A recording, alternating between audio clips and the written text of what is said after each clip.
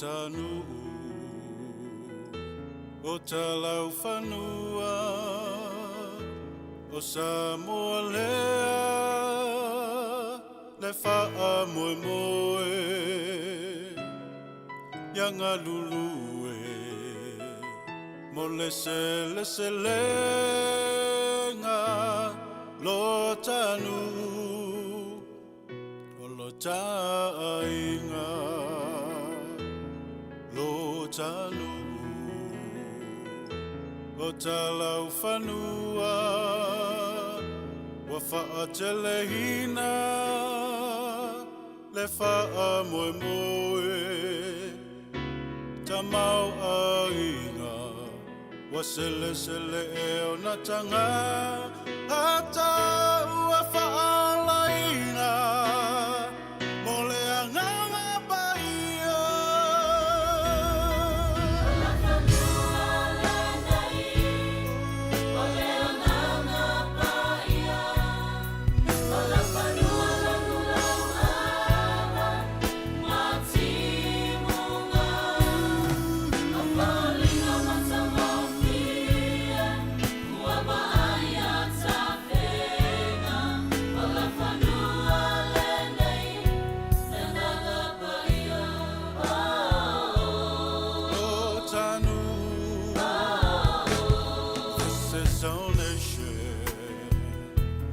This is our land, this is Sāmoa, this is our home, a land of reaping, a land of harvest. This is our land, this is our home, this is our nation. This is our land, this land of plenty, this land of hope. This region's harvest is in her people. We'll see revival. His Spirit's gone. This is precious land. On the whole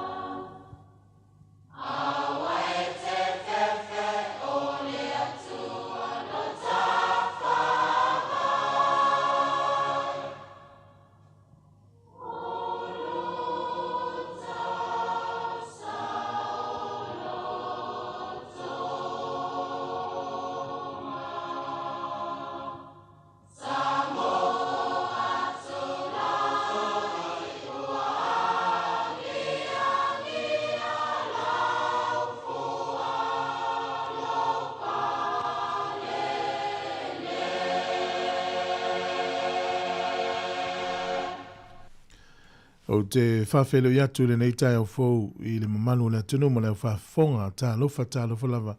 O le tautua a mata le nei e si whonga le na mua tātou ria le asofa reile le aso sifuru mo le iwa o se tema lua afe lua sifuru mo le lima tā lofa lava. Ia ai usi mai le whawhonga o le vi inga o le tua o le a whawhonga iai e ona amtalia le o tātou tautua i se tatalo. Tā lofa lava.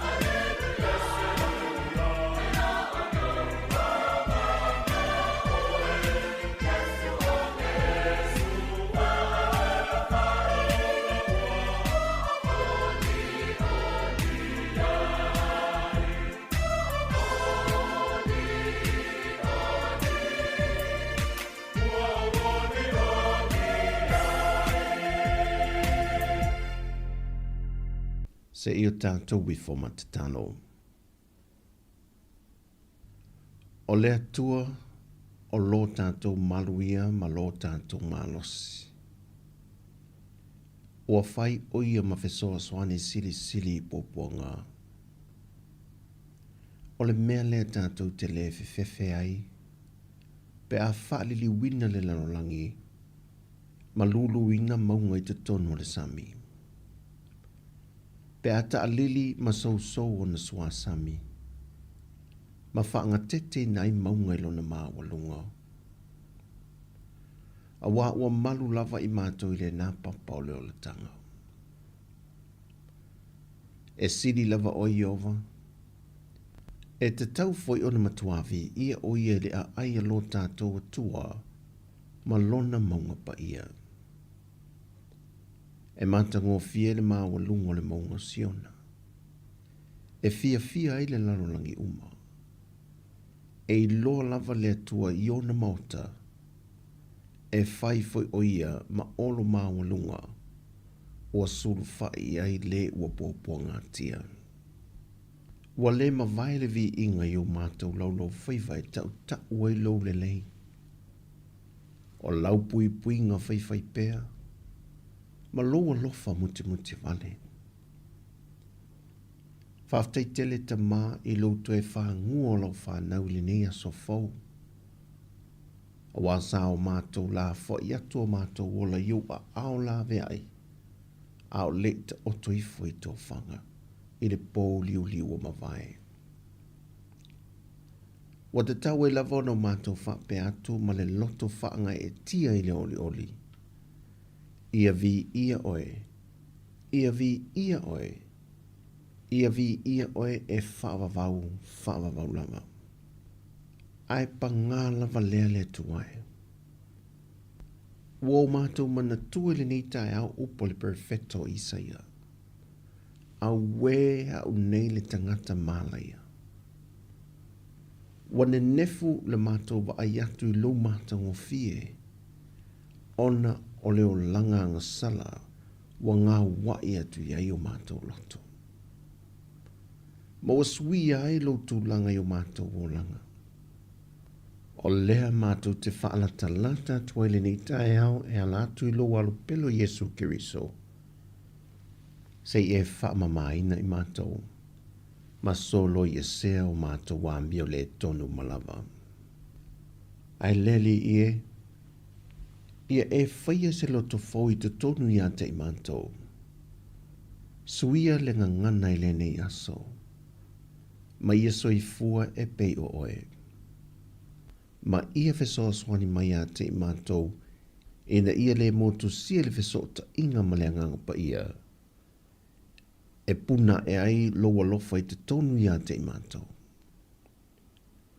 Whaamanuia whaamole mole si o mātou atinu. A mata mai i ona whaatumutumunga, se i o atu lava i sea lualu toto whaatu a tu ina ma lona tinaile nei tae au fau. O se ua iei mawhatianga i le tino ma le mawhau fau le nei aso. Whaamole mole pa i atu i eilau whaamalolonga mana, ma whaasa o loto i a te ia. E pele lava nei o mātou tausi i o mātou loto. Whaamole mole, tulu i atu le ola fau ma le malosi whaafawina. Whaatu mawina le ola whaatu atua ma le tali tonu pea i lau whaamalolonga. Whaamanuia atu iau o auna whaife au mō lātou whale tua i so se whata whaitaulanga. Whaamanuia i o mātou ainga uma. Mai whaamanuia mai whaamole mole lau whanau ngā lulue so se whaiva wa anga atu iai po whea lava. Ai meise lava nei a mātou whanau pele. Ia e lavea ino lātou wola iua awalofa.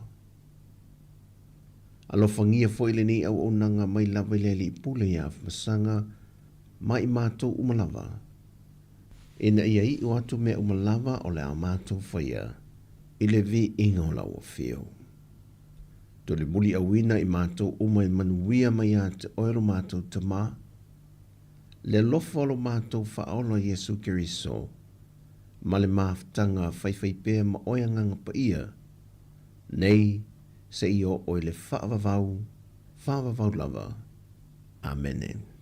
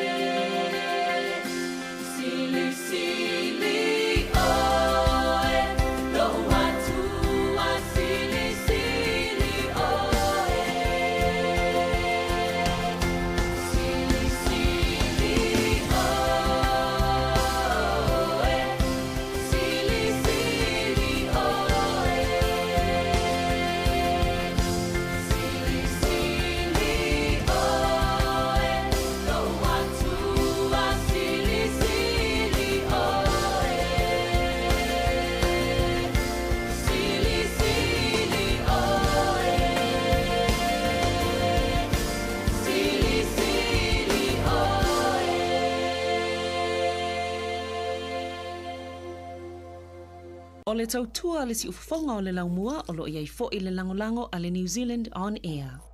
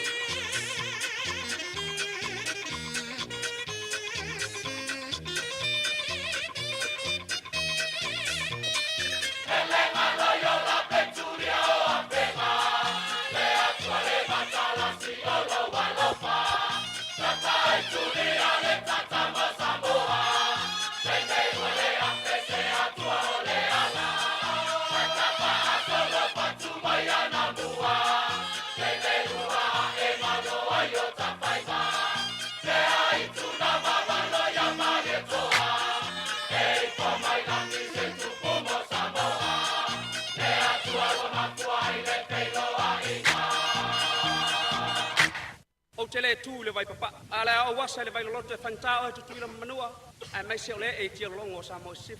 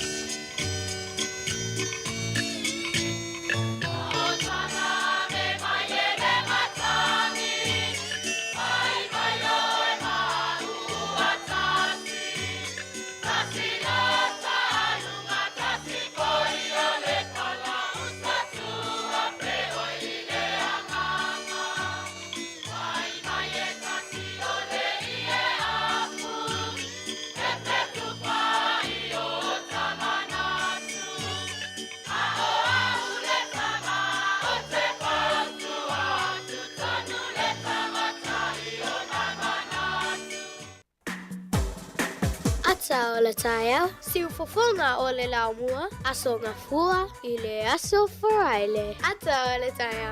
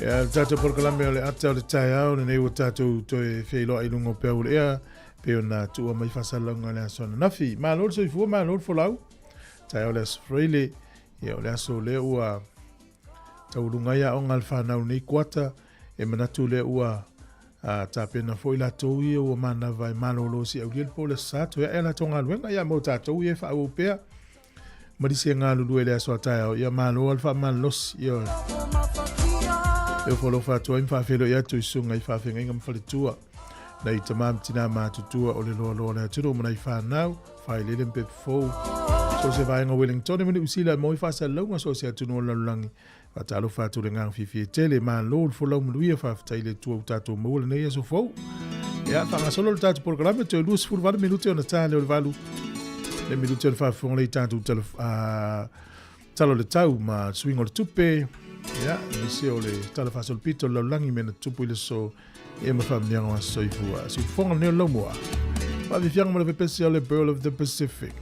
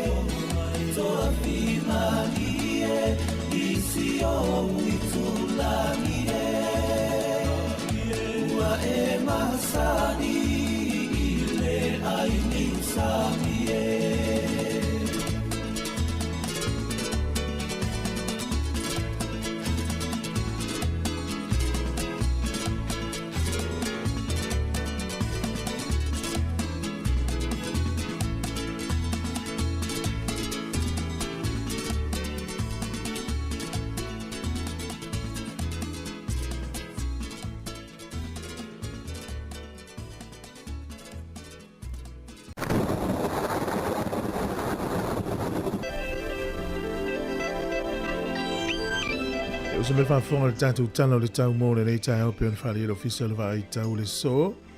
I Wellington i teimi e ma uluai e matele na langi le lei le tau. Langi le lei le tau le aso a tai au. O le aso sa e ina i savili manolosi. O le aso ngfua ma le aso lua o le vas fau leva lo i ina i timu. Fisusu ia i wingo le tau i ka piti manu atu whanganui ma taranaki. E il teimi timu ai va ia le matele le laini si o teimi. E tusa le mawai rapa Hawke's Bay mataubo. O Marlborough e langi le lei le tau. O le malulu o le eolo whamawina i tau po to ese le tolu. Mtua malulu ala le tau. To ese le tolu wai rapa. Tasi ro i Hawke's Bay. Tasi e i whanganui tolu ro i ei i a mana watu i a Marlborough. E olo i kapiti. Malulu ala le tau tai o nei po le so. O le ea mawhanwhana o le sifuruanga i lunga sifuma le whaa. Au kilani le so le fōringa mai e langi le lei le tau pēno whailo mai. O le vavai le motu i saute le aso le nei matele ina langi le lei le tau i le so. O le malulu o le ea le motu i saute o Queenstown to ese le tasi le malulu. I ana whaasolo mai le ilunga le tolu ma le whaa le te leo vaenga o le motu i saute. O le ea mawhanwhana le whamawina. O lo iei le sefuru tasi anga ilunga le sefuru ma le tolu. Tato whaasolo mai iei lea i a pia i le nei aso e langi le lei le tau tatu tunu. Whape mai lufuru fitu le vele lufuru luas fulu ma le lua le ea mawhanwhana. Ona wawaile le teimi ngoto ele la o le sifuru ono minute te ele ono nane le fiafi. E oso a ele la tai au le sifuru minute te ele le ono i le tai au a tai au. O le fua le ea malulu whamawina o lo iei le sifuru tolu ma le sifuru wha. I Wellington manu tua oi ea mawhanwhana sifuru lima anga ilunga le sifuru malvalu. Sifuru lima anga ilunga le sifuru malvalu. Talo le tai le so Wellington e sua le tai le te o le valu le tai au nei pe le tai toi 2 minute le tolu i le auli ona toi pele o le tai toi 2 minute le iva na nei o polirua sua le tai i le lata le valu le tai o nei pe le tai toi 2 minute i le lua i le auli toi sua le tai le te o le valu na nei talana o le tau ma le talo le tai mo le silefia ia manute le ina fuafuanga o le alo te ne yaso ia mo la toi la fola tu tupe fa malo le anga le leina ia inga i Sāmoa tasi tala New Zealand mo la tupe Sāmoa e tala limas fursene o lo sau la lon malo sul tatu tupe tala limas fursene tupe Australia e valu fitu sene o le tupe Amerika e lima fitu sene o le pa angatonga tasi tala New Zealand mo le pa angatonga tasi ma le lua valu pa angatonga i le so ia mo le tala fiti le o tala lua lima sene tasi tala New Zealand mo lo tupe Sāmoa e tala limas fulu sene ia malo faftai malo lava le anga lei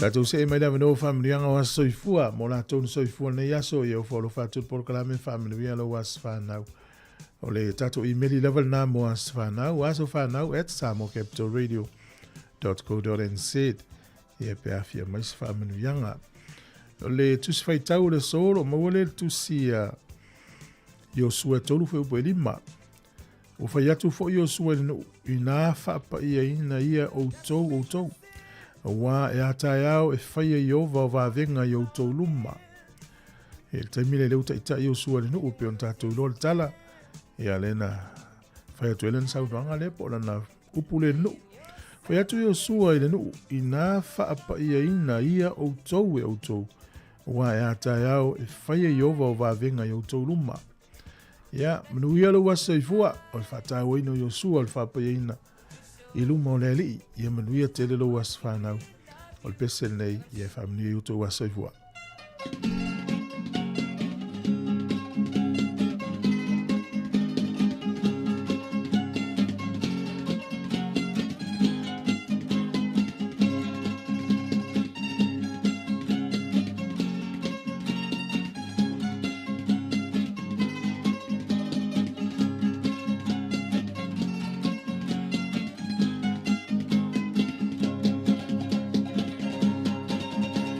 Matania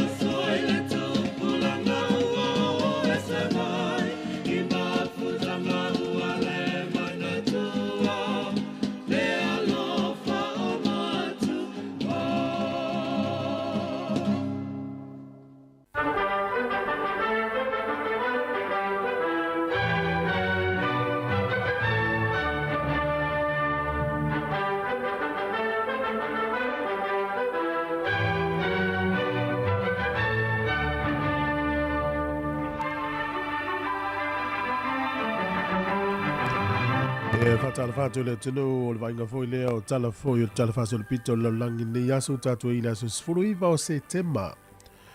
O le sol tau sanga e tasi valu iwa tolu na sainia ai le tula fono le ani usila o le Electoral Act tula fono whainga pālota ma vatu ai le avanoa le tu pāo tina e pālota ai mo le taimi mua mua.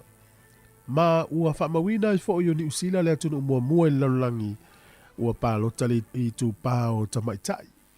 Ia o le sotu sanga e tasi iwa whaono sa whaia i se launga le taitai leo Penitani o Winston Churchill i le University of Surridge o ina le na whawaina i loa le Council of Europe.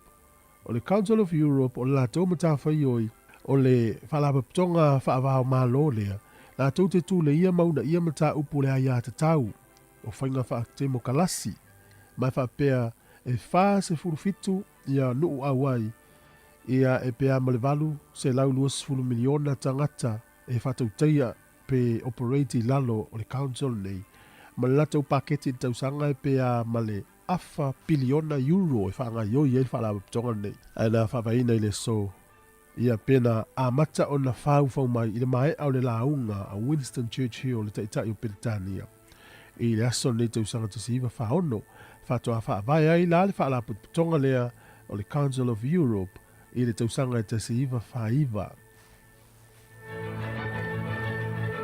O le sol tausanga e tasiva 5 fitu na whaia i whaata inga mua lava le malo Amerika o pomu wha niukilia e whaia lai lalo ele na whaia lai tuafa leo Nevada Desert e luas furuiva whaata inga na whaia ai. O le sol tausanga e tasiva fitu walu na ofi e tuaile atu Solomona le tato uso fo le Pasifika i lalo le whaamalu a malo au whaatasi. O le so na lulu ai mafu i tele lava le tausanga tasiva walu 5 e le nuu leo Mexico City e lata i le 5 afe tangata na mali li wai le aso le nei. Ia i Sāmoa le aso nei i le tausanga e tasiva walu na toi fo i atua i polu manta afa Yosefo le maea o le taimi na whaaunu uai i Marshall Islands. Ia o tātou talana te maua lawa noa te whaafonga iai i le taimi masani. Ma lo whaftai si whonga lo mua, ia leo toi sifuru minute o na tāne o le walu. Le wa tāpena mai tātou talfou e peo na masani ai, ia toi o wholo whātua poro kalame whamanui atu na iaso le asfreile. O lea na whailo mai e malai waalele a New Zealand. Mese ana malai waalele whawa malo ia ukilani. O le matua pisi o le asore nei. A whapea le te malanga, e whapea fwe malai waalele Wellington e kala estete Dunedin maisi malai waalele. O le mafu anga, o la ua ilo e company waalele. O mana longo ia malai waalele. O le to o tele o tangata o umar tongi pase se whatulanga o ese mali usila le asore nei. Ia pe o ese maisi tau langa manu o ni usila o isi tu o ni usila ta whawai. O le tuuanga ta maiti. Ia o e tau maua mai la whapea o lau malanga staimi o le nei aso ia vafe le malai waalele. Te ua tuwaina siaki au ato. Ia manuia fo i malanga i la tau mana i whanau o le malanga ese atu mani usila. Ia pe malanga isi tu o ni usila ta whawai le ni vai tau. Ia tuanga le whanau. Ia e lo whianga ilo masu enga muni muli o le tausanga. Ia tatangi ilo malongo le Christmas mara tausanga whong. E le tangata le whafonga mai po le mai mo mai. O le ta pena lana malanga i Sāmoa i whaingo le tausanga. Tamala i whape tuaina o mai te sema. Ono sai. Ia lava lau se ele ni te alma o le taungtasu i fuanga le atunu. Te la tu malau tupe ia le umian whasoa. Ai fo mai lau ato ia oe. Ia alo fatu mai Hamilton si Wesa. Tina ia Terini whafawina alo te le atu po fiti. Sunga ia tangwai. Ia mahalo maluia tele nei tai au. O sunga waalele malau whenga luenga alo fatu rita. Ia maluia tele nei tai au. Tele si Augustino. Ia o sunga ia tiu lilo. Vai yono. Whauriuli. Ia alo tele atu. Ia pali i masiona tua amtua. Whaftai amosa alo tele atu. Manuia nei tai au. Whaftai whafonga mai. Ia me tele tangoi. Whasoa atu tato o unanga. Ia monisi e maura vanoe mai moe tato tautua. Ia ala tato pese. Tos furu minute ona tālea. O le valu. O le tautua le nei si fonga le lau mua tālo whalalawa.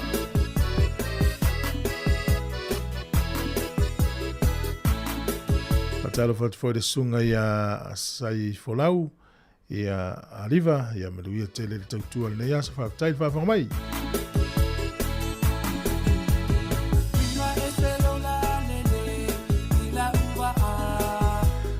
Ia mai se siuso ia whemarita se misi le mafuta mai i maten. Ia le polino o leo maten leo ia nei. Ia lofte leatu se misi. Ia sunga whemarita. Ia manuira nei aso. Whaftai le mafuta mai.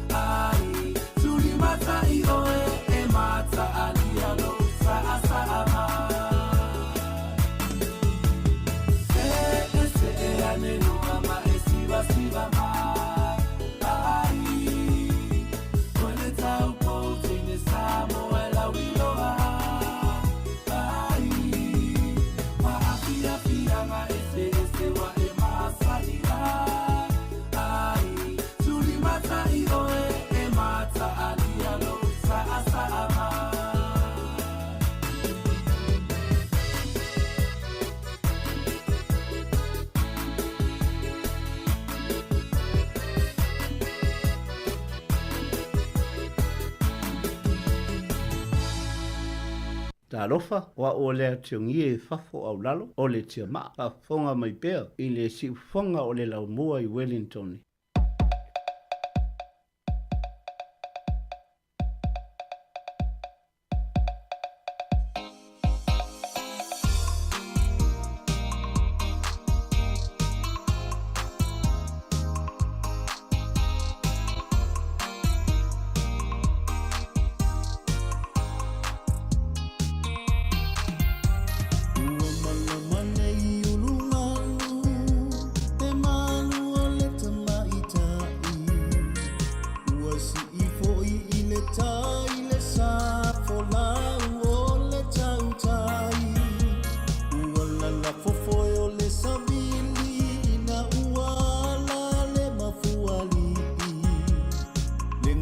Sāmoa lea ua tai matali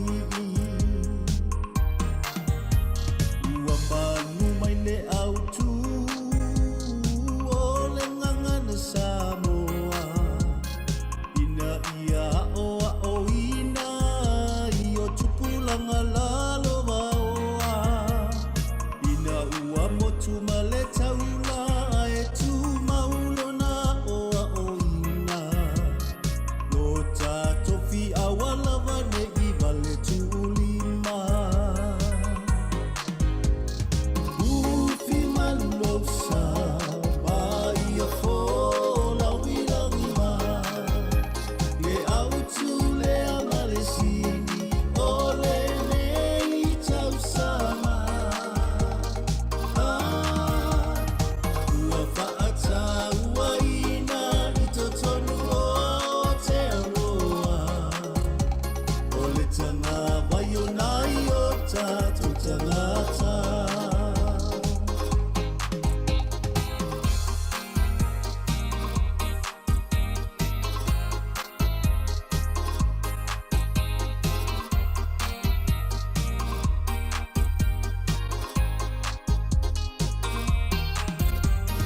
Olo tasa fola tatou te pui pui le i mau mau e fola i le tofa ai pou pou i le tangangana o le anoli ulena o le tatu matanga ai a mai le atu o lo ta faasino manga ona yo tatou aina o le falea o ngā muamua o ulua i whaia ona yo tatou matua paatonu tonu ma o ina i le tusi paia a o le tama e tusama ona ala ufi malosa mai a fola wirangima le autu le amalesini o le nei tausama ua faata ua ina i totonu o te aroa o le tanga vai o nai o tatou tangata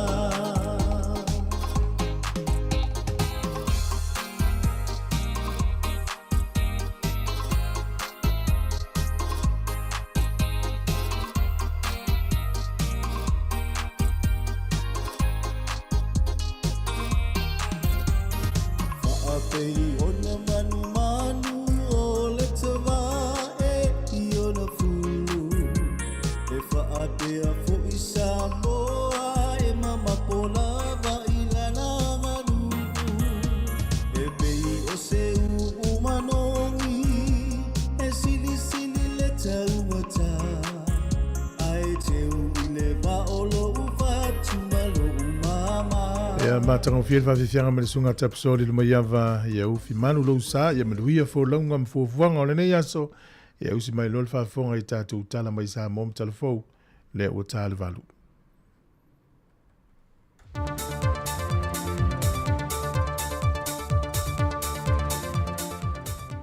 Vi ia le tuelo na alofa o tatu au lia e fo ili fai unga le vaiaso i le isi fo i fao poponga o telefo au maupea le soi fo manuia lu tatu tino. Tomo atu e tatu telefo. E le matau tio le faa bilave tau ta vale lentu lai mai le ala tele anga isi umu. Na feto ai e ni loli la uta mamafa se lua. Le ua ma wale soi fua se ta maa. Ai wa a fie fo edisi o manu mapalangi a se fatu anga se ainga. Na tofu i e tonu loli e lua. Na tāpā ai se fina ngalo mai le pule ngō tāwale awhi lunga al te tele, ona o whaalawe lawe whapea e matuala mati ai le soi fua i lato e maise e marketi mapise nisi ta whaala le ala tele, e matua i lama tia le soi fua o tangato le atunu, e whaati noa ia pise nisi pe a whaata mala se aweta vale. E na whaalia le sui al pule ngō tāwale awhi le atunu, e so se pise nisi e whaatau te i ta whaala, au leita pase pe mita mai le pulenga le LTA, e mua ia si e sui o le pulenga ia le no whanga o lo mna o mia le tangata e whaatuina ai se pisinesi, pe saunga le mumata la whianga e whaatino, a whai le ai e le mawhai o na whaamtui iai. O nisi o tu la whono e anga wa ai le whaatuina se pisinesi ta whtafo se awala, o whanua umia sa o loto e pe o na tele le taulanga, o le vaenga le ele o lo tuwai le pine o se whanua, o le tua oifoi nā male a seta le malo, e au fiai le ala tele maa la vai. Ai mo whanua whaaleanga no, e fua mai le se funma le tasi mita mai le o ngā tutono le ala tele a ngā i tua. O i nā e whaatulanga ina, e mawhai o na whaatuwai se pisinisi e ala i se whale oloa, po o se tamai whale maketi e whaatawi nā tuai fua whaile leanga se a inga. Mai a whai e whaamaria ina uma ia vaenga mo le saunga le mua le tangata le a whaatu wina se a pisinisi, whaatu a mawhai o na whaamatu atu iei se pe mita. Watali le fionga le pāle mia, la audu le maa le toa plata e vau fosi, e le langalanga o nisi o fina ngalo wha lio le atunu, e le mata opu le tangi a lesa a vea mpāle mia o le atunu fia mena au mi mata afa, le nei e whaonga ai na e lona swafa i le teimi o whaatua sina le pālota. Matua i ai le iei o lona sootanga i le maliwa il tama i tai professor. Mai o le o ta oto nei le mata opu le whaamasinonga. Peitai, o matanga luenga i wai lalo na vāma ainga, e au fien tanga luenga o leo ma whanpui pui, ma le ofisa le lo i sili, au i fo i leo i le marasi anga, e le taita inga lo tātou tenu, pele o le aia whaonga ina ia marusi anga e whaale o ngai na ile mata o poi whasanga ia te ia. Ai na tali manino le whionga le pālimia. E le aise me whapena i tūla i tūlanga fo o me mata upuia na e tau tifia o le au te awhiai. Time will come e whaali e le ami o tonu i mata upu uma ia e tūla i lumo le whamsinonga. Whaalu mata upu i lumo le whamsinonga. Laua i ao le whamsinonga. O la le tali e me le whamsinonga. Tali nai muli muli ta i el whenga malo. E mole si le fia wa mai asu esu e ngal manu le malo e le tangi le fionga a fia me. Ma ua whaase e to i le tūlanga maasani al mtanga luenga o leo i le ofisa le loa i sili. Mo lana i loi longa wha iu. Mai olo ta lia le tali mai o le loa i sili le mta upu. E se lawi tu lai whawhainga luenga ai e au noma se tutongi. Ma tu i nātu i lalo porkala me whaatonu tonu e leita. Na suia ia ele whionga i whamasina sili, sa tiusi mativa perese. Se whaasalanga e amatatu le toru talosanga na talosanga i eili tua leo leo. Mo le ali ia sili veli o lui, e se mata opana tuna i mai ia iuni o le tausanga le nei, na wha o li mai le ali i se tasi, a o na yaso mulimuliane a o iai le ali i le mautanga se ngase, ai umal soifua o na o manuanga tu ngailo na ulu. E leo matua manino mai le tūlanga na fua i eire whai unga, peitai na wha lia i ripoti, wa mai o na wha tino tūlanga maasani i le wha to e senga, po le i fonga ale ainga o le na wha o lima, a nga i le ainga o le wamaliu. A o le reporti le whaalawalawe na tūlai mai, na whasua a vale ua maliu, ma o nei ma whaatupu vesi le au whainga ruenga le whale aingo le Sunrise tunga fua. Sa tau ma whai le ua mōlia ma lona tō lua, e ave e sea mai le ua maliu mai le no whanga le whale ainga ona olo i ei fwoi tangata whaatau olo a fia. Peitai na toi o ane fwoi le ua maliu, ma toi wha wau fwoi le vevesi, mai na wha o li mai lo le ua mōlia, ai o ila ua lava malona to lua na la toe fesoa swani ma toe ave le ua afia il whare mai na wha nia fo il whare mai, na o atu lava o lo ola, peita i mulmuliane ni na yaso, ai umalola soi fua. Ma o tui na tuai il wha sinonga lea li i lalo le se lau i tu lae whainga aruenga au noai ma stutongi, a tuai ma wha tasiatu i por kalame, e wha ton tonu inai lona ita. O tala fawia mai Sāmoa, whaamanuia tele le tua le anga ia tolo tātua tenu le whai ungol neiva yaso whasoi foia.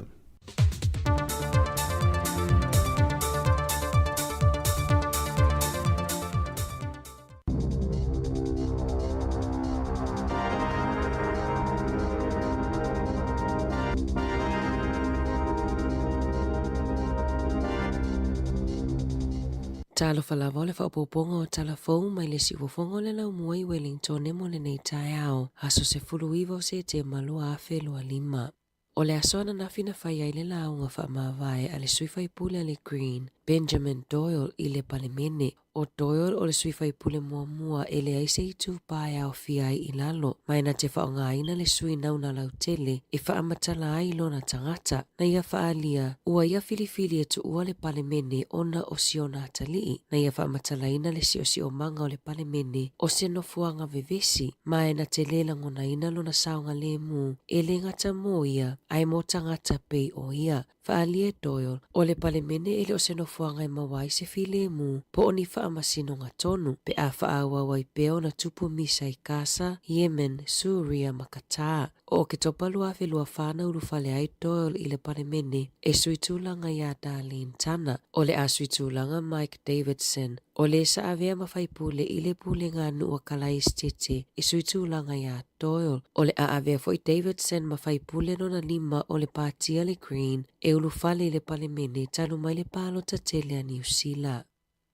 Ua wala au Roger Douglas i le minista o tupe Nicola Willis ina ia wha amawai mai lona tofinga na ta uai Matthew Abel mai le University o Aukilani e wha apea o le wha aititi o le GDP le sa wha alia i wha amamaunga loa ia New Zealand le aso tofi na i loa i le pa ua le tamau ainga New Zealand ma le te leo ai tālafua le malo. O lo ofete na i le ofisa le minista o tupe ma Willis e wha apea ua si itia tupe wha alu. E le Italiane le ofisa o Willis ina ua fesilingia i le leti o New Zealand. I wha amamaunga a le Stats New Zealand na wha ali ai e te sima le 1% na pa ua i le tamau ainga o New Zealand i le kuata o le tausanga e o mai a Iuni. Na tu ua i e Willis le esi inga e wha atawa inga ma Amerika ua mafua i le pa ua le tamau ainga.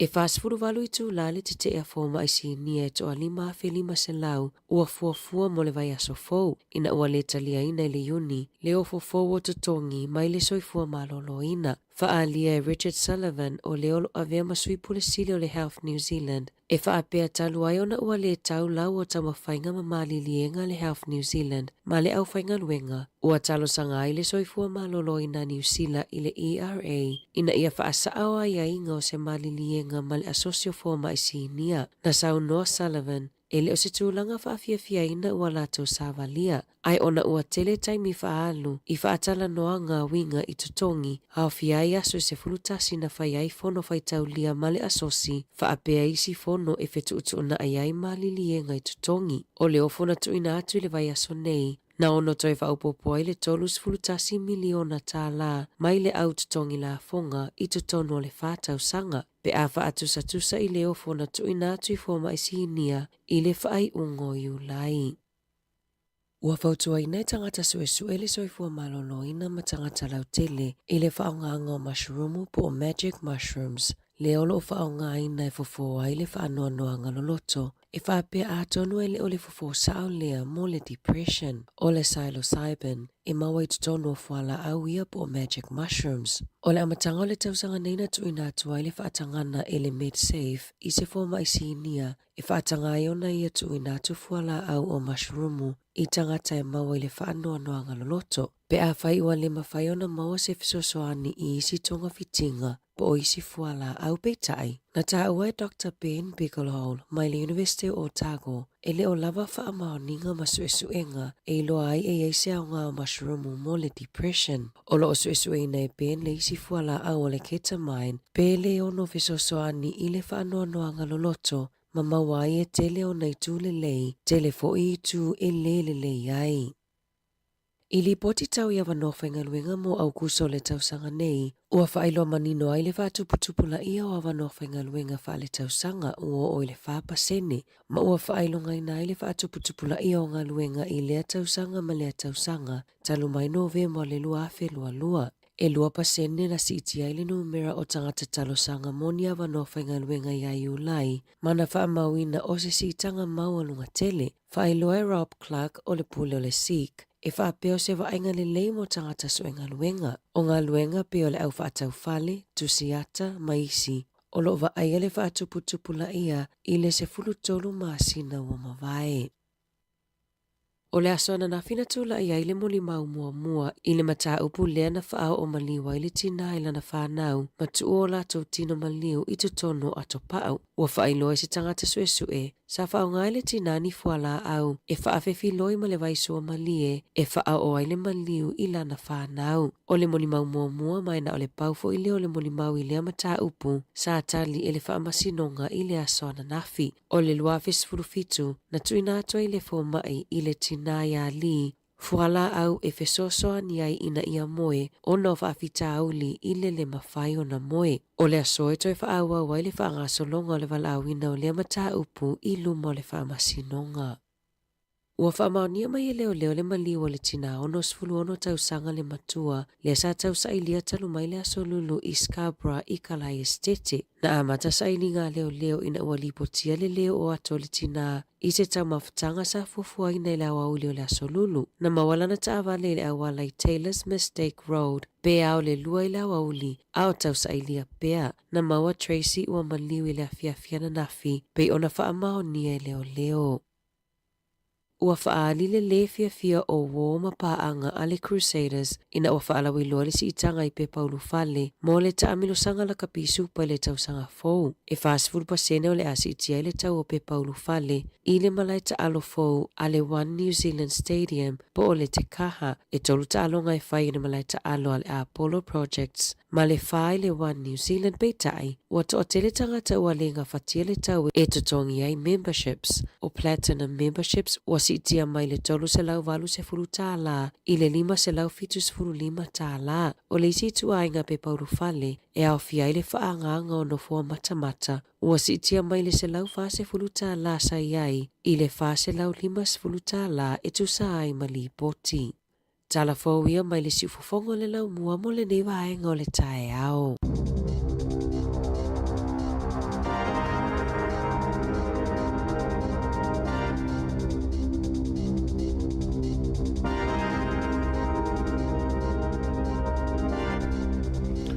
O le iwa i le tae o nei le iswa poponga o tātou telefou whafonga i tātou tala ta peneina ana wha solo e misi fo i tātou tala mai Sāmoa me le sunga ta se Salem Sam.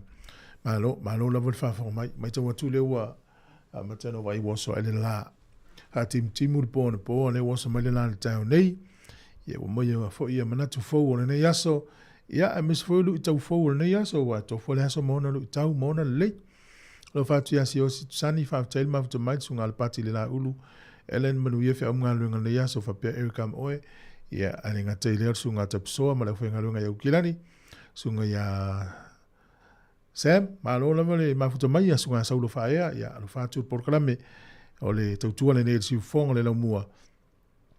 Le sfrei le lava ia le aso umi le tatu tautua. Na itamam tina matua uma na veitono monta malawa lo fitele atu por klame. Ya le was full family te ele valu tai au le aso freile. le aso sifuru ma le iva o le masina o sete ma lua afilu sifuru ma le lima.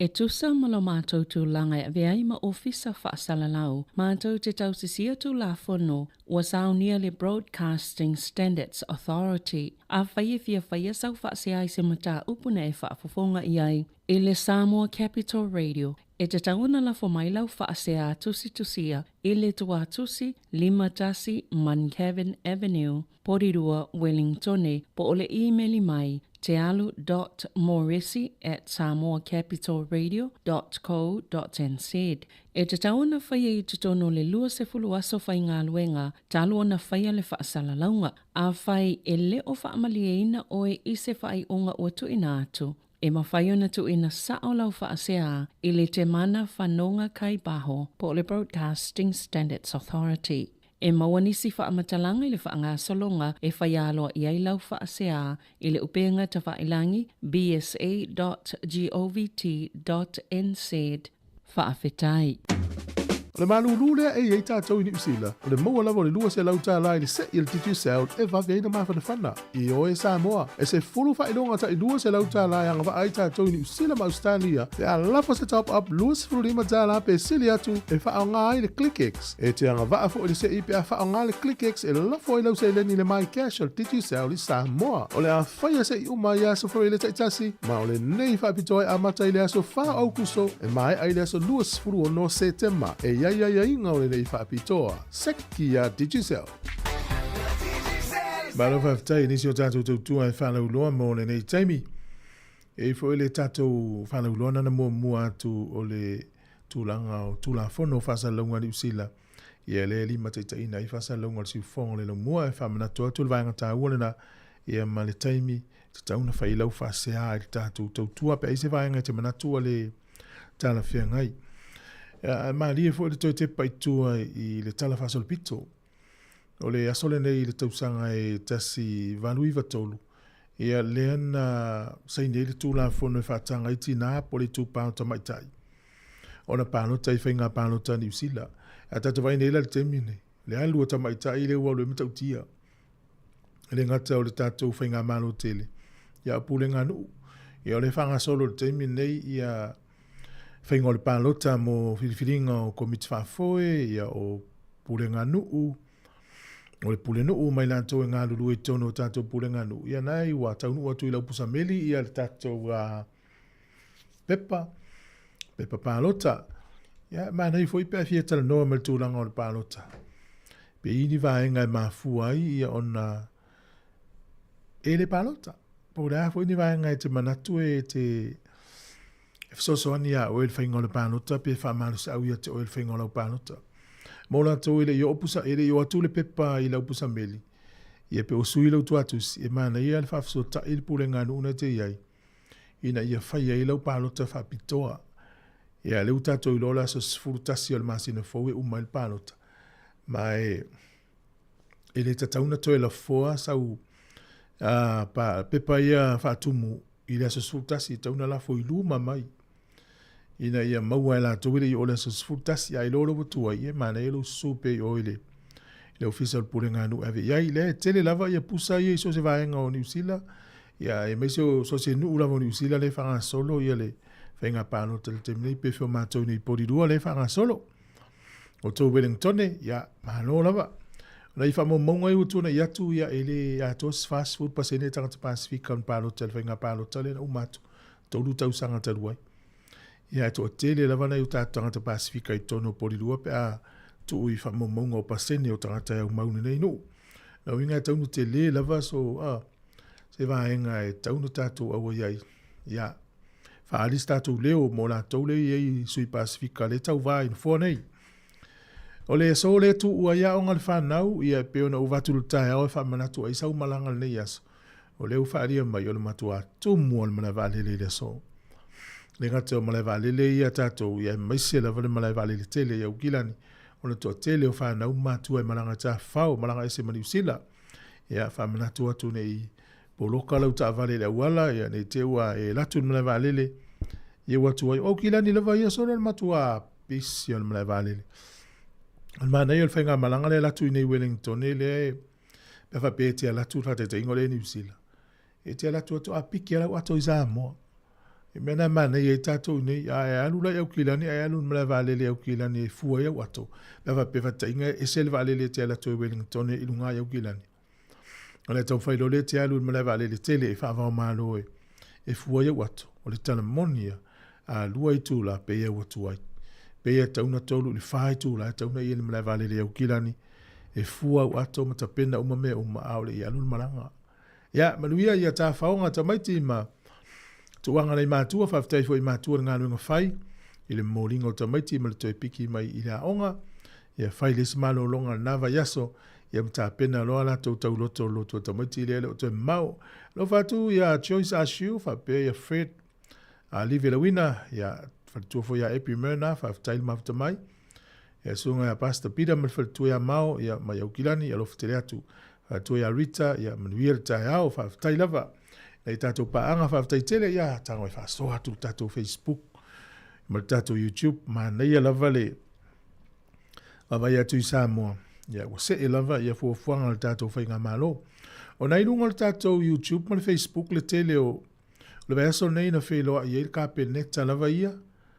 Ea, o le vai aso fo nei na whelo i e ka peneta, le autal nor ka peneta e au fi mal palmia mal ka peneta. O le vai aso fo nei na whelo i e palmia mal ka peneta. Ia ma wha urulunga o matanga luenga. Ia o na uma whelo inga nai lunga o mal social media po le Facebook, mal YouTube, pal tatu li tio. Yn whaida eru te mai moa, ia mai wha fonga i fo ia whela fo la fo inga. Ia msau noanga mai le palmia. Ia e pe o na tāpena i tātou whainga malo. Ia e pe o isi talana na o mai e whorasia le paketi mo le isi o le paketi e tauna whorasia le whai unga o ke topa. Ia e au fia toi masina i toi le tausanga nei se au lia iuni o le tausanga fau. Ia e se lava le paketi wha tope tope e na ia mauti noa ia o maua to tongi nei tangata whainga luenga le malo. Ia ma wha ngalu ia ina wa e tal tonu o mene o malo pe ale ainga. E pili to tongi ia pe tatou whalongolongo ia tūnanga na la iai. Ia se vai ngole palo te tipi whaso mai ia vili mai. O na file na matal no toi matasi e whatau i nei whaipule ia le parlemene. Whaipule fau. Ia mai nei whaipea e loa tala anga o nei whaipule nei i o tūlanga o ina, tūlanga onga i o numa fi onga na soifua iai. E lisi anga ngal pokala me foi le fa pe e fa luma pe fa ni tu le yo lato. Au le nga vo le ma na ye foi si le fia pe o le na matal no tu foi na vidi mai le tu no na fi tal no mai ni si o li fai pulia. Ma ta mai tai. E le na se va fa tasi. Fai pule o mala wi tono le parlement e mai se lato e fo. Ile matau le pe atato titilo le al mene o porkikia. O te loai o i lato umana se e ino fo minister, ma sui minister pa inga talua. E le aima se si o toi se e il taimini nei i lata mai tau atu e. Se i vanga na alpare mia, ia leo tato i lore me na tupu na vailua ina pe nao e se lisi tu o le fast e no fo lisi tu e whalimalo le whanau mo le pati i le sap i le taimini nei. Ale winga le tala. E se le maua lunga o le whaia ea i tūlanga nei pe o minister, ma sui minister. Aia e su ea nele mafua anga na au e le tangata i lunga. Ina mafua mai ona o pālota tangata pālota. Aia le mana te le ma le pawa le i tangata pālota le te tu ua le tangata le tūlanga maua lunga. Ia ai o pālota tangata pālota fo. O la tau fo le i le pawa. Ia ave ese mai le tangata mai lona tūlanga maua lunga sa ia. Ia meo malo. A me se lava ia whainga wha te mokalasi i le whaia meo pālota. Ia le utato i loa ia a tato vai ne netu ni usila le tele o pale mia minister sei i o mal time ne wasui a to fo ya au ya o ina ilo le foi tolu tau sanga o sta sui uma e se atu mau mene o por kiki ele o se me tu mau fo ele stanga ta zona tu lang e tofu ale time mal tanga ta tu la mai man ta inga ya ese fo el time mai se fo tanga ta tu la mai pe ole man ne na mene o por kiki la te ia ai ole pe a fua i meo ngā luenga whakon kalate. Al whate te inga i au whaururunga matanga luenga le malo pe te tolu tau sanga matalo sanga. Maua lava noa tau talo sanga. Ia peila lai fua lava ilo po ia whaia ia whatatanoanga na piki leo le tangata e whaururu a umale le tolu tau sanga ia na whaile review po le le ia toi whasalalau, toi apalai lea, toi a ole mea nei o le palota. E le lopo ia tu lai mai wa la ia tangata palo tal pau a sui ia ile mema ave ese ma fe sui ia. Ia o le ua tele mai tau atu la ua mai afa ma vaenga a matanga luenga mai minister o pa inga taluai. A la ua fa fe lo minister fo le nei pa inga morisi lima tau sanga. Al mana ia na al mai mo atu le tu ma tato mai tau tu langa lo ia fa nga solonga. So i fo manuela nei tai fo talo fa ma se futu fu so vali o ya talo fa leo o mai nei tai au ma o ka wa ka ia ma ia na kau la sa fa sa la fu makang ia de malo salo ia malo ia o ka o vo me fa na parok lele E mā ia o le mere o le kako sira fia foi de o kama mea sai ai. E. Tau whangonga ko ka po i le lima koru kasipi ai. Ia. E sa ia pesta foi le Sāmoa.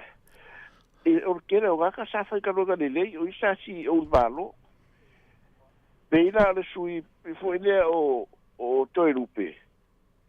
E ka ruga le fu sai e o ko kere o la ko sa ringa ka o e isi o fai pisigisi. Mole. A la yero la ko bai foi le ile malo. O le bene ma e le sa ko pe o le kala foi le a pale bia. La uri bani ko. O le ngofo le se ngofo moia. Mole. E nga solo ko iski kaka. O I kokua le ku por falo la de iso se malo a pe o desa fai kai kako. O ku lo. O le ubi pia per be foi que base o le ubi o ga ye se be. Ya o foi ga ka o ga fa de ko voi por. Mar kai pe ya o malo que le foi e fa lo ka usaka sui. Umba fa ga ko fa popo. O ga umba no le ya busi ko fa popo. Sa. O i kale ba gai e le bele o bisusu ia. O le bele foi de fa peka ko ia e sui ku gai ia le balo e le ika ka ba. Fai bai ia sa gua ga pare bia. E le o ke ka le ku. Ma dia la. I be o ka fai ga ruenga. E ba fa e foi le mga ko la ko ia ile ai. E pona foi le umbio ga ye. O le umbio ga ye se be e ua i ka fa le ko mo. An manga ia le mele o susu ya. E kau ke ba foi fa pe e le ia ku ba e ba sa gi ai. Ia a le ka ko o si le fi fu pa ilo. O le umbio i ka ye se be ia e o in fa le ko. Mo. An manga ia. A tau fa ta ia fo ia na itu a uma vai ma la to foi tai mi sai ia le wasu ia to ile si au va se tato la to te va ia le tunu ni tai o le mbaga ia o le mbaga ia o le bere a ka ku va ile abakaka ba ile ko fa ko ira la ko fa ia le be o le bakua da ese de poco o le feiga o le balo il kele o ku fo o le ai mambao wa pe ya me fo o foi pese ye e pe pese mai ka pese o fi sur ka usaka a de ya nga pese nga sa nga e de uma pe ra o gai o ka ku a foi de sala ku fa va era palo e va ku ko fa foi ka fa ye ge fa vai va ko fo le fa vai e amet a fa pe se be ele suia a nga ka a amet foi dele ya e ko que ku sa le ben ga le fa ye ai no bai foi dele o se pa mo ko suia moni tu fa ko se o ga le e la ko va ka foi fa pe o ya o fa pe ale o mai e ku sa no le mo ko la o ko ile so lulu ya tasiva o ya Marima mana e va so aku i vole o ka ko tu foi que fa fofoka ku foi ba fa no go fa so e ia be fo fa ku au e no no ka la foi le fa pe ia me anga o le ia le o mai le vai nga i mo foi le manga ku o le o isi foi ka ia i mo sai mai la uri ka kia se me la uri mai ko ka kia ka ko mai ka fai fa kasi e o me anga o ke a ke ele ko ya o ka me anga wa le fo ka se va ia mo o ko mai fo me o ke o me le sa o fi ka ko i anda o me le o ka mo ki pa vai ya wa o ke o fo inga ia la ke mai ka mo ki ai sa o fo i o mai a me se ka mo ki rai ki mai ka fai le o kupe ka mo ki e de o ga le ia le o ka mo ki a te o le me le kupu ngai esa o ile pe se fo le mi ka le a mai fo le a mai na mai ai mai le ku le passport e ai e ki raka fia no se ka ka e le mo fai ka no se wa foi na le ko fora i ko passport mo e fa pe ga foi ka ba ki ale o ke fa ku o i loa mai o be fo i ngi be ai ka u e ngumela kasika ko de sa wa si kuro ile bere au mai o ka fa il po kala bere ni fi a se mo ngodi le ile au mai mo ngai ka mi o mai o tele ona ita mai tele o manu ai e foi nei ta mai te o mai ya fai nai ya fai u tu sale o le ainga le Sāmoa o ta mai te na mai o le ainga le nei ia o le fele mala mai ni se o tele o ta po se se nei me ia le wa fai nai la ta mai te vai ta mai Sāmoa te mi nei Ingala o se si tai mi luma mai alo ia fiuta na inga malo e lua toi fatulanga le fa so ai fam talanga ona toi ai leo sa mo tonu atunu e fa tanga toi vai tama mai tamai ia ko fa fa inka ka be o le o mo le mango ia o le fu fa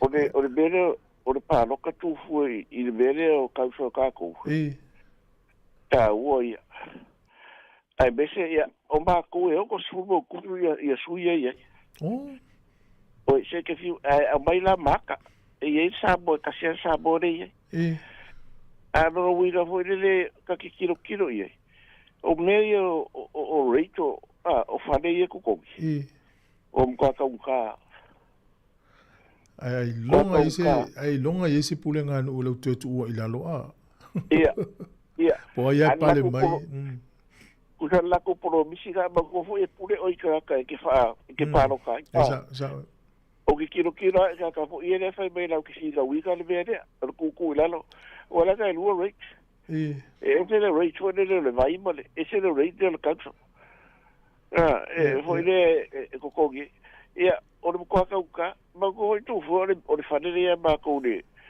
stadium le ka ya ba ko o nga ka ma ko ki ke o fa ia fa o nga ngam ko ia no i luga le rate ia ai o le vai mo pa foi le ka la ko foi ele mo ngai fa wa le au ga fa de wa le ka ka pi ai fa wa ko le i mo le skate ko le be ia mo ile fai pe foi le lu ga o le mo ko ka rate ka wa ia o ko ia ma au ki la o le o mai ia ile ka o le rate ka fale ka rate o le mele ka ka mingi se fai e bo ka ko su e fai ba leo fina ia la ko ia fina winga me ka ko ke manga o afa pe ka ke le palo ile ia la pa se fai ko su ia ai o nga de bele o palo a wala o ka ko mo ka ko ai o ka ko le e so ni pe o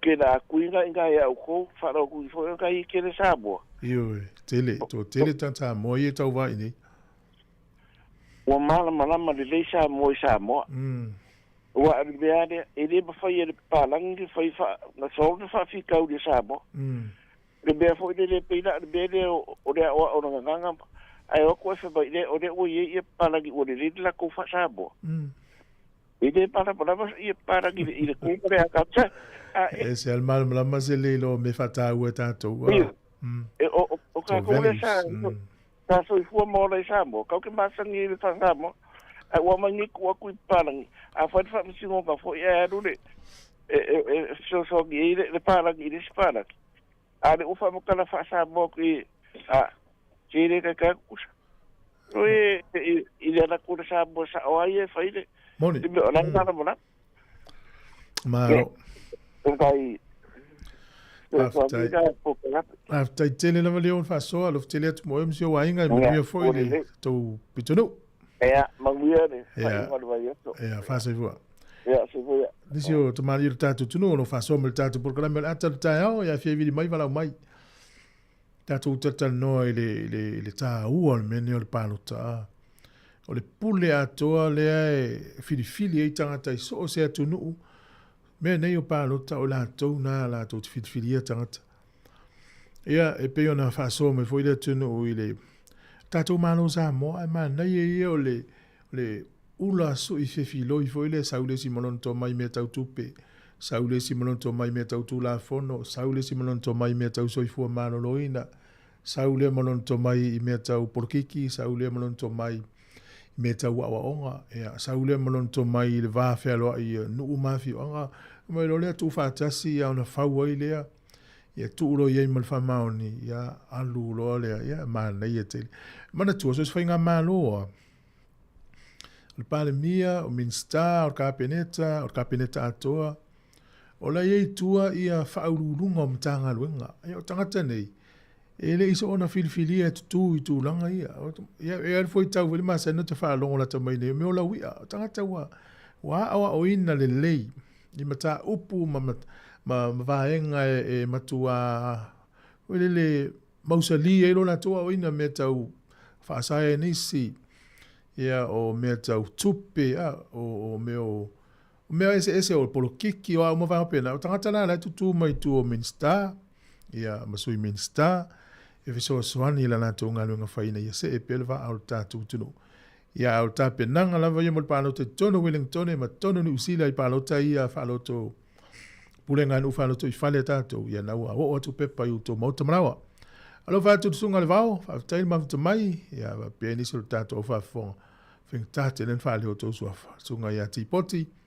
E va be pina te vanga e ti valvala alo te le atu por kalame la tatu se e atu sfafi fianga vai foi mai tamma le lau malili tammo le poto no fo tammo avele to sfuriva minute le iva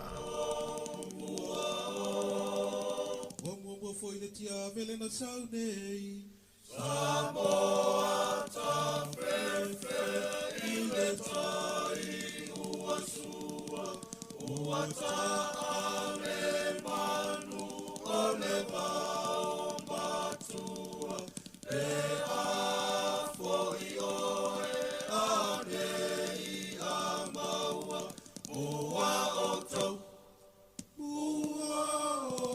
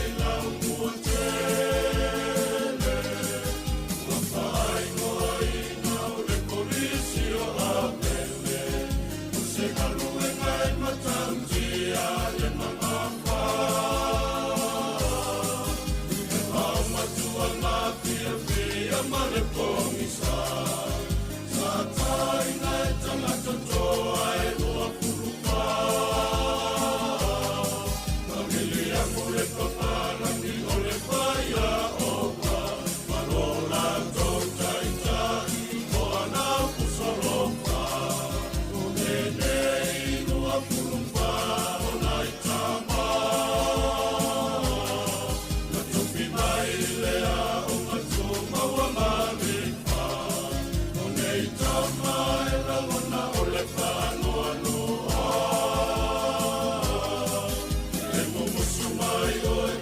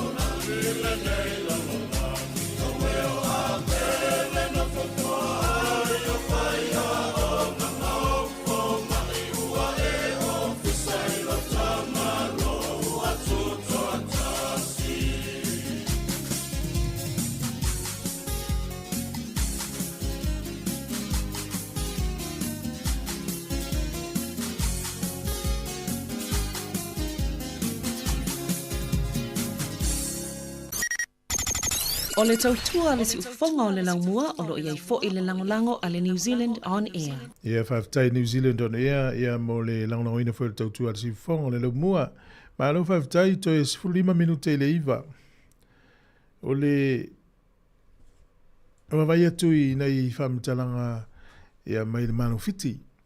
O lo iai nei i Israelu le malanga le pale mio fiti malana au malanga. Ia le to ina City Veni Rapuka. O le mafuanga o le whainga malanga o le siitia mai lea po le whatuina o le ampasa o le malo fiti to tono Yerusalema. E pei e le o longo le lei whaalongo a mesea ia Australia. Australia lewa ia la talata o la tole to tono o le Pacific. Ia leo tato i lor whaalinga Albanese na whaalia i la tote amana ia le whatuina ia o se stete o le nuu o Palestina.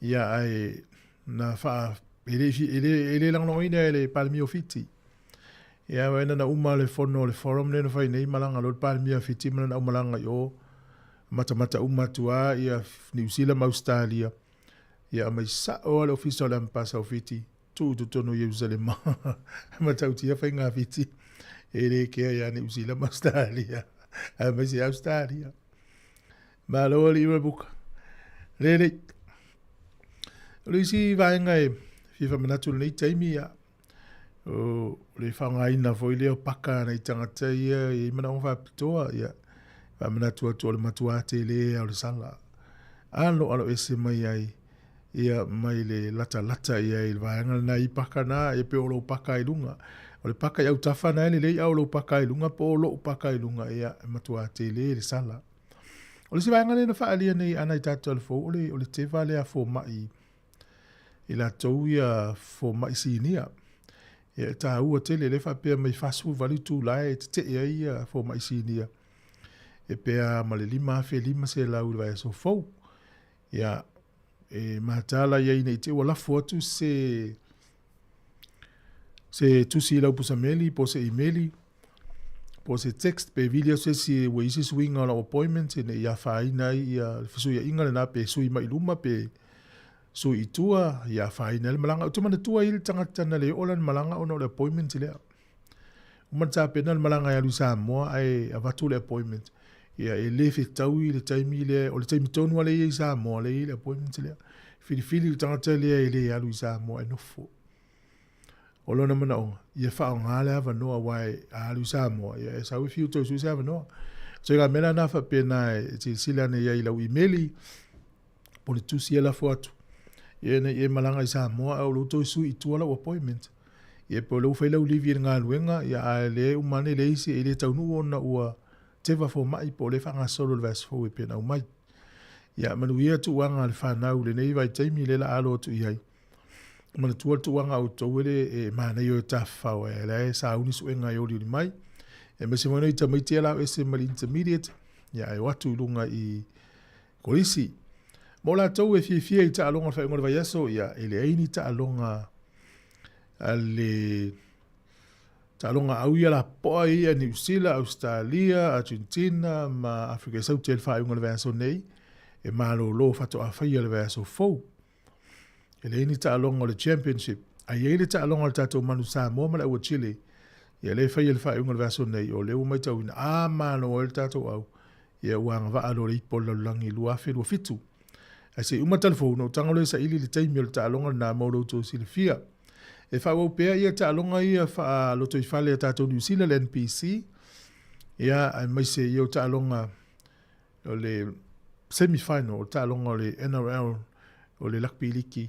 Ia e toa whaitai au le ta'alonga. Ia e whaile sa le ta'alonga o le ta'alonga le NRL na ni le fiafi. Ia e mo ta'alonga fui whae ungal vai aso po whainu ta'alonga kalapu maonga. Ia malo lava ali le on sai ele. Ia le mata nofo ai.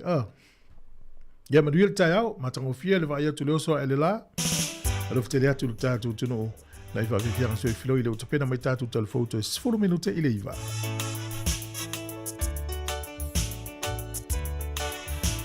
E moni e le tala ua le toe ai ni pero fitanga.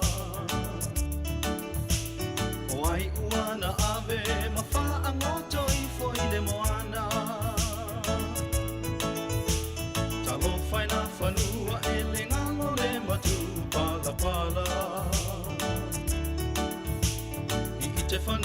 masalo masalo o lelo na mafuanga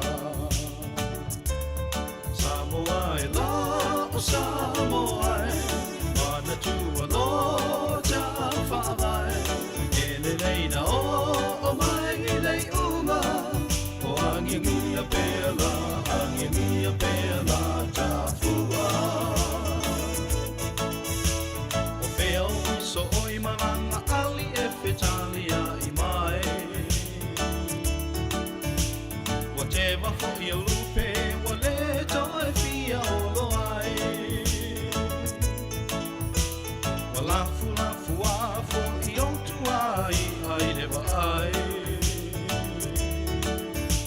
ua fa asolo fo i ina matu tu o ai Sāmoa e la o Sāmoa mana tua lo ja whaarai ele leina o mai lei unga o angiangia pela ta fua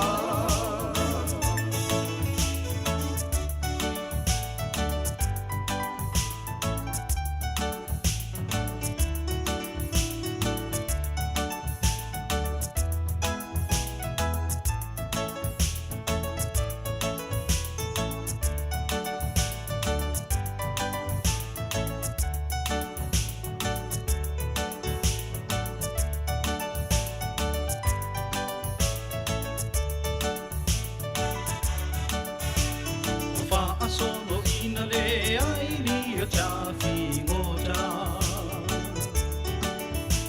Wato e li o sami fang se a i to tonu o le ola O tui ua la i ti to e le monga Mo le ta tu fua se ngatala i le tai ta fola Sāmoa e la o Sāmoa mana tua lo ja whaarai ele neina o mai lei unga o angiangia pela ta fua tuai mai fo i le fuata whaavai lau ulu Oko talo whai a ofi ua tele na masunu O niu fo i e popo mai whawha au to tonu a matari Ua moni ai le upu me suamani e ali ua ati Sāmoa e la o Sāmoa mana tua lo ja whaarai ele leina o mai lei unga o angiangia pela ta fua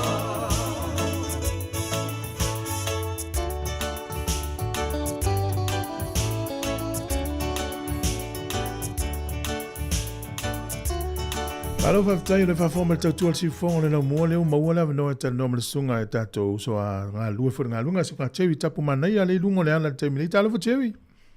Ya, malo sa foto full ni bangal tayo, fatal full tayo tunu ni bangal tayo. Ya, malo nga lui malo sa. Malo o whoringa mai le ye se whanu la vele tupu le vanga tonu le te ye yo no awhai nei whio ingol tayo a tewi. Ya. Ya, sa ole lek, ole sa malanga menil tayo moni si fo nga ingar wengol tayo, ole sa ye il fala la vele tupu nei nei esco pa ki lungo ile vote fight. Ya, ile saule nga ile off nei I conclusion nei ile me fa itulia por rua. Ole ta vale le no sau nga I vote fight sau ke tonu I sau na I conclusion sau ke tonu vote fight ya le te ai mal patch.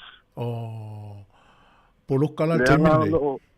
Ya, ole temile nei o le ua pa tali le o le matulanga mo fa pena ya ai o fai ala sina polokala ikiti ia o te loa e toi fo i este muli ai sa vai e ono o fai na se tangata le ai o le sa na o vai atu sa nga I mai le ave pasile masi akisi si ave ta vale le sa fai na le na ta vale ia o laki o le na la vea le pitu tonu ale sa ave ta vale o ile si tu le sa ia ile le pasi ia ai le o fai na ia ni so la tu sa mal ta vale o Ela, poloka la le tuna, e la sa fautuanga mo tangata malanga e se mai nai tue o mai o East Wellington e ma e nei puru.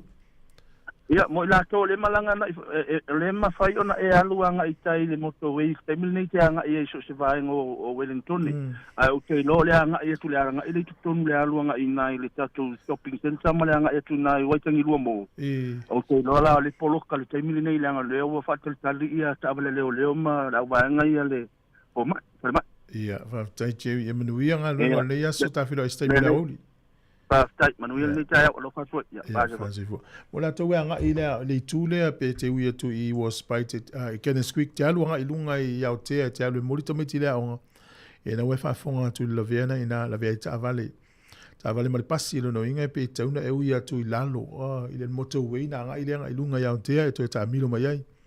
Mola tau mai le vin e fuafua e anga vale anga I lunga I le ofisa leo ia fasa sao mai nei Polirua City pe te alu anga I tau te milo mai ai ia pe ona whaali nei te ua poloka ilu sa nei tai au ia e malo lava alo le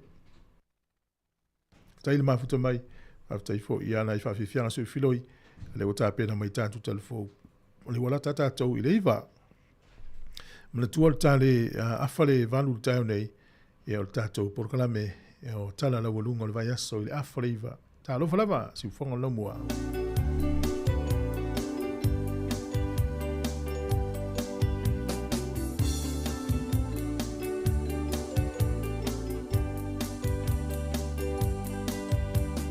Usi ele papoponga se I pai o la utala e uinga I le nu male nei o langa e umea uma o leo langa I le pala pala sa ili mua mua le malo le atua awe sau ia se I e tofo ina e le manaia o le ta ase I le tala inga umea faanga loko I lo a inga sa ili mua le malo le atua e o malili utoa talo fa Sāmoa Wangaule tasipo tuo America Samoa Le tinanga loe le atua ele masiu Talo fakoma na lile asalu atauto alua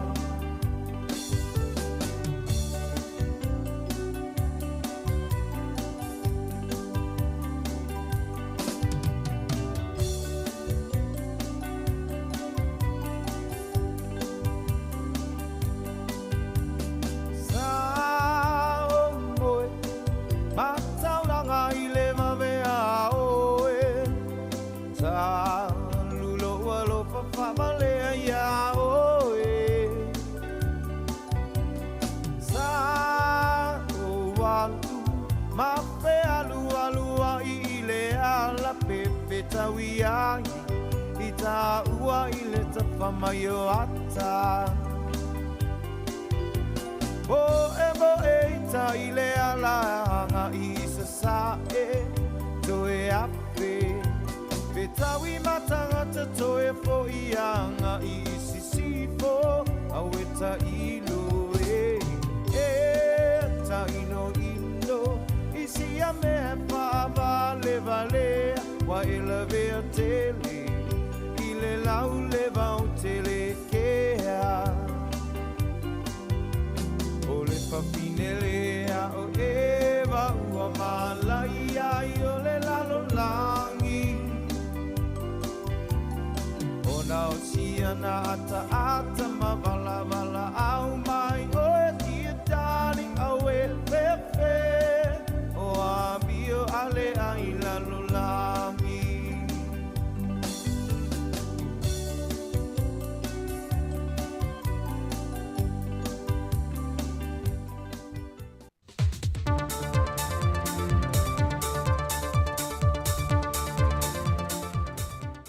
Pi ia le tuelo na alofa o tātou au lia e fo i le whai unga le vaiaso, i le isi fo i whao poponga o telefou, au maupea le soi fo manawi e lu tātou tino. Tamu atu e tātou telefou, e le matau tia le whaablawe tau ta vale lentu lai mai le ala tele anga isi umu, na tifa i tua male awala ni loli lau ta mamafa se lua, le ua ma wale soi fua se ta maa, ai wā a fie fo e disi o manu mapalangi a se whaatu anga se ainga, na tofu i eitu tonu loli e lua.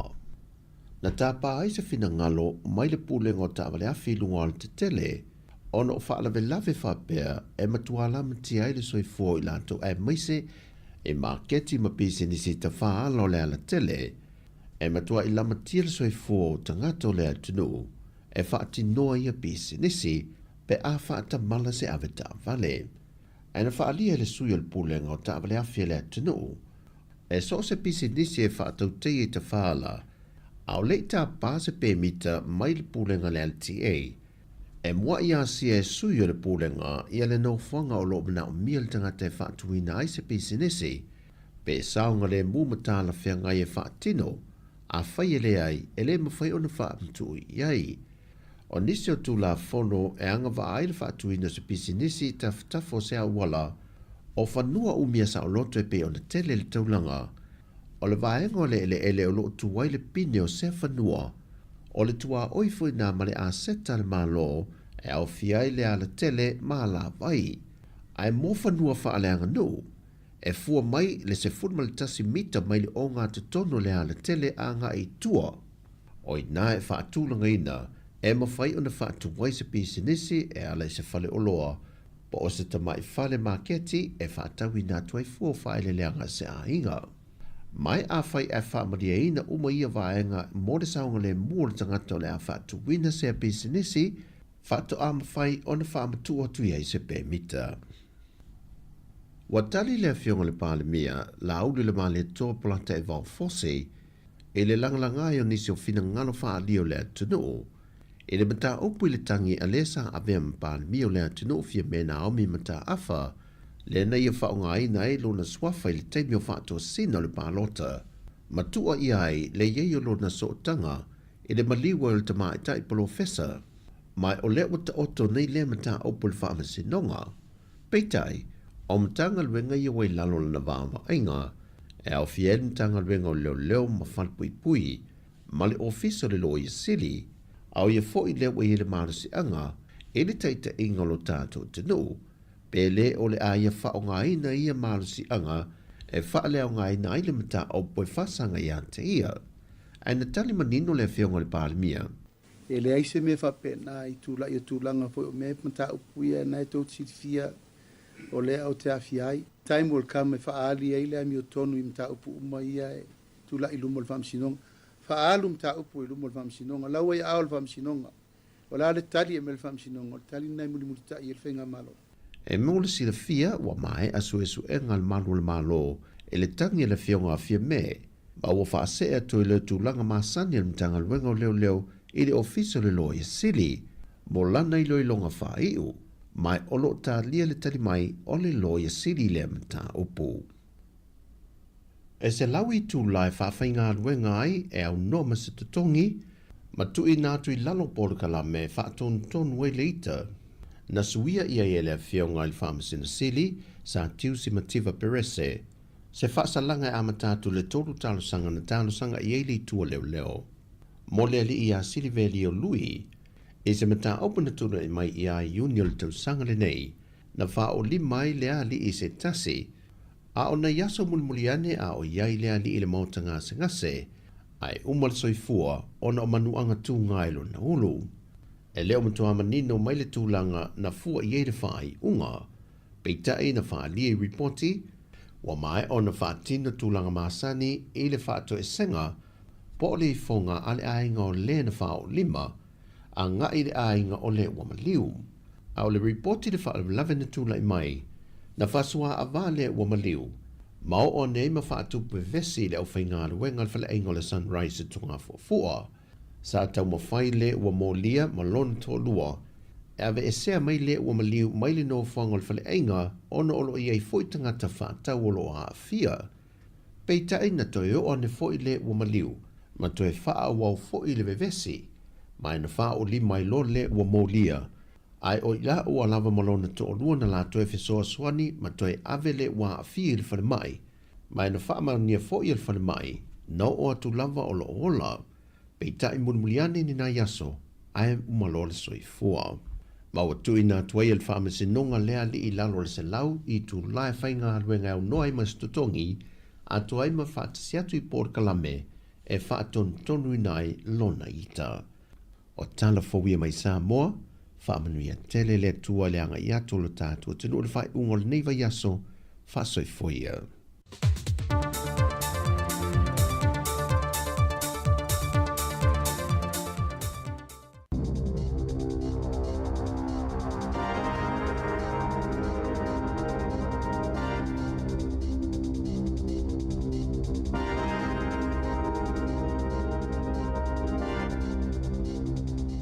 Talo falava le whaupoponga o talafou mai le siwafonga le lau mua i Wellington e mo le nei tai ao, aso se fulu iwa o se te malua a whelua 5.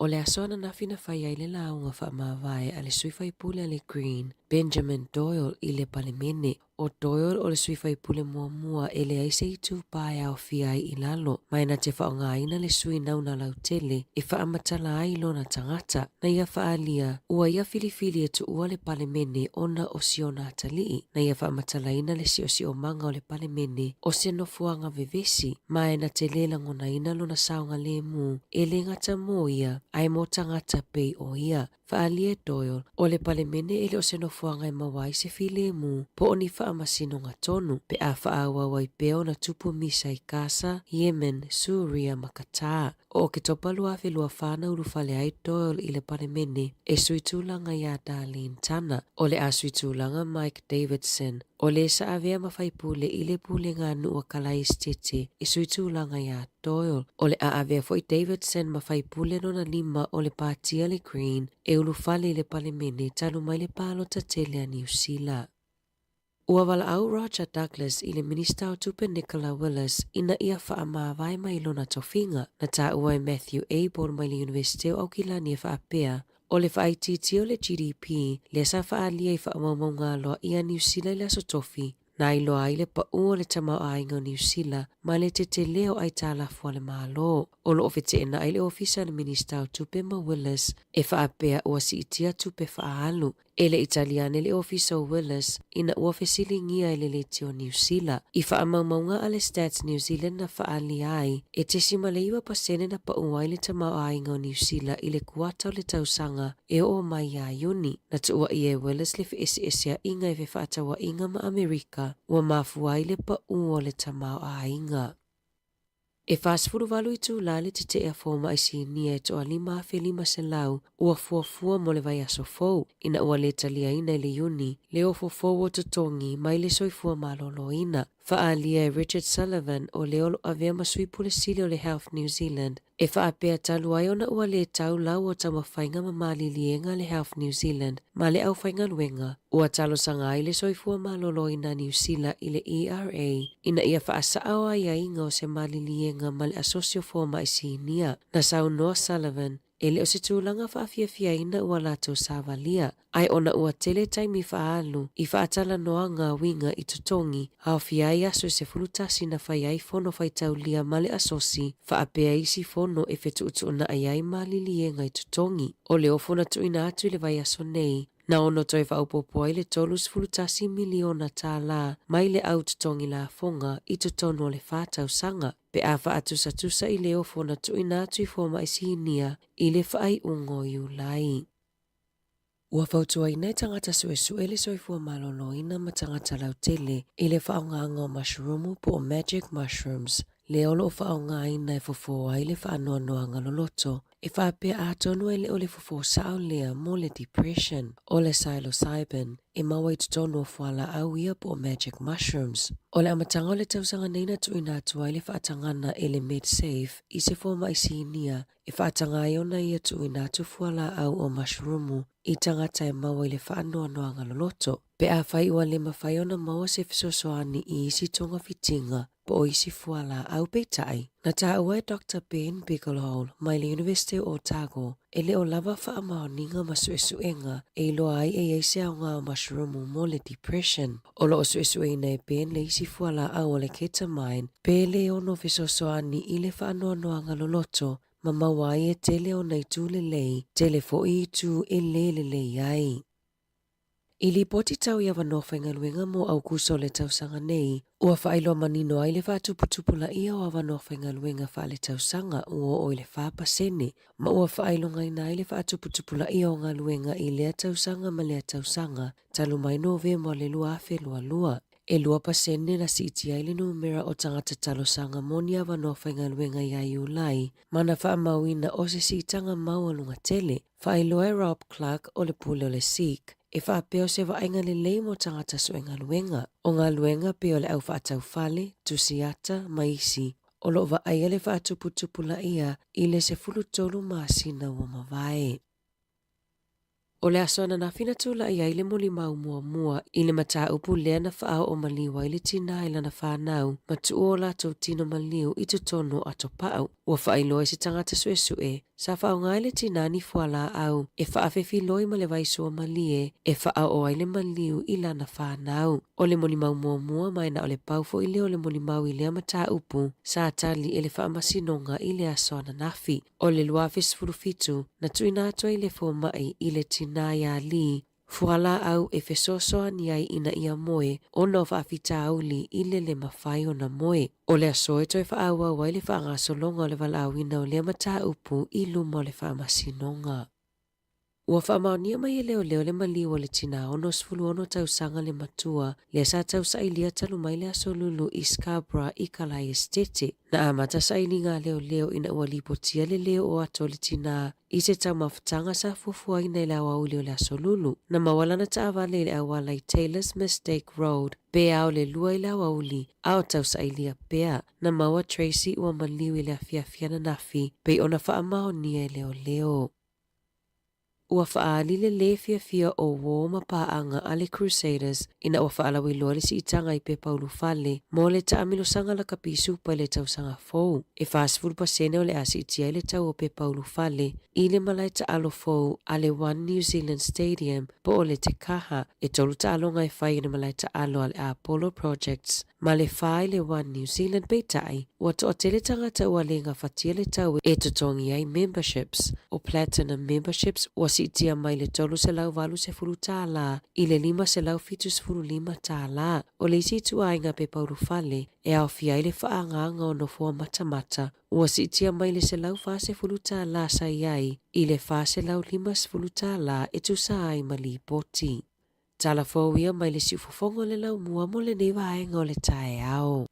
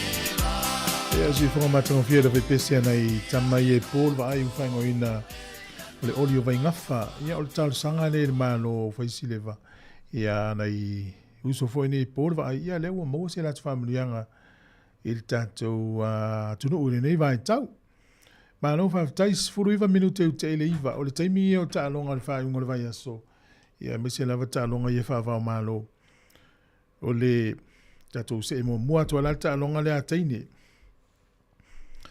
o le semi-final mo le ipo la langi ta longa ta mai tai o le ta alo ni usila makana ta ta ya o le ono le ta o taimi ni usila e ma lama e lo ta o ia kilo lau TV le Sky le ono AM ono le ta o ta alo ni usila makana ta le semi-final le ipo la langi o le aso sa ele afa lua le vavea o le semi-final le ipo la langi ta longa ka pia teine ta alo I falani ma engelani afa le lua le vavea taimi ni usila o le ono tai o le ta longa ni usila makanata semi-final mo I polo langi o le aso sa I le afo le fitu le tai o le ata alo I Sāmoa le manu Sāmoa ma le au Chile ta longa le ia o lo tausa ili voisi avano le au le Chile mai o I le kontinenta o Amerika I saute ia o tātou nei I le Oceania le I Sāmoa ia o le ta longa na whaia I le vaveao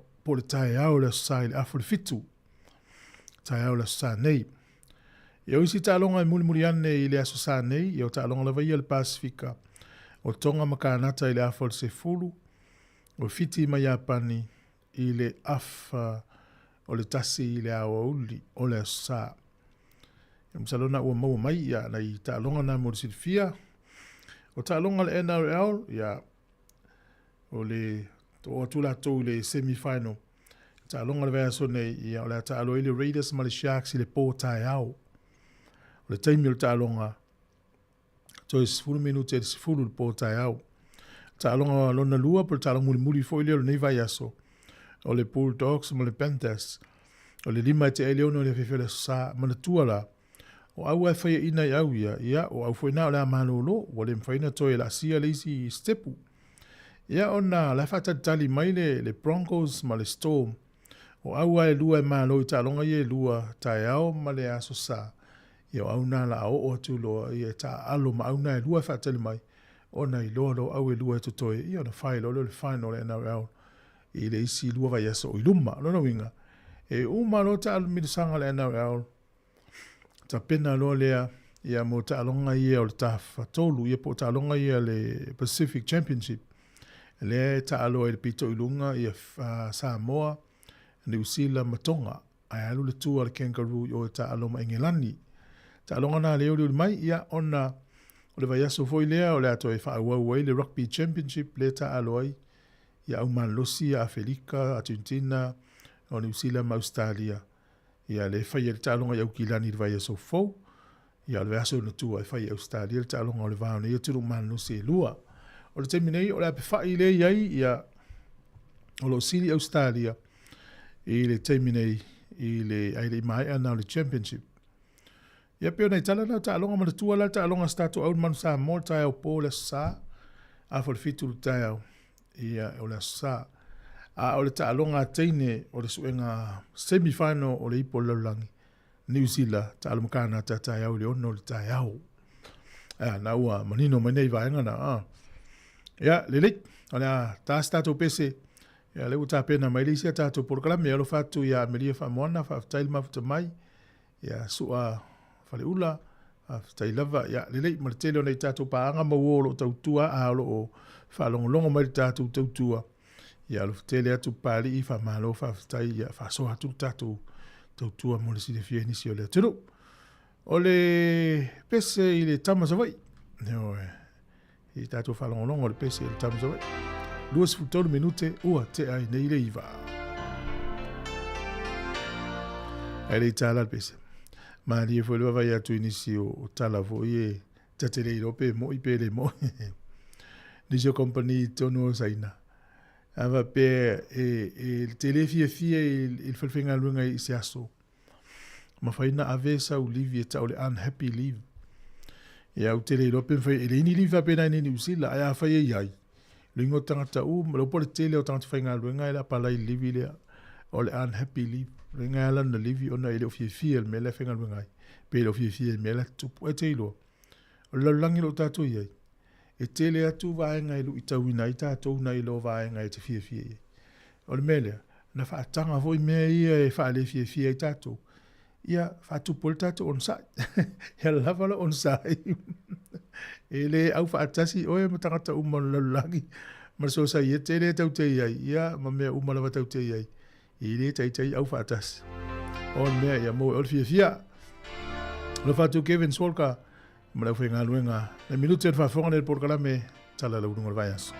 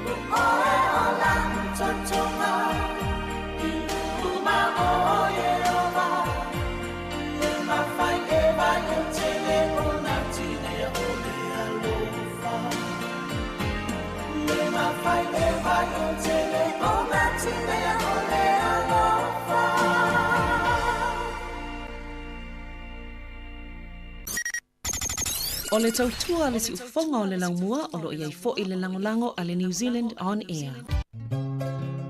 Moso i sili sili le manongi, ta utino mai lo ta ofi, mausalino fa amaoni, tu ma pea se io o i le oti, ta la la, afio oe ai aluita, tu ye oba ilotava, tofa ina soifua. Lama ali sili le sasala, i tu e fa o Samoana, e fa ato sinai o anganga, ya te o e sumalete ine tau sala. La ula fala wa avea, talua yo e sungale mana mea, pe a fai ua elekea, tu ua e pea sia mea e tafea. La upua tau no fole nei tau ai so se e sili le la lelei, ma le fuaro sa mumu e te faata patima e tuli usisu. Ta la la, a fio oe ai aluita, tu Yehova ilotava, tofa ina soifua. Ta la la, a fio oe ai aluita, tu Yehova ilotava, tofa ina soifua.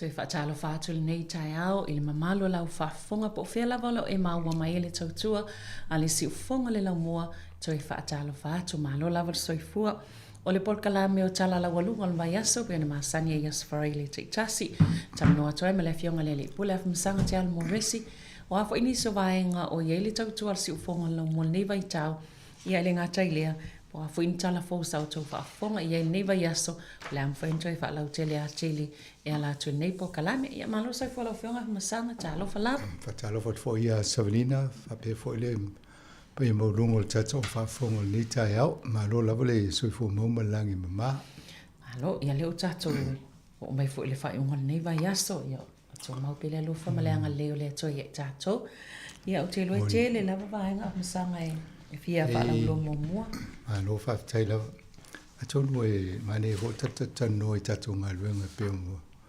awa mai e tato fasal longo le palo tamai Sāmoa ia so o e male foi fatau tonga o faipule ia o minista palemia ia male fono mo le ale a fo ia le palemini i Sāmoa mole tato o nanga e pe ona tu inatu o le sa tamfai lava mai le taimi o whainga palota e le ofo ia i le asol palota ia Paul Kalamentu inatu. Ia, o le ala ua wawa ine Mari Whaivalu o ia tato social media manager. I le afo, i le au ngāl tato Paul Kalame wai whaima ilo tato tautua ia po talawhia ngai po. Mane ia lalwa wa ia tufo i stats po whamamunga le ia. I le palota lava la to ia i le lungo le YouTube e se lau fast fulua te si mane valu wafe tangata na mai moai. I la vea ia le election day le taila asol palota. Ia a le Facebook ia to titia mo le afa o le miliona e iwa se lau suta si afe le afa i o tangata na mai mo lungo le Facebook. O longa winga i tato tautua le na e o le matua to tele o tangata na mai moa i lungo le tato ngalwenga na whai Sāmoa. Mai alvai aso le palota, mal whainga palota, i o mal talanga o le fo i le fono moa o le Samoa, le palmine Samoa. Ia o le tūlanga na ia i fiololo ana I tangata na whaamaliaina. Te tonu whaamaliaina o tau tautua si ufongo lo mua. A whapena ini wa ainga po ni vaenga e tau tira fia o ngā e taltanoa maina ia whaalea tili le tautua si ufongo lo mua. Ia, fisota I mai mana I taltanoa na vai fo leo mai tau I tūlanga e te tau o na iaile whatinongo ngā ruenga mo le anga I luma. Ia e mai a tolu na ia ai to e ngā lue fo tato o whai ngā ruenga e so swani I le fono le na whai ma ina to e tau tuli mo le whai ngā palota I loto I whale nei I porua. Ia pe an taltanoa fo lunga pol kalame tonai. La ngā lulua le si ufongo la mua talua I leo I nei porua. Ina ia tamu whai e tāla I le whiau ma longlongo pui le malu le atunu I tūlanga ina ia mawhai e o na whao Sofia le tato atunu. O tau le tau o na whai pālota, ina ia pālota, whao ngālawa ia te tau lea. E le nei fo I tau sanga ina ia manino aitanga te pōrua po ai whai lau whiwhiringa wau I la tau ia. E whai nei tonu e hawhia e tato soifuanga. Ia wa mātou e ngā lue nei pōrua, ia le vefo I mātou. O le tato fono lani le whai, ia lua hafe fitsi lau lua lima tangata no mai mo I lungo le tato whasalaunga le whai atu. Ai owa le se lau tangata na ie le ho, I tu sai ma le li poti na tu ina mai e la fionga ia tangaloa, taima, Dr. Taima Whangaloa. Io ia na na inisi na whaafohea le vaenga le na ia whai se whaatisinga I le vaenga ne o ne poto. Ne sa whaanga le Man Gavin Avenue Community Hall. Ina ia tangata fo I o sui tau wā, ia mai la tō fia whai ni fasili. E mana ia la le press release po le pepala o man sauni le tangaloa e pea la alu nei se fulu tai o nei Porua City Council. Ia na whasala lau le la tō. Ai whamomongo o vai te ia, a tonu e pito siri na mana, ia na fo le whatisinga le na whai le ngata le numera. E male awala na whai e o le avato e male media. Le na whaasala lau o le taimina na live. E mwhai ai ta I la tōsa I e mwhai ana matamata e fo lungo la tō telefonu whea whea I taimina. I o lai mai mo I la tō whalafu inga whaatisinga. Mai maupena le leile tau le whiawhina e whai asina matangi o le a whiawhire a tōno nana le anga I e nisi o le tato atinu. Ia lana mana ia le la tōna whirongia. Ia o whatau no e fo I le vaenga tā ua mo le tā penanga tātou. Tasi ala me naunau e tātou. Ina ia availau pe palota nana watu. Whatumu. Ia tō te utusi nai watu e mal te utusi.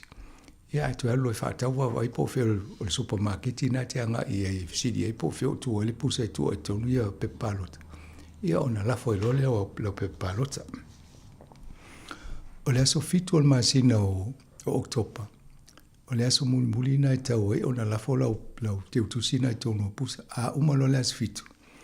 E le toi a ngana la fo waire mo la to wala so sfulta si le o le sfulu e fa muta ile te le no o fo yo tato a pe palota ia no na winga mi se lole le aso na ie tauna e aloe ya fo ye ave ye ya no fo ngai se I fa la lo fo tato o se nei pe la tela te le so sultas ye pe va ngana le tato a whaasala laungo o sao tapinanga fo I mai Sāmoa. Ia o tāsi salam sem o iolo te tato ngā ruenga I Sāmoa. Ia o le aso le whai le palota. Whai asina fulu o tāsi sa. O te arui o I whalonga tu ngata nai te tale mai o. Ai eisi a wala na whai na mawhai e o na whaatau no o whaasala laungo tato pulkalami. O le si vaenga le taltanoa toi a tonu Mole tapenanga la o tato le tio na wa matana ma sangi le to tele e whai tato review I taimi ese o I tausanga. I myself I ngol tausanga po le amatanga. Na mato wawa aile I po kala me tau o na whai ni swinga ia ma tau whai ina ia manino ma maua tato ia whaamtalanga au ngā mole atia e o tato so I whanga nei au te roa.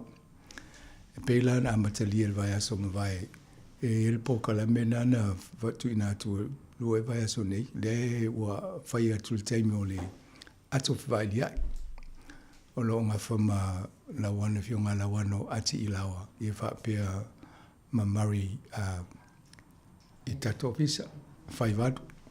O le tato pokalamela na uawa ia tua ele au ngā tele o le wa amatain whamamrama whamanino ni sio vaenga.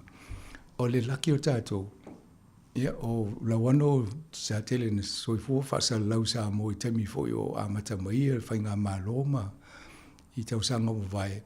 Ia tele folo ni ia si la fia i whaanga solongo o fono ma whainga o palimene Sāmoa. Ia lai mana e tatano fo la ia i la ne vainga le meolo i le temiri. Ia whamamram o mari whaivalu la on toi laki au ia wau ina whanau ni. Tu se leo whai malana o ngai ia fo ia lawanu. E whamamram ia malamram atiri fo ia wale whaanga solongo tatu whasa longa liti o mua so numana. O le polkalame la le o le atu whai le sa whai le taimilia. Ia o pule mangafa talamilo sa na whaia. Ia lona winga la lela ua leisi awa no po kalamele mo le temi o le se tau sua po la se si awa le whaia. A o le tūlanga lo e tato whasalonga o le ua tele na maua awa no e whaasoa i le atol tai au. E fo le temi mo mua e ma whai fo in whaawa no na minu te muli muli o po kalamele awa le se fulu. E tu maini fasili e nisi ia ma tau whaia la ua tali atu fasili wha pena. Ia ai fo tele o isi tato po kalame o lo whasawari vea stoi tasi. O lo o whaia ia whaasoa e whaia na siri mai tato. Ia pe o le whaanga solonga na o nei whasui inga na. Mai o le wawa ai fo i mātou e to ilo ilo u mā tato po kalame. Ilo mga luenga la whainga luenga. O le ena tele a watu tato tala fo umata o lo o restructure le malo. Ia a le vo la restructure mātou lava. Wawa i po tala whea ngai. Ngā luenga lo whea ngai mātou. O isi o mātou na whai ngā luenga mai ese almena amata mele ngā luenga a ese me o whai temini. A tato wawa ai fo le swing o le teknolosi le o iei. Ia o lea o telea na le lei umala o whai ngā luenga le whaonganga o teknolosi ma le whai ngō. Ia o lea vo la ato e wawa ai po tala whea ngai ngā luenga, po tala whea ngai le pepa whai ngā luenga le na whai ngā luenga le tangata mai le asu mua mua na ulu whale malisi u whonga lau mua. Ina whatulanga la ia wa mea o ngā tele. A whaia se wawa ai fo ele se review o organisation po se whala putonga. E vai po tutusa ia pe whainga ruenga le whainga ruenga tangata. Mana tiutia leo whaatino le teminei. Ia leo to wawa e te leo whaonganga le teknolosi ia o le si vaenga na o leo tau whai e malamalama o mai le whainga ruenga. Wai whainga o fia mai tōna whaamali e ina le mai mua mai po le whaafonga mai fo le atinu. I le whaonganga o le teknolosi le vatu e mamuli e tō i tato whaasalaunga i tō maota malawa. O le vaenga la nei suinga nei mane fo i morsi le fia. Ia ai e fo se vaenga e tō te whina ngalo e a mesi ala tato o whaafonga e tō e vavai e mai tō monu le o tala no atu i nei suinga i e tau vavai e. Ia mane e fo le fiso tai mai e mwhai a ona mini mai le tolu wa lima lua i wha e mwhai ona utala no atu pe tala no fo se sola u whai ngā ruenga. Ia mana ia le tusi pepa mai, wha pepa mai, ia ona manino ia la, ia ma wha talata nom tau wha pena. O le whanauno ta inga lava o le tato le tio, ina ia le lei le wha tinonga o lana tau tua mo tato tangata. Ani mena e mau bia e fol tau lango ma le tau soani, ina ia o tutusa me ia le vava i mato, ia ma le mna onga foi o tau. Ai leanga le esel me le whai tu mato, esel me tau te manao, ia na mai maule o le teimio. O lea fo i whasa launga tu inatu. O le vai aso tōna i sau tala noa tō e tūlanga o tātou whai ngā lotu. E peo na o tala noa tu i le o tō e fo i mai a tātou le ofisa nei. E wha tūlanga i tātou au whai lotu i tāi au te tasi. E peo na o tala noa tu ia. A wha pia i se fo i au na le tō e fia tau tō le vaenga lea. E me whai o na tala noa mai tātou ofisa. O le numero fo le nai mwhaina tu e sau message o le tolu walu lima no lua i wawha. Ia e wili mai le maupal, ia nai amata le o wha, tolu walu lima no lua i wha.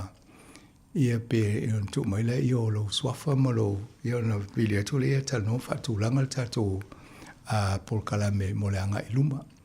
E me whai fo e ona efso tai mai le info, info, Sāmoa Capital Radio.co.nz.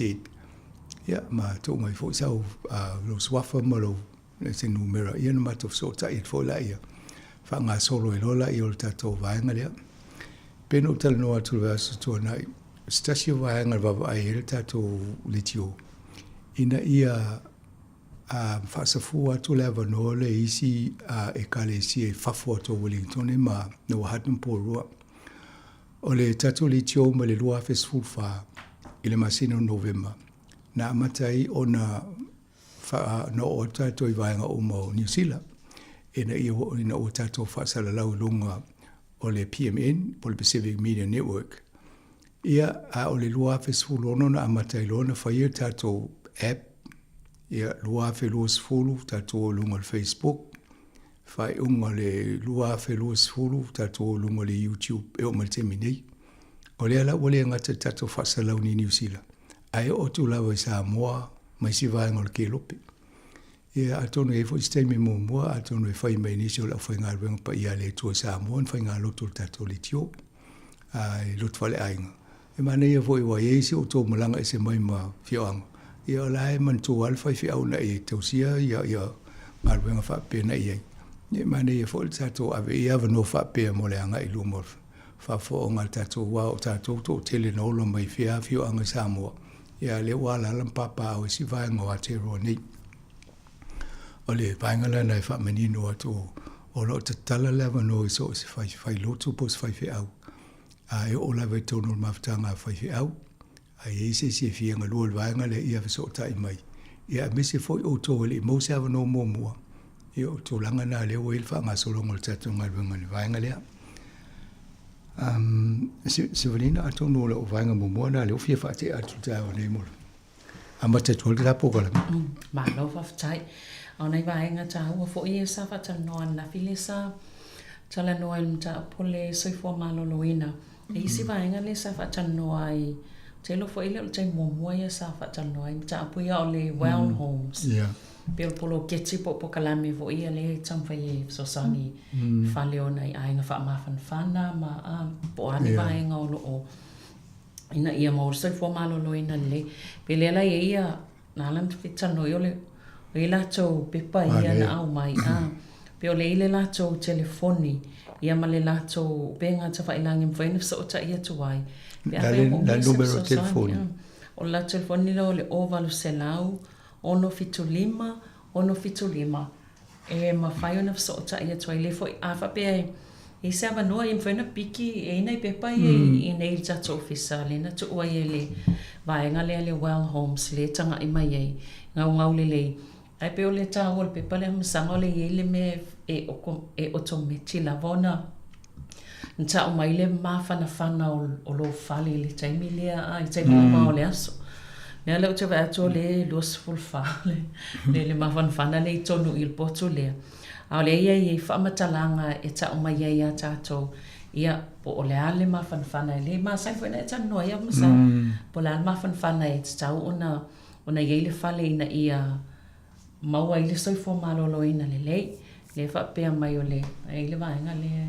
Ma le te lea, ma le o te ilo whamai o le, e le me le maua, e le mawhanwhana, e whapea o whea me ilo, alo te wātua sa o e mo le strip, e le e fua i ale vevelo i a pe o le thermometer fo, le e fua i le vevelo o le potu. Ia atanga i mai foi, o le pipi i atu le leina, nai vase i lalo lanu luli le pepa le o whali atu lunga i. Ia o nai ei le vaenga le mwhai aloinga atono le whale se pepe whapea. Ia tō te loa po le alma whanwhano le potu. Ia wa o tato mauta malawa fo. E se ale mea lai ele tato hita la poa. Ai manu lusi vaenga le whale a. Ai e lani pepe whapea. Ia le tuula ia le si lumba tuula si tuana i lo le po le ale vivela lai ele potu nai. Ia o ngai. Ai ia le matoa office e tele ana utala no le matoa whainga luenga. Vai seti le tato hit le maulunga le vela le va ale le lus fulu o lusulua. E ona kilo le fen fa maulunga wa ole ili na tapi dia solo le avo le vela e tonu fale. Ai a maulalo ia ele me fai o la vela le hitel mela na tutu ale na ele va ona fa ta apele le vela e tonu fale. O te lea whale whainga ruenga le malo e lo se le fo suluiva ia le maulunga e ti ki ana iai. Vanga na o malulu te ro tu le ki lunga to pala se suluiva. Awa e pe o le mawhanana la e ia mai se fe ma le pawa. Na o le A tango la e ki ila o hita e o le lusu luiva tol se fu lona winga o e tango ki lunga le wha vavela e se tupe lo bank account. E tauna fola o ki i lau pale ni a le veka. Ia e o tūlanga na iai e mane e fo i whaftai o wa e tūpokala me ma le whamumunga li e au ngā tele mo tātou. Ai sa o lena whatano savalina le sui o le vaenga leo le well homes.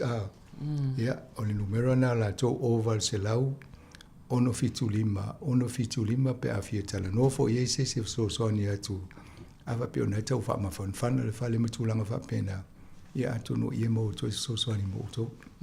Ai misa pe a whai i se whale o le taimine o le tau e ini fo ia ni wao le whaitatoa o lewa na wili le ka mota i ana fo i pe o le fuai tau mata fo i le alwa tol ka mota e tau fix pe fa le el vaenga o faitoa nai le anga o vaenga o fa malama. Vili el vaenga le e te mea tola to ma fa tu pe le se totong. Ia va va le ia to langa na e mana ia o. Mai mo pena o lo la vaenga le masina le ntia. Na le anga lo faito. Ole vole si hitel fale. No tango lo le vili le e va ele va va men fa na video tu le pa o se men pole e. Ia wha peata i ta awa pe o le membership o si se la member i ta ngufi. Ai umala fo ngole pidi. Se lau fitu whalku mutana. Ai le mse nanga nuenga no to fatu. E se wai vai pe o me e tau to replace. Ia le ai lau tu al mawa fo mai. Si le tau e replace. Pa wana tala na mai na lo ia me le pidi se lau fitu fatu. Ia o si a mute ano vidi vaenga ia a to me e le si tongi wale fandla to ul whainga. Iyo e le fatu pe la to ia ma. Te lea vai, mā tu whaif so sane wha asino i tato a inga ia. Man to isi taimi, ia tu ala wainga wha pi ia lea voi le mase heat pump. Ia e omi alea leile o loa walu lunga i tele le pao e anua. Ai e so sane whai la tau e tu wha asino, wa i wha pia le melea ma le melea. Le maintenance, tatala no le maintenance, le wa ingo le. Ia, ma le si vaenga na tau o te le whai ma fufulu le pefu le pipi i filters. Wai tono musiri en fai ana te tala ia se i mai filters awe fufulu le leima. Ia, o ngā ruenga nai fai tātou wa a tele le pefu pipi ina. Na le leila i o le ao ngā o le avo le hiti. E o isi te mai heaters a tele me fa pe e wale na mua. Mea nai fai mafufulu wai mua e le leila ngā rueo le. Ia a tele fo i o na mua le fale le. Mana ia poka la me lentana noa e le maua i la manona le. O leo te wa e atui. E te ala noa i vaenga o le heating o le vevela o le heat loss. Ia mea fo ia laina lusi le vevela o tono o le potu po le fale. Ia ma le moisture control. Tele si fale tele le afu fo le fa malama ma. Pi ia i vai ma. E o vaenga umana e tala noa i ala ato mfain so soani awe. Ia ma le ventilation. Whawa noa fole le ia sao le ea tauana sao fole e tonu fo i wha circulate pe wha ngā iui e tonu i tūlanga wha pena ia wawa i numero nana watu le oval se lau ono fitu lima so soani awe Malo ia o le Fiji Airways o le tawa atu le mawa e fo ili tomu whaingal Fiji Airways ma le mea wo ia o le vaso ne ia se vidi ia tui whaasine John Nicole congratulate se tei muli ana. A o te vai te fōle vaso nei le pepa leo sau e mawela tōl whailonga pito i maurunga le i mo aviation i company valeli. One of te whailonga le o le Apex World Class Airline. Ia o le whailonga le loa e fōle le leo le whaafoenga ma le au onanga a le company valeli. E mana ia la whamtalanga si tangata le na tusiele la tō le amatanga mai sa se lauma le lima le tūlanga le laurang. O le service quality was poor, lo inga le leile fo le whaingo wa lele. Ia o le lato Boeing 747, le lato lena ia. Ia e lua sfulu tau sanga masili atu le matutu o wa lele. Ia alea la ua whaapopo ni taru e neisi tua inga vale le fau. E pe fo whaatala noa tui whaasina. Tele o la tō vale le lalo ele fitu tau sanga le matua o vale le il matanoanga na. Ia atono o vaenga umai na va ai na o whaid sa ili linga le mulimuli ane. Whapea leila le o whaafo umar te lo vale le. Ia o lea la ua le service. Ma lea le whaamatalanga ane ni le pule ai. Ila na ia vai ai fo le company te tele ma fiti. O isi company te tele ele whaapunga pala ni pane fo le deep pockets. No no winga. Toi tele au tupe e mawhai ona. Toi tutonge lau whai ngā luanga i le ngā luanga. Ia fiti. E lengi la tō tanga. No deep pockets ba vo i lengi tanga. Ai whai a ile nganga o fia tau tua ma le nau ina ia whai le me sidi a. Ia winga fo ina la uawa ai ele o malanga no fusau mai Sāmoa o mai fiti nei. O le o tangata fiti na i tonu vaenga no ia ile. O whapea fo i winga o tātou Pasifika. Ia. Ai i la uawa i la sole ia fiti mtua i mao ai la fo ai le e mata fia, tau sa fia. Tue i lole awala e tala noa e pitau tuli fo le lalo i le tu lunga pe o palangi a. I tu al palangi whamalo whamai. Are you all right? Ia o tangata ia. E lole me pe i tau ifo mai lalo whamai. Are you all right? E se alfa ingo Vasilia. E te langona fo ia la le. Ia atono vanga umale le na whai tsari linga le la tau le susu ea. E rea la ua maua e la tau le.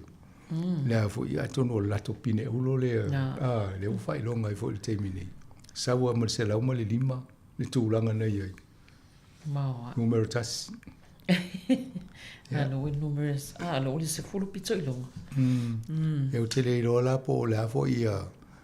Pea whasita to vale le Sāmoa po le tūlanga nei ta to le temino il vale. Ia atono le tau fo le a te oa whaisa vale le Sāmoa ia po se company.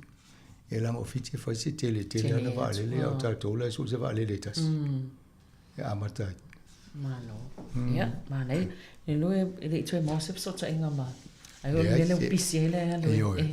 Alwe. Tapa la to vai. Se on vidi le tui fasina e mori e foltato fa malo ma fa manuel ma nei o ngalwa. Ba nei o le mta opule le masanga o le ua pasia fa na tina tiktu la fono le fa inga malo pol palmene fo ia New Zealand. Ina ia ta ofi mo se na taimi ia le vai tamai na o tamai tia vai tama mai sia tunu o lala. E pe o Sāmoa le pito siliona a whaina i tonu lawa i o le Pasifika. Sa, a voi a te whaitau whapea. Mai le awhi tamai tia le vai tama le tausanga. A pe o tātou le pito to o telena mai e tangata mai Sāmoa i nei New Zealand. O le au te mataulia le sa ia ela Risati, ela Risati. Isa nga lua fol tato le tio a onga le universite ia na tatanoa le po kala me lau tupulanga. O te mana tua le interview mo le nana o sili po la nga luenga fifa nga luenga pa mai a whamai i fia le foreign affairs. O la ele li pino tanoa nga nana o ve e te i toi whaalongo lana ia tala na whai. Ia na whai ale ia te uwhiwhi ria lola ia ave lola ilo ai komisi na New Zealand Sāmoa. O le matala noanga nana whai au le iadu. Whaitula la le lau main job i o ai whamai haru vai tonu ai mei o lo whai amata le temina susu e ngai pe ringa mai. E te lea nei ta mai tia mai Sāmoa vai tama mai ai la vea sa wanga o ainga mai ei. O isi o pe o whai ngā wō a le ungari i Sāmoa ma se si nei a. Ia na pe se ma whatula tama lea ina e. Ia na mai la ia arwhala wala e maua i la tu susu enga. Te leo nei ta maiti ele tupo il whale tonu nei oranga tamariki ma. Ia sua, o ta maiti na vai tama mai i Sāmoa mai si vai ngolala. O nana na tau amata mai na awa ai lape au toi te pai tua le amatanga mai o whaisa i linga lele wo o mai nei. Lele o whaile tonu le malo New Zealand. Se vanga nā o whale leia vaenga ia. E le ma whai o na wha wau pia le langa o tele ta maiti mai awa pe awhi tau sanga uma. O lo ngiu te lau tamiti le manma te le whale tonu le ieni. Ia atonu o le fo o tato ainga o le village, it takes a village to raise the child. E tau ana tāku ngā rua whātasi o mā vai a tō la se whale tonu mai a tata no i whai se wai whai whale nei tamaiti. Ia, o lea la o te li lope tō fia a whape lima se lau i tamaiti e lawe i le vaenga le tau e tamaiti ma mai Sāmoa, mai le awhirea. E o te li lope fia le numero, o le numero na tau sanga le a fia i. Ia, o la tōna a whape o tō i titi. Ia, leo tō te lea la tātou leo a fia o mai whāti, leo polokai. O nei a inga la ian tamu whai e vai tamu minta mai til te mine. Iau te lona o polokal tō ngā ruenga lena whai. Nanga leo o mana pāsia whanati na te le mālol tū la whono. E tau fia le vaenga lea. Se wanga nā e pe e tasi ele tau sanga le e tū iei. Nei lola ia pe to i lifi le suspension. Pe whaua o pea. E loina awa e atu o whaine whiutanga i ngā mālo Sāmoa po ai lava e tauna ngafa ma le vaenga lea. E ma whatūlanga lenia ia inga. Ia ona whaingo fia lola ia na ana whai. O le peia o le vā whaingo tonga le talia e New Zealand ma i leo le vei tonga i. O la ia i whetunga inga ia inga ma malilienga. A wha le tonu loa e ma whai ona watu sa o atu e wha fōta mei ti o le ainga na mai ai. A tonu tūlanga fōi tauna iai. I Sāmoa. A langa le mai i na solo lo tamiti i lo ia el passport wa le o tangata ina mai ia mani fo i a fa fonga mai fo tato ainga o ia tūlanga whapea ia vai pola se wale fa ina no fo maria ia matoe fa wale a ngā fo i mo tato ai a wa ina numero le na sau mai nei tau sanga te itasi. Ia o le luma nai leo New Zealand le mo i tamiti ne o wato te leo ista miti mai li lei ngā onga, whai ngā luenga, tau tua i nei. Ia o le lopo isi o mai mo o lo o peleki. I tā longa, ia a le, ai atono le tala whanau noa la leo wha muta. Ia o leo wha peo o mana seini le kovana Governor General. Le a fo le polo a inga le o atu le aso mo mui u lailu a whelo su fitu. Ia a wha pera e o toi o man toi whatūlanga le ia na toi talai ala ia o le vaenga le ai toi tala le avanua. Ia ai on sa i tātou ia le na wha ngai ui pepa le o poloka wha fōsei. Te le iloa pe watu se whatanga ngai wha ua o pea ia keise se o mana amata. Ia tau sanga na. Po le mea o tāputia ia e tala no pea o tau i le. Ia la tolo ia. Ia na po i le whaia i vaenga na ina ia manino fo.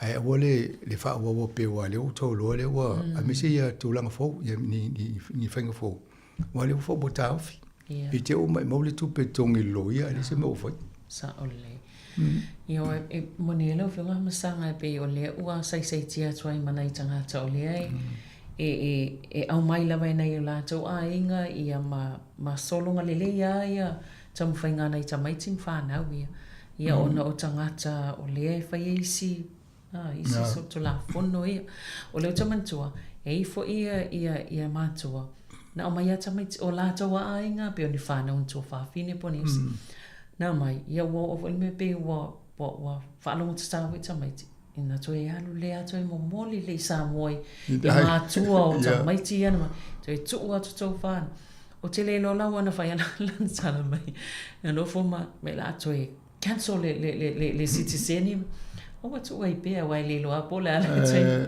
Ia ina toi ala toi momoli le i mātua i Sāmoa tamaiti. Ia toi tu watu o tau lima i a tamaiti. Te role mea nā le whai e tonga. A tonu e wawai fo i tātou. Ia, a tonu o manuia e mō mai. Ia e nofo isi whai a wale. Ia ai tātou talia ia meo. Fōwhanga le mālo lo tatu e lite. Yo e tānu sia e wamen toi mai am toi tala lea wano mona istanga tau lo tamu whai e. O amanu ia o whanau maaing. E se whai sena mālo long pupu o hamsanga ia na toi whawau lea. Whawtai.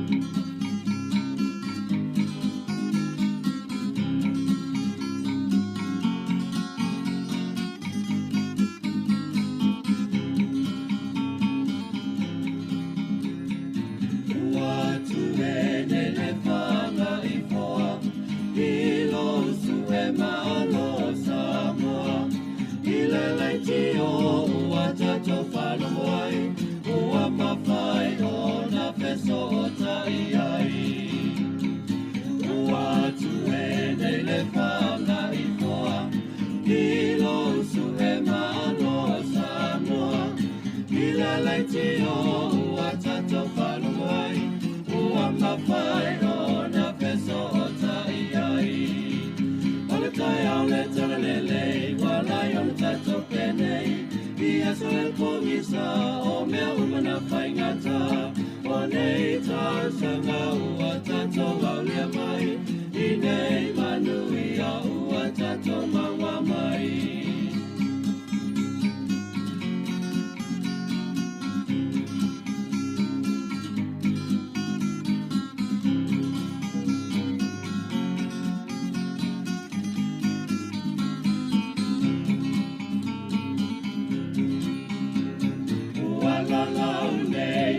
Whanga i pāu, uai loa ai e a tato whana, e sa ili malo na i matua, e ai le si whopoma le lau mua.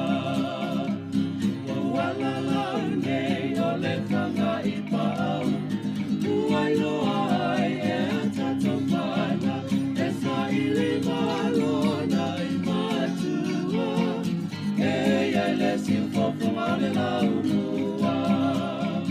Ala tai au le tala le nei, walai o le tato penei, ia so e pongisa o mea umana whaingata, o nei tā sanga ua tato au lea mai, i nei manui a ua tato maua mai.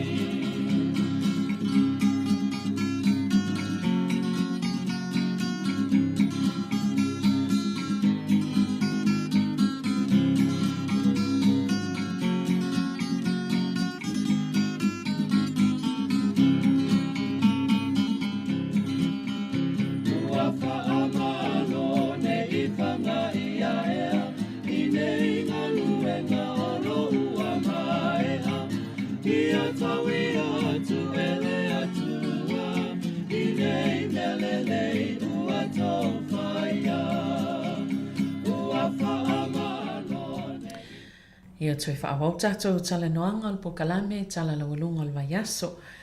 Ia, o yeili si vaenga tā wale a masanga ile mata upulawa le vai tamaino tamaiti mai Sāmoa leo tāwhi. So o lewa a mata wha malu tu la fono po la fo ile. Sa e pe o le whamama o la fo i. Sa ilo ma pāsia i ona matareo e whaatoluana whai tau ma pāsia se pili wha tau wha ofi. O le vaenga la leo le Adoption Act tasi iwa lima. O le tūla fono na lento i luma whai lolo fufuanga lea. Na pāsia alwa so nei. Ma lea la wa amata whamamalua ia. Lona winga pe ona whai atu. A wha pe o ele na tau wha asavali e whai ngau pepa. E si ilo vili a mesia i nei. Po le atu ona la tūlanga i tauna ia ia. Wa atu te lo i si lo ia i whawha atu New Zealand i leo loa le tūlanga le utupulwa. So nei New Zealand. E tauna no fu malama ia i te umai mautupe ma whaangai oi a leo o mo le tonu o le to taudia. Le ala o pasia e le kovana o man saini lima ia i. E tu wa noa fo ila mo Sāmoa a fa pe ni fiutanga inga o te lo nga luene le official malo malo New Zealand. E fa maria ina ini puni ia inga tu o ngai i o to i tatale le vanole mo tato mo Sāmoa. Ia mwhai on tō mai a la o mana saini le whenga inga o le whai unga lea. E o atu le aso luos o le aso momoi o lai lua fe luos fitu. Le anai wha malo lono winga a matatu vai aso nei, taimi le na saini e lo pasia ia o le toa mwhai ona whaintal sanga whapea. Ia mwhai lana siaki po tala whenga a mesia nei ta ainga o mana whaangai o ia tlako cases aere i te dia. Ia o eleva pe o le te manatu e whai ia e mai mo te mita no se lo ia matungi se tupu wa leo tauwhi. Siri lo ono sa i se i manino wa e whai loa tfo i nei tato li tiope a mōle tūlanga lea ia e mōle sira fia le malu la tinu. Ai e whainga le tūla whanolo e nei e valus fulu ono no ia le exempt pe o le te tala lewa no mo la to i whai e tau sanga mōle vai tama inu tamiti. Ai le ve ma fiti ma tonga. Lo neo isi motu umale le tafo al Pasifika de la vea. Ia na o fiti matonga o umane tfatala noa la tō tu unga mai a inga male malo New Zealand. O le melea, Afa pe o fiti matonga lo inga lai fiala tangata ia o levo fatala no la o levo nga tau nga lo isi motor Pacifica e fatala no la to ia inga mtutu nga fa pe fa ngofi fo ina ni mata to la lo le lisilia ia ma motula o le ta around countries o New Zealand wa ia la lo pula nga New Zealand pe asocia New Zealand ia to kelau ni we matonga yo la to ile o faina la to wa le o tangata New Zealand la to e le fa pe to wa tama ia ba na ta to na ole pa ponga na fa mtala mo va ngana monile ia atono e se tato fai me fa along pe pole ale to langa yo iai ole vaenga le ole fo imata watu ile tato tama ainga New Zealand pe fo linga mai wa fai asi ole ele upuna strings o mimi fai si maula lo pa ole tesi maleiva pasento titia tasi de pasene le avo ya le e adwo solo mulita to e fa le el tata ma ainga lo to langa ne le vana ala langa o mai lo le fai nga ma lo le o me mo mole ina fa le ma lo si le tato to ma ainga ya leva ya o le alu solo mulita to le o iluma o le ala wa ala langa mai le si a foi to fa foi sa minister to pe mo Roger Douglas ya ma si tangata professor lunga le university o Kilani o te tau ona fa ma vai le minister o tupe ya ma mai la to fa tu anga tele o isi avano sa tam fa ye fo ile tangata le university o Kilani e fa ma malamba ile national and mise level le minister o tupe ye isi options po isi awala me fa ye ona uia elia fiete le ye nga luenga tangata ai toi fo ye ni New Zealand ina ia ma lo sila na tama ai ya pita e sale mele ele na to o le fo minister o tupe ye mal fainga malo on la to la ma ye la wo tato o la le Australia ale pe o le to ele le minister on o terrorist fo ya Donald Trump le fo ye na o le wa fa na New Zealand ya la fa mai le tala e silia tuna le tariff le veita to lo isi no ala mana ya le ulungo la to tama tu punga patu play yo tama ai ya ta to le vale to yo melana lo fa mai si fa ma val mistao ya i do talia vol mistao ya mai o le la nga luenga o la va ye le long term el fa la vi fa mai tauna va ai o le po local ta to tama ai ga le nga lu ya la fa ya mata mo le ono bilion na vo le o le rolling infrastructure mo le fa ngo si me ya la fa mata o por kala mena o le van fa nga fa ta ti mai e lo se me phone me na o le me mo mi New Zealand oni tu ai nga atina e fo mo oni tu pe fo na mo lo le nga lu nga tangata e la la to langa mai fo la to ye si me fa mai ana le fa ya le me le na ti pe la fo nga tangata fa nga lu nga ma ave si tu pe fa so so ni tanga te la to fale ya e wole vai tanga te fainga runga o to tele vai o tanga te fainga runga ya wole si tu pe ave fa tanga le o tele ta puni si fale ainga o tele tanga te wa ale ni tu pe ta fa ta wo i o la le nenga le avo e le se me ale tala ni fuka di business ya o le tulanga na le waita to te mau ainga afa pela na ti tanga tu lo tanga e fa ya sina tuai ona o le lunga lo tanga ya o le al fa ta se ma le te si ma le va persene le alu solo mu le ta to te mini monele e wa pe o mata fa pe e pe o le tuanga e spa ya me ve sa vo pole ase fina ngalo pe o Barbara Edmonds sa e ma le se o vidi se tu sai fo il mista o le fo le so o pole tuanga i pe ava no le va ya so sa o fo stala e mai fa mtalanga ye le o sa ne va te mi au te lo va le fo la tatuanga i fa nga palo te tau sanga fo ya se va i tau fo ina fatal no i la to ye si ni o fa nga malo i ni i fo la mo mista tu pe e sa o me so nei fina ngalo se tato fa ngolo fo ye la nei fa mtalanga e se ale mona to si se fo mona to ye la e o la nia ma o la sa o ale strategy le wala le o te ye to fa to langa le ya o le ma o si te pela o tanga te mai tauna boro. Lai te lea lewa no o le tūlanga le New Zealand ai tala foi tu pe wha angai oi e loisi o ngā ruenga i whanua i le poloko i ngā ruenga. Ia o tau whingo ngā ruenga le kai ngā ora fwa te te inga. Ia o le si te lea na alfa le tu. Te ia o le ngā ruenga nei foi ka muta ma le au fau fale ma. Ia o le ane ale mele o te le no i Australia sua i manu ia ai. Au la to il fal mai o te lo lau intia la i. Tau le wa start by pahe o te le au. E swing on na. Mo mai o Australia i ai o lea. O le va tu fo i pina le fia i a wa samana ia. I le sui palmia le o le taimi nei. Ia na pe fo le o tau tala pe o sau no mta o po le o ia fi tone i le mta o le ia Palestina ma.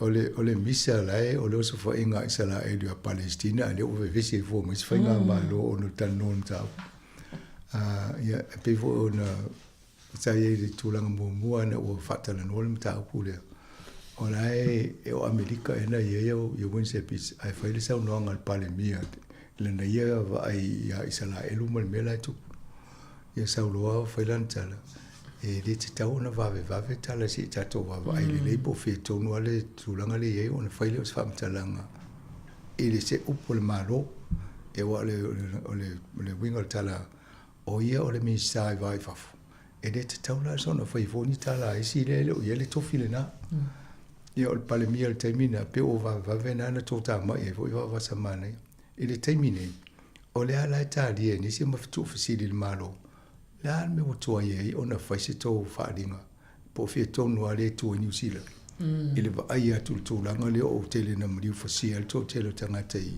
Palestina ya la fa ya le tala a winse pit o ye le ngafa mo le vanga to no ale fa ye le upol malo fa tali se fa la faalinga pa o le fondo le fa UN United Nations al va ya so fo ele tu elwi ona la fa lo le to langa me to i New Zealand o le mawaisi, e le se me whaatale se o nā teimi, o le opa e tū fia hawhe tanga te leo mani liu. E le se me tau whaatale se i aluna mai le ale tala e whai o te lo leo umana e se tala e whai nei. Ia ai e se fo ia ia wingo wawa samana ia malana ia. O le mea putu, ai sa whisiringi ia ia fo ia Sāmoa. Ia o ia o le sui palemia le teimi nei. Po le aso na fina ngalo le tūlanga leo. Ia o whailola ni e tali o le mena tauna e o tauna amana ia Palestina e wha two state, tu se ia lua state e o le whapena o Isala e lua. Ia nā lai tō tama e mai whailoa Malaysia na upu mele lea ngai muta mei te le o malamalamba leile. Whao ngā le upu latina na e so e tula le winga le upu latina. Ia o le winga na o le inexperienced youth. Ia toi ngā tala na e vai nei te Sāmoa ia la voi e vai lo male sa no nga Sāmoa. Vai. O le malo le nei e tolu tai tai. E pula la tai tai la tala e vai la na ia vai. Ia fa la. E vai fo. Langa o po fa va o malo. E ia le tangata e patino ai le tiute. Mata faioina. Ai le anga le mai tolu msau ni leo sa o le lola tangata po fele tala no po le leo fa longo ia ya le ma tolu mo fa fonga la tio na tama misaya tato te le o le misala tu pu sala e luma o Palestina le misa tu va o to tato wa o va sonile sa ia cha io ni se kale sia sa fa illa to te no ala to li mai fili mo fai ole el ki ken mai sina ia ma moto katoliko ia ola tu ole fai lo tu ia le tu langa fa ai le mele tu pu mo tu ai le manuia ele fitau ele o se tu langa fa kirsian e fai ama ofisiri lo ma fa mal fina ngalo ele ole tu ila fa no nga isala ele ma le upulia ma le tu langa le tu la mai e tu ai esi ale mele tu ta vai fo le tala tu spa ye mena tu pulas e ma tu tele al sa wanga ni se futanga te i no mena fai ya ta ilo ya le la wo ya au na le tu nei wo vai lo la to le fi tele mo no la to ni ai tu la to i fi ai tu la to lu mo de sa o tanga te to no official minister O tupe mai, ia o le mwhaina whai au ngā ruenga, o le mwhaina o mai tanga te tono le ofisa o le, o mai tanga te tuai. A tono isi winga ia whai e tanga te whai loa, toa le fia le me le tupu. O tau o na ngā le roi wha tasi le malo, e vai whai se folsa. O le ofisiri te au na ofisiri apea. O le leila awa apea la le na whai loa le tala, au tasi tātou e o le mele. O le ala le swinga e ona tupu o le mea tasi laitu. Yeah. Sa ole. E paule si mea pe a va ia tolo ile i tamaiti.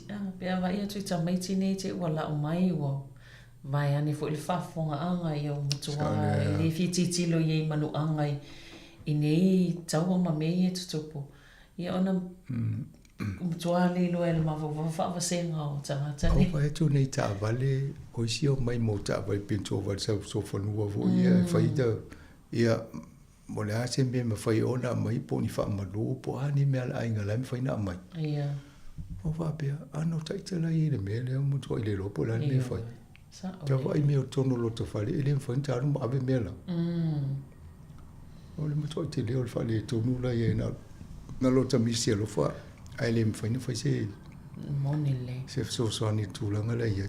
Ye a to no ta to ye no te talo to ina fa o male la vo le ai se fe mai to te no na istanga tala ye mai se no fanga mo to na tanga ta ye e fo linga mai la wai o mana o isala e lu e se o matanga ta mo le vai ngale Malisi me se ita tala ia me ia ta puni ai se a watu le so sani tanga ta no mo mi so san pe le sa me na le fina wa twice ia Charles ia ma vena mo se to file mo tanga ta lo o o te lo la muri ia le pelestene le o le tata yo isala elu o la tau fa akilia o me ia wala na fa le tala Donald Trump mana ia tele na fa se Riviera se me fo le pe o to le auto visita fa o a o le lo po fe mera no fo na tanga ta ia Te tato vava ia po feo no tu. O le vainga le mani fo isi vainga le na vato pe iwa whanga ioi mai i porirua. E iei le pise whaapoto, pise whaatau ios pise bang, pise whaatupi. Ona ole nau nei tangata. Se Italia tu ai loan sharks ia ma tangata ni whaia la tau whale vo ia no tupea e mai le pasene tu lui iwa. Ioi. Tui tu samula fa ingon no ngatu. A tonu e ni so fa fonga mai masani mo meo o lato tama i komiti fo ia po o lato society tina i Sāmoa mai nei. E whai a lato a whale ainga po mautanga wha e kalesia po wha aptonga. Ai whai ala i tanga te wo ia mai trustinga. Ta vo e te tali tonu ina wha tuatuaina. No mai le tō te whai me whaatasi. Ai whai ala lato te masina ma fono ia fai lato saunga tupe teo whaatasi. E ala te mi whaine ala tu e tala ma se vanga lo tupe. Ai whai ala tu tūla fono wapea. Ia nā le afo lo tupe na whaine e tango i tala fotu. Ia oisi e vatura lo tupe na e resi pasene tului. A oisi whape ia ave ia e malia umala to ia whasedim pasene mo malta to tupe tonu ia. Te whapena ala le whainga o le vainga tonu ale wo i nei poru. O wa ai la tō ina ia whaise whainga e awaliti ngā ina tangata ia ai tālafu tupe mō whalawelawe whafusei tupu fo i tonu. Ai misi ana i ai ngai pangatia. Ia ai tālafu le tupe. Ai le tōngia se pasene te le po umeanga le whaia. Ia atonu to ai ngā whainga ia o le mone fo ina whai te roa i Sāmoa. Ua ia ui no wa ia whaina isi whalaptonga lai ti te unga tupe. Ai whaia ia o tō i e tō tatunu ina whamu whatutua intangata. E te ule tupe o le whainga la i poru o le vaenga lea. Le fo watu lai e pe tone ia maisi vaenga o New Zealand e fo ia vaenga ia. O mo ma lea wanoa e tua e whai malau service. E tu se whai alau polo tupe mo mai le malo po le. Iana ave lo le pes futala ave le vaiaso pe lo vaiaso. E watu ala ma te wala to le tupe ala nawe. A ela ne tanga to pangatia. No atu le ai tala fu mai. Iana avele o le vaenga o le tupe le tua ia tongi mai. Ai whai fo ma le saving o tangata ne o le si mena whai ia ma whai malau saving le wha pena lo ai tala fu e le whai sau saving. So e whoninga mai se atina e mana ia. e tau wha sai ni wa e stina le na o i wha mai e de i mana malamo e te ungo tupe mua le wa ngā fwoi wa o ia na le ti ngai ne tu tongi ai tā lafu o pasene tului i tupe ai tā lafu e tuli le si ai tā lafu le si ai tā lafu ne ua le na sulu wha i vaenga le wha mamlama whai lo le awala e fsosoni e ia le ala o vea pe o ia le si tai tai o o le whaaptonga le a fo i teo wha le tupe ma tawana usi o atu e se fei tupe ia matua fsosoni ala ato pa o taimi wha la velape ia ale la le palangi lo te watu i pe sa whainga me tau accountant na vai ia o tato tangata i e tato ngā lue whaatasi ma wawai whaale wa te fo o maru sisi ma situpi ia me se tato i e taimi whafo se ileanga lor ta avale ia mai le pili pe tolo se lau ia e tamatu le lava le tupela i tono ia to inga mea a tono e au ngai wai pe o isi mole mauna a le fo i wawa ia to isi mole mau i stanga te pe o la ua fa ngā fo i nei stanga te e mola to mo kesi a tau tong ye mo kesi ma te lea wala im whai e tato sefi a pe o ele te fie wha tau le loto e vaso uma wha tai mo le tolu masina o te wha tau le loto e tano tu ese na e waile pe fie lau tupe na sefi e le tolu masina ma fofo lau tupe le na haru tolu masina le se mene mo mo Tuanga hua. Io ato ni whai ka whape wai te whailo le tupe le o tupu whatutu a whape o le sa ola le mea o tu e ve o e arui ia a me se peti sofonua o se mea na wa e se peti sofonua ia mo ia ta longa fie le al fa leve o le si uso ona fai wa so ona fai lo ia o lai e mawhati ai ia a fai it's better no o le hausi ia la tu fa ta wo pepa hausi via ia na e umale po ta lo pepa na le to ese ia o le masini le papule le ma omi ai e umai na tongi o le stanga tele omi ai mingi umai na tu pe a man fa mo va pe ai lo po laki ale ia le la tua malo atua ia ato no ia ngalo walu o tu elu masini elu avelo tu pe le saving le wale la te wa ia lo tu pe ma ai ting ai ma fatia vo sfala vela e to sulu a fa ia e to mo so ni mo sa ole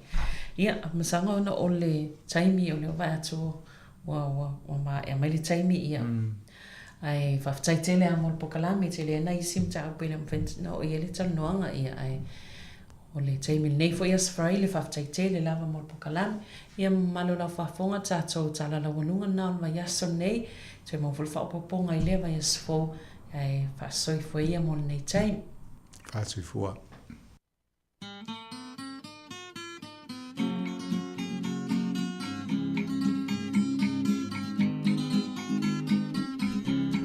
Malo whaftai por klamena tala laurunga vai aso te mola vano vai aso fou ia al teminei e usi mai lor whafonga al tātou por klame o le ase singa. E ole por klame o le ase singa le vai aso tāpinaina late Reverend Pere Maleasi ia leina usi mai al whafonga.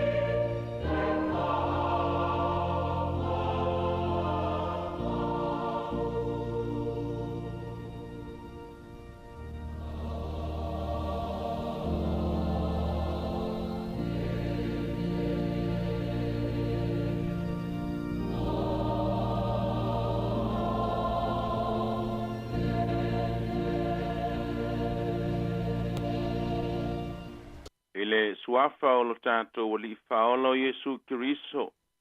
o te whantalofa atua i le au whaafonga whapefo i le fionga i le li pule ma le official si ufonga le laumua i le nei tai au fou.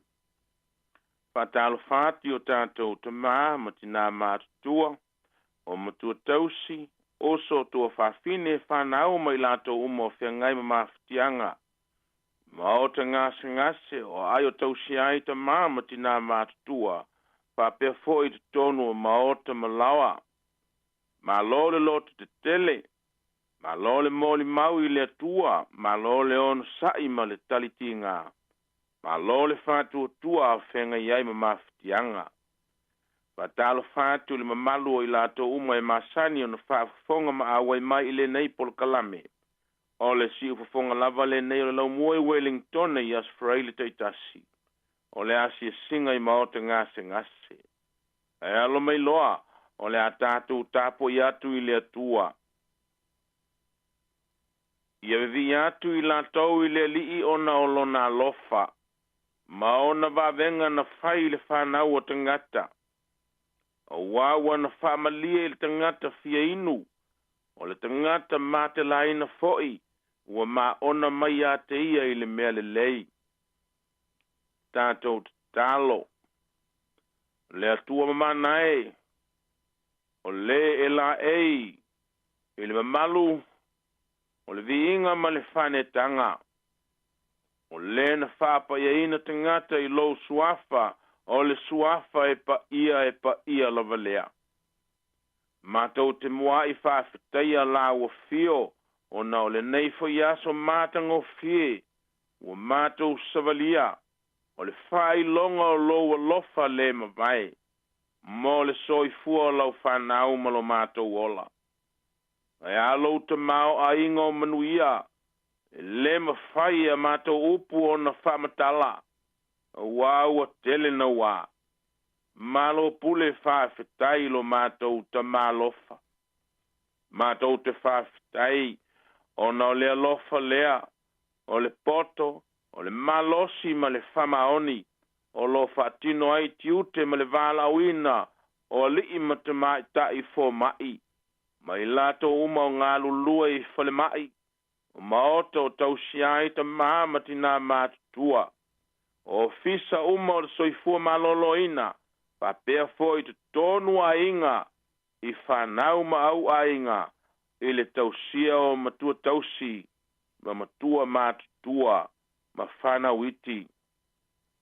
Mātou te whawhitai sili le atua pa iae, ona o lou awina mai o Yesu, lo walo pele, e a vea mao mātou whaola, o lona tau a veina o a mātou wanga sala, o lona soi fuanga i le lalo langi, o ona ti ngā malona maliu le sa tauro, o lona toe tū malana pule whatupu, a toa malana mea lofa o le nganga pa ia. Yo maia oe le nganga po ia e lea, e te whesoa swani lo mātou vai wha le nganga. Mātou te mawhaiai o nā watu i la ua fio le tāpua inga moni. E ala ia Yesu Keriso lo mātou a li i whaola, ua mātou te tālo atuai nei. Amene. O le viinga o le tua ua saunia.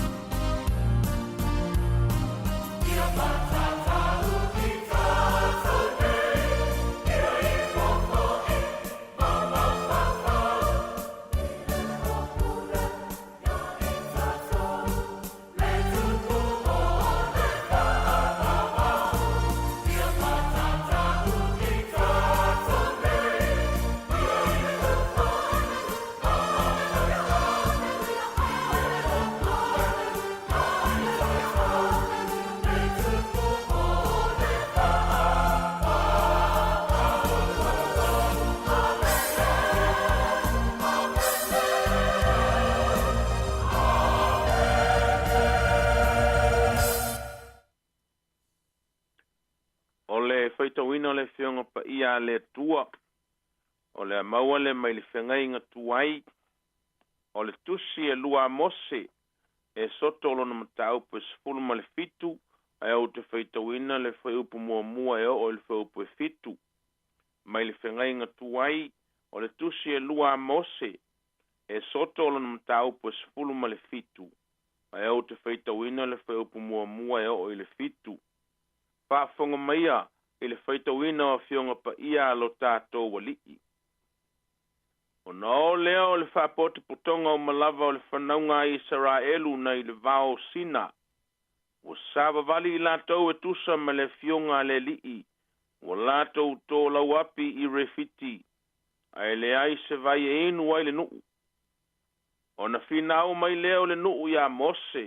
O lātou whai mai a te ia.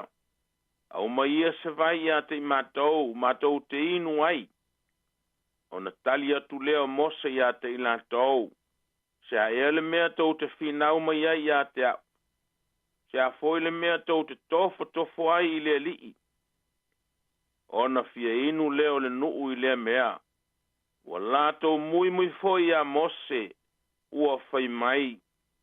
Se a le mea na e avai ai i mātou nai ai kupito. E fasioti ai ia te i mātou.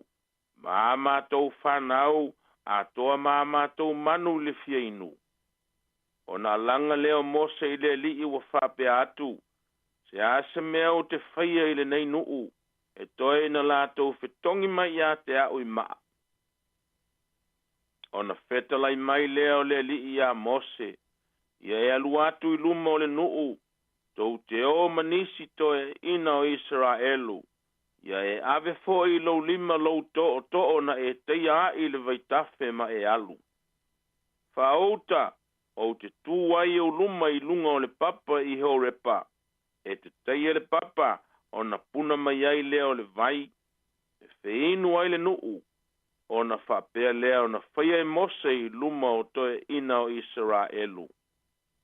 Wa ia whaingoa fo i le mea o mase i le mameripa. O na o le finau, o le whanaunga Israelu, ma lo lātou tofo i le lii. O loo whape ane, wa ia i tātou ea le lii pele ai. Whamanuia mai le tua i lo tātou whaitau ma whaalongolongo ia nā fionga pa ia, ma ia tu mau atu pe ia ta ia lona lava vihinga, na i mātai au si o i le whaavavau whaavaulava. Amen. Tātou te tālo. Ia malia lava i lau whaafonga le tuai upo lo ngutu. Mafu whaunga o mātou loto. Oi o lo mātou marua papa. O lo mātou olo māwalunga. Le na tongi la ina i mātou. Amen. Whaauta o te tuai o luma i lunga o le papa i ho repa. E te taia le papa o na puna mai ai lea o le vai. E whiinu ai le nuu. Whaauta o te tuai o luma i lunga o le papa i ho repa. E te taia le papa o na puna mai ai lea o le vai. E whiinu ai le nuu. O whetalai ngā lea tua ia mose. E ao na whataunu e tusa ma le mana o lona nuu i sina sua vai. Se itali ai lo lātou ngā lala i le malanga umi o whenga iai. O lo tā ua i le whaiupu mua o le mata upu sa whaitawina i le nei tae ao. Se vaenga e whapea. Ua sāwa vali i lātou e tusa ma le fionga le tua. O se pine whamaule a e whailoa ia i tātou. E leo malanga sama noa le nuu. O lo malanga ma le talitonu le fatasi mai o le tua mai la tau. O lo sava vali ma le manino i a fionga le tua. E pei lava o la tātou malanga o whainei. O se ia lava e tātia i malae i la tātou vai wha le whātua tua. A fionga la tātou wali. Pei tai. E le mawhai lava o na asa lo tātou whisilingia o le tua. Pe a whealo tau soi fua malo ola e whainga tā ma pua ngā. a lea e whaamaunia il malanga Israelu. E ui lava ina sava vali e tusa ma le fionga le tua. Ai o le teimi lava na fia maua aisi na suavai se inuai. Ina ua ngā lala. Aua le maua i le teimi lea. Pe silingia loa le tua. Ua finau ia Mose. Au mai ia se vai ia te mātou te inuai. Tali Mose. Se a ea le mea tau te finau mai ai ia te au. Se a fo i le mea tau te tofo ai i le ali. Ua lafo le whaasea ia Mose. Ua tofo i le atua. Ua toi fo i langona ma manatu i ai kupito e oi na sa tinga ina ai. E le ingalo ia Mose fetala inga le atua ia te ia. I le taimi na vala awina ai o ia e whasao mai Israelu mai ai kupito. Wao le winga leo lo na ingoa. O ia na te au maia. O ia na te whasao, the one who draws out. O ia te oi lava. Le atua. O au o le ola. O lo ola lava. E whalongo lava i la tau i lo upu. O le malo sianga lea na loto tele ai Mose. Lea na ia alanga i loa i le atua. Se ase mea o te whaia i le nei nuu. A lea o ta ua i le tātou matua. Le tali o le vala au ma le tatalo a Mose. Whauta o te tui o lumai i lunga o le papa i horepa. E te teia le papa. Ma puna mai ai le vai, e feinu ai le nu. Moni lava, o le atua whaafafonga te talo. Ua malelelo na siufafonga ia Mose, o te tui o luma i lunga o le papa i horepa. O le atua ta i ala, o le mua ma le muli. O le winga o le ingoa horepa, o le toafa, desert. O i lea ua finangalo le tua te i whaatino aila na wavenga le nei. Fetalai loa ia Mose. E te teia le papa. Le papa lea. I le tutonunga le mua le toafa. Na puna mai ai le vai. Ma feinu ai le nuu. Nule alo no winga. Mai tutonu le nau mati. Ma le toafa. O le mate la ina, ai puna mai ai le vai, se atua ina a sili ese, se atua ina a mamana na vavenga. Le au soe ma le au whafonga i le nei tai au. O tātou tama, tina oso tua whawhine mana i whanau o whengai maso se ngasi. Tātou loto te tele pea, ma tu mau le whātua tua i lo tātou o tua. Wao lo tu pea o ia i o tātou luma. I lunga o toafa o le tātou malanga o whainei. Ngase, o whanoa noanga, o whaoso songa malui taunga.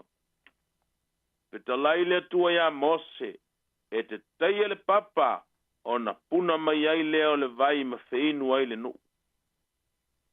Ai fetalai muli ana ia Mose ma Arona, e peo na whamawina le tusio numera.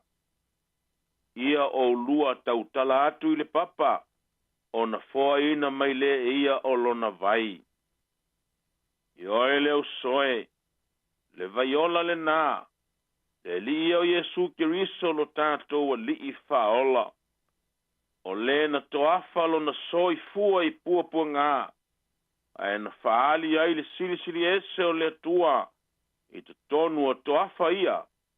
E ala i lona toe whātuina o ia mai le oti ma le tunga mau. E vaile nā, ia le mapu lo tātou vala au ma te tālo atu pea iai. Tātou te mau ai le mapu sanga ma le ola fau. Peo na ia feta lai. A whai e fie inu se tasi. I nasa wia ia te au. E inu wai. e le suafa o le atua le tamā le alo ma le agaga pa ia. Amene. Tātou te talo. Le atua o le alofa tu noa. Le atua o le malosi ma lava. O le atua o le vaiola lava e ala ia Keriso Iesu lo mātou faola. O le atua oe o whamalolo. O mātou sima i atu i o luma. Ma lau whanau o whengai ma so se ngase ngase. Ngase ngase o le mafau fau. O le tino e maise le ngang. E te whamalolo i la tau i o awa lofa. E ala i tong fitinga ma vaila au. Ngā luenga nei uma o whenga iai ma i la tau ngā lulua i te tonu o whalemai. O ai o tau si ai te māma ti nā mātua. Pāpea fōi te tonu a inga. E maise o fisa ese uma o le soifua maloloi. Pāmanuia i fō mai. Ma i lato uma o ngā lulua mo le manuia o lau whanau māwhatia. Mātou te talo. Te alo whangia nā i whai lele ma pepe fau. Whapea ti nā mai tanga. O i atu lau file mō. Ma le fia e maise o le malosi whawhauina. I o mātou te māma ti nā mātua. Ma matua tausi le malu o mātou whale. A maise ma whamawhana whana la ua fio. Ia i lato uma o whengai ma whanono anga. Ona o e pele i mawhtanga. Ia inga, o nuu, o ngā luenga, o whalapo te potonga. E maise o e kalesia. O e a mia ele maliu ma le oti. Mātou te talo mo au whamanianga. Mo le lalolangi atoa. E maise o atu nuu ma malo. O te ngata wa whaina lo latou soifua ma le ola. Ona, o taua ma whalawe lawe te tupu. Mea whafosei o leolanga. Ma lona natura. E pei o maunga solo. O afi mumu. O lolonga. O mafui. O ta whenga foi. Ia e whapea foi. Wha mai pipisi. Whamanuia i la tau o ili whale pui pui lo mātou ta mālofa. Ma ia ina peo la tau loto ma nganga e loa nganga pa ia. O wale toi fōtua i manuia o la tau o langa mo le lumana.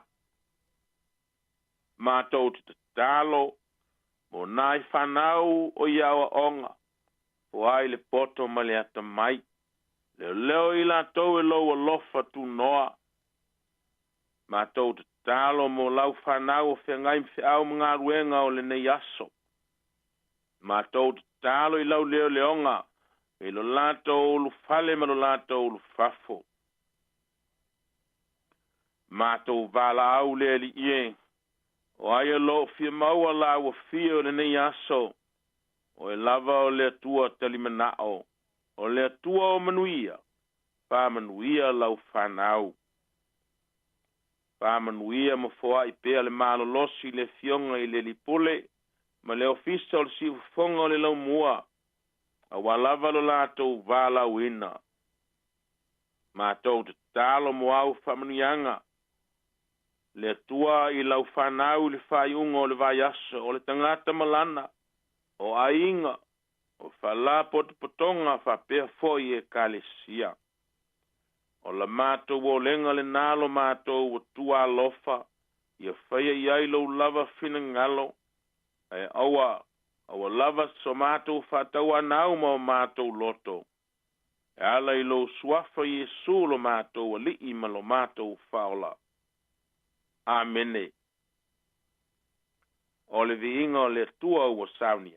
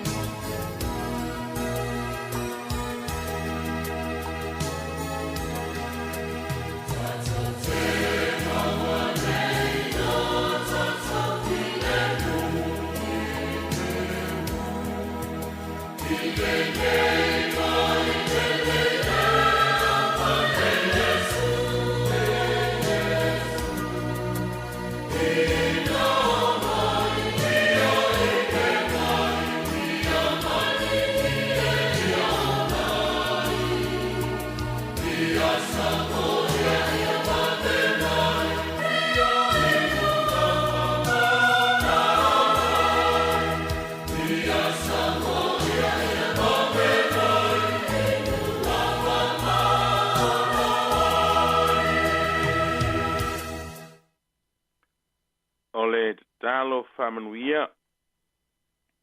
Ia te o tau malava le alofa tu no le li o Yesu Kiriso. Ma le alofa o le tua a toa ma le mafutanga fatasi ma le anganga pa ia. Nei mātai au si o i le whaavavau, whaavaulava. Amene.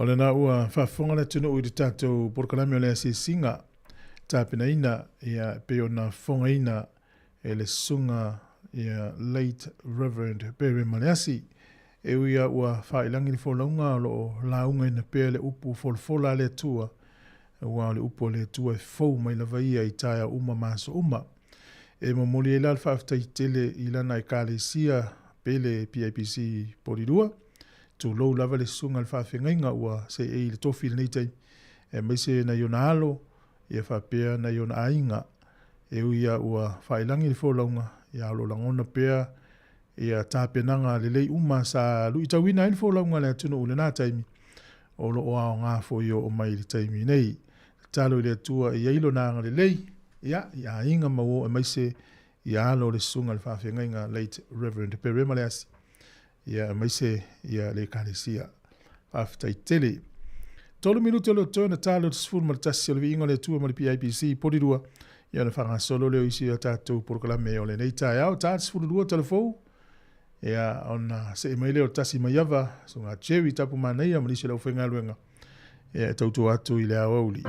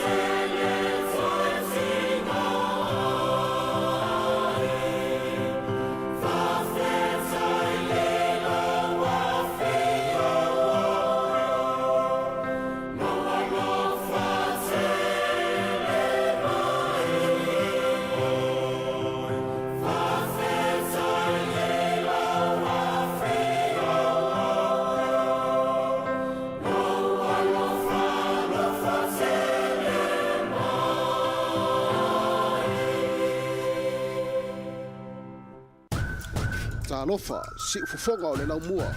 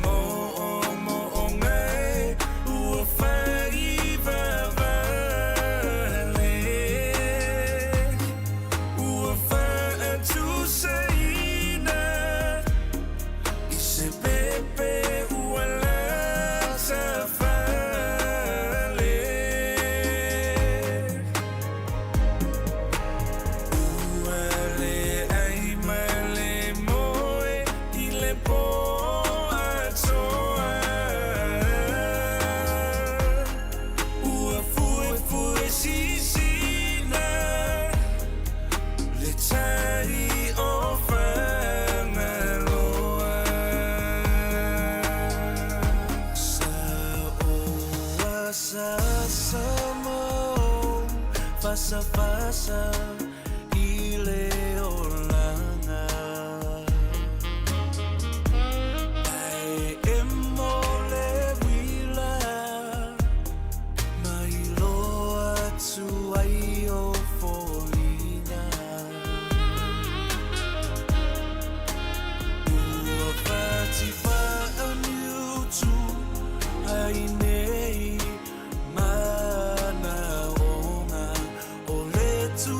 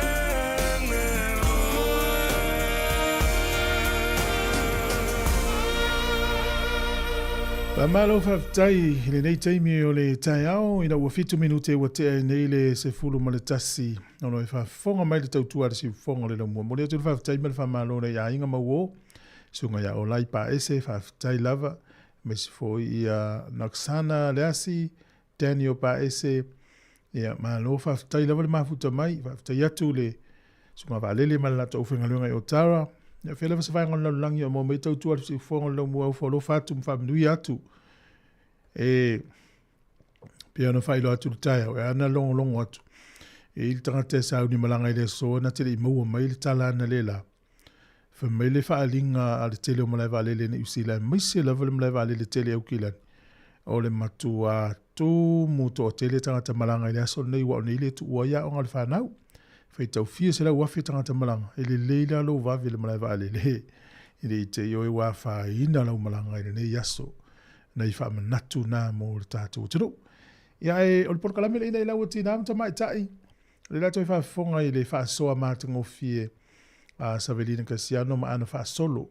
Tā ua i o le nei fo i tā upu o talatala no pia. Ia e ngā tele mō tātou mātua. Ia me se lava, ia o le ola tuptupua e nei tātou whanau. I le suinga o le nei vai tau o tātou iai. Ia le leila o na husimailo le wha fonga.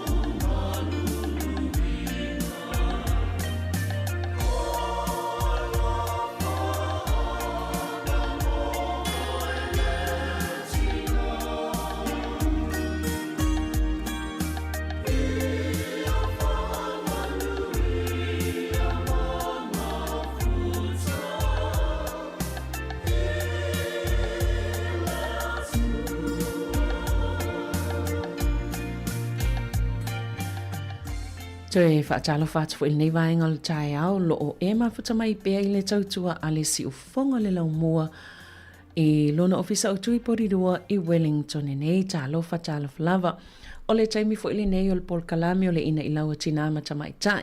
Pea i ona masani ei tai au a sofa raile tai tasi. Al nei tai au i o lea fo i ua mafuta mai le uso ya ana wha solo ma te tala no atu i le nei fo i polkalame pe ona i nei vai aso ia mai se i tātou whaalongo atu po le ase tala mai i le malanga lea sa i Sāmoa ma tātou fo i le whaasala laungo le tātou whainga pālo tasi o tātou atu no i Sāmoa i le ngā tailea o nisi o vaenga o ngā luenga le tātou ofisa whaasala lau ia ma pol kalame o lo whanga solo e meise fo i po kalame nei o le ina ila wa tinama tama itai ia lesa ia se tasi o vaenga na whaatino ina a o awa ia tuai ana i Sāmoa ia le a whaaso solo lava na tal noa tuai ia mwhailo fo ia vaenga ta o le pol kalame nei o le ina ila wa tinama tama itai lea sa ia ana e whaatino se vaenga o lea fo i pol kalame ia o ia i Sāmoa, ia mo lava ana tā lofa lava, malo lava le malanga manuia, malo le ono sa. Malo toi fua le uso Savelina, ia whatalo whatu fo i le mamaru lau tele o tato au whafunga le nei tai au, i hon whaiona mafuta mai le tato por kalame, ia toi tato tau whaifa maloa Savelina, ia whaio ngaluenga sa ngalue Sāmoa, ia tau fo i pitola au i le tato team le na ngalue tu New Zealand, ia i le asol palota. Ia, malo ale ona sai ia toi fo i mal malulu ia le sa mana ia le tau whaalili mai Sāmoa pul mangawa i le mana ia le tau na mawhanwhana toi malu i le peo taimi fo i kirisimasi ma toi vevela ia na mana i o le taimi o Sāmoa i le malu toi mana i le tau na whai matimu e tau fio le pefu ia o apia lava ia le tala whatai o apia Maloa. Ia, e asa oe wa ai i le tūlanga sai ele whainga pālota wa o lua sao e whaasalalau. Ia, ai o hafo ini se wainga o le sa mātou maua o mātou lava ia lua lipoti, ia mātou lipoti ma tā sesa. Ia, o la sao oe wa ainga i le au te lenga i le tūlanga sai e le whainga pālota. Ia, e sao lina o le tele wainga tāua sa mawhaiona mai tau i le whainga pālota lea whaiole pre-polling la solulu a o le pālota au i le asofaraile tu sa e tele ia nia o onga na mawhaiona maua mai ai moa au la vaia tele o vaenga e tāua e ona toi whaalelea nisi o nanga tatou uma whai i so se vaenga ese na ngā lulu e whainga pālota ia ai tele fo ini lu i tau sa whea ngai ma le mātou lava ia ngai atu ai tuai i whale pālota ia i le aso lulu ma le aso wharaile.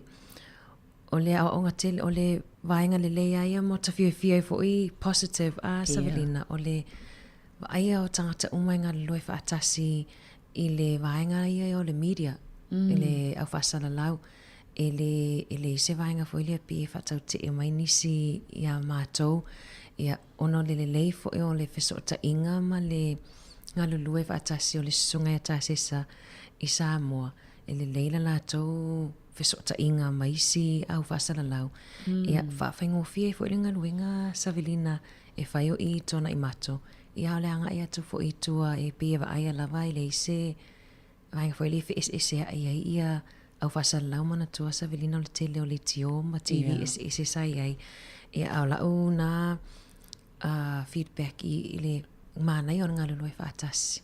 Ia, malo. Ia, lo te atu lava i lau fonga fia. Lau inga le sa mana i fo i ale whaatinonga tō ngā luenga. Ia, ai mai se fo i o vaenga fo ia salua ngā i tua. Ino i tua. Ia o te loi nā le maua i lu i tau Savelina ia o se vaenga fo i toi tilo ia i mō nisi whainga pālota lumanai mō Sāmoa lava ia tu lo fo i lau whafonga o le lu i tau tele ana whiangai o te loi nena o tātou fo i au isi au whaasala lau o le whawhainga tālia na o le ese o whaamatalanga le tu uina atu i leo e tu lo fo i le malo e ese ia whamatalanga leo e a isi whale pālota mo te atu e okay e le isi nisi o mai whaasa mātou e a isi whale pālota mo te atu e ai whai mai whaasa ona tau o mai i a pita puni mai le pā e fo isi leo e atu ese ia whai mai isi se lau mita e se lau mita e te tau ona tau mamau ai mal whale pālota e a isi whai mai e 5 mita tu sapi ese ia whamatalanga ia e manatua Savelina sai ai le o onga pole training le sam whaiona ma awai ai matasisa le alai tau mau mai ai sina malama anga i le vaenga tonua le ana fina mai ai ia leo o le tali o le tali au mua o ia le salu atu whai I o il mele na itu stala. A tupu se vaenga whaapena e mawhai o na mātou fisili mo le tai leo o lea whale pālota. Awa e pe e tofu lava le whale pālota ma le tai leo e iai. E mwhai o na mātou whina wina i le vaenga lea na whai ai le training. Ai ona la whamaia, o whamatalanga tāse sa whamai na ini suinga muli sa suia mai ai le se lau mita mai le 5 mita. Le lawa 5 mita e tu sala pela ele o silafia umai ele o tasi whamatalanga o silafia umai nai leo. Ia e peo lelo i tau te le lava le na Savelina. Ia nai ai lava fo i le awa whatawhata mātou te ngā lulue ma nai leo o nai le whaingofie fo i la lātou pito la au e umi le aso tutu ma whaiwhai la tonga nuenga. Ia la sa o le lei. Ma lo fa solo mai i te tono o le whale taalo le sa whai le pālo tā wao. O la sau oe mātau i ai i ngā luenga tangata. Whapena ai mai se lava o tau lava i ngā luenga whaatostala. O le aso whareile lava i le sa mātou sa mua i tā se sa manisani ma DJ o le a matau na seki mātou masini, tātou masini. Ia whatoa mau atu lava mpule mga whapawa te ale tasi. A matau nta pena mai tātou whaasana lau tu sao. Wa aia lava le file mo Savelina ia e leo fo i le malon malo ia whai tutoa e le so ona o atua inisi tutonu. Ia e tāua fo i le whai o le pass ia po le pasi le tau leua. Ia e mwhai ona whaatanga o e tala tutonu ai o le file mo ia Savelina o le tala o le sunga ia tasi sa le tau whao ina lau papa pe o mea sa iei mua i au poeata. Mantua tato wata ia mai tutonu mai lau papa tu sa o le whetulina i solo ia tamamo i solo ia DJ manisani ia i wawe o nao oilu ma lau papa i po e mai lau papa. Ai whai mei wa esele nei tau sanga wa lewe visi te le ilu ma lau papa ia le au poeata. Ia o le au whaingaruenga lava ia le ofiso whainga pālota ia sa ia lava lātou me whaile kofe ia e voi vaenga e watu lātou mea tau mawha ia o tātou ia autostala ia na a watu lava e tātou mea aima vai inu ia wai umile aso ia na lava tāpena fo ile tātou timi Sāmoa Savelina na aven mātou pusa vai mana ia mātou mea ai ia ele lei o le sivaenga na sa ofifisile atua i pesa le lei tau mawhtanga pesa i fu ini tau mawhtanga sa tāpena tasi atu mo o tau lava sa ngā lulu e ai o le autostala ia alna ia tāpena tangata ia tāpena ia o i whailwaenga le ia nena matua i le gym Savelina na to'ona whiololo fui tangata na watu tangata pālota e watu i le whaleta alo le whai pālota o tangata i e sala whai le no fui uporu. E ai e watu e ese ia i tu malo na le stalai, ese i tu malo la e tu i le pepai pālota ai. Ia ona tutuli atu le watu i uta i tona i mato i le multi-purpose gym. E whaatara noa sao ama le ofiso whainga pālota. On maali e la. E watu lo wale watu tau atu whai tutoa mātou lo le mua tau atu ai. E na watu fesili, la e fesili mai whainga pālota e whatua i reo mātou o le ofiso whainga pālota e susu i luma, o i awa luma atu ai i o mātou i le au whainga luenga o ofiso whainga pālota e fesili ai ma. Whio loro la mai lātou na watu le aso leo o nisio whaafitau leo whiangai fui ma ese ngā wainga na le stala ai ma. Ai le ese le i tu malo leo mai e pālota ai. O le ofiso whainga pālota Savelina ia tate misi alofa la veina i tangata ia e mateo ese mea mātou ia le te leo aso, te leo pō. Ala e olo ngā lulue la vai lātou a mese lava le pō las whareile. Ia na ngā lulue e te lea aina le te vai atu ai le lava malo longa. Ai le fia vai atu whawharongononga atu fo i le whaatara noanga leo a le komisina o le aso muli nei. Mole na mawai fo se lato malo longa le lei ia ma atono fia sa o le lei lava i le atu langa ia o le lana o malole whainga pālota ia ai O te loa sa te lele pisi, a sa ipu ili si pukala me sa e anga i. Oi ale fisili mo mua, e te toi fi alu se siwhenga palo, tape a toi fai. Lea. O whaftai fo i lea whenga le pule sa velina mo lea wanoa o ka semana ia whatoa ia ole experience a o kane ole fianga watau o ia meo whaasalalanga o whenga palota. Whamalulua tu fo i sa velina e le a fioanga o whale a se e la. Na umalele ale po whatoa i loa ne e se ale ta unga o le itu malo o whale a se e la. Ole me mali na o wola mai ia wautu wai a tātou i atu sa whata ma le atu le whanga. Le mo te pasi mai pēa o le aonga. Au la ua whaalonga o tuptupua ai o whale se e la. Ai le ana le umarpalo tau te le ilo o whale. E sa o leo e ana. A tele, ia o tuai whale se e la, o whale se e la, ia e a si pela loa, i o spela sa o le lea le ngole. Whale a se e la. O whale a se e la. Ia e lea whaina e le o se tele na sa. Manisi mea le tua tua leanga o ina e whanau nei New Zealand. Ia o lea e mau te tua wanoa tula. Ole whanau lai Sāmoa i le ilo le ta ungo whale a se la. Ia o isi lo i tau sa velina o le ta ungo o suafa o sui tau wā. Ia wai e le o suafa umai au mai ua iei wha mamafa mani. Ia na tau mawhai lawa i le me ngata i le mawhai e wha leo ia suafa o sui tau wā. Ai manei a fo i o whaalongolongo mai ia o lua mala wano ma le sunga atu fue ia le fo i sanga lulu i atu i nei. Malo, o lau malanga le na malanga atu ai le wa alele malau tu e fo i mai sa hini tangata, i to atele ni tangata fo i tātou sa malanga atu e awai le palota, pe palota, pe atu fo i matamata. To atele ia sa velina le malanga le na mawai ma pole mangafa. E tate iloa tangata lai o le palota, lai ofu e whaalawi loa ia vaenga wha upu whaile la tau te langolangoina. Ia to te le la tau na la eina ia ofu le fast. Ia eif e la tau na la eina ofu le HRPP. Ia e ofu ila le malanga toi fo i mai. Le na o sa wai le wawea o la solua. O tangata ia no vai. Le to te le na matau atu le watoi o mai. Ia ole me mali e lai whale olo sa velina e lanu muumulo o ofu mawhanawhana na ofu mai.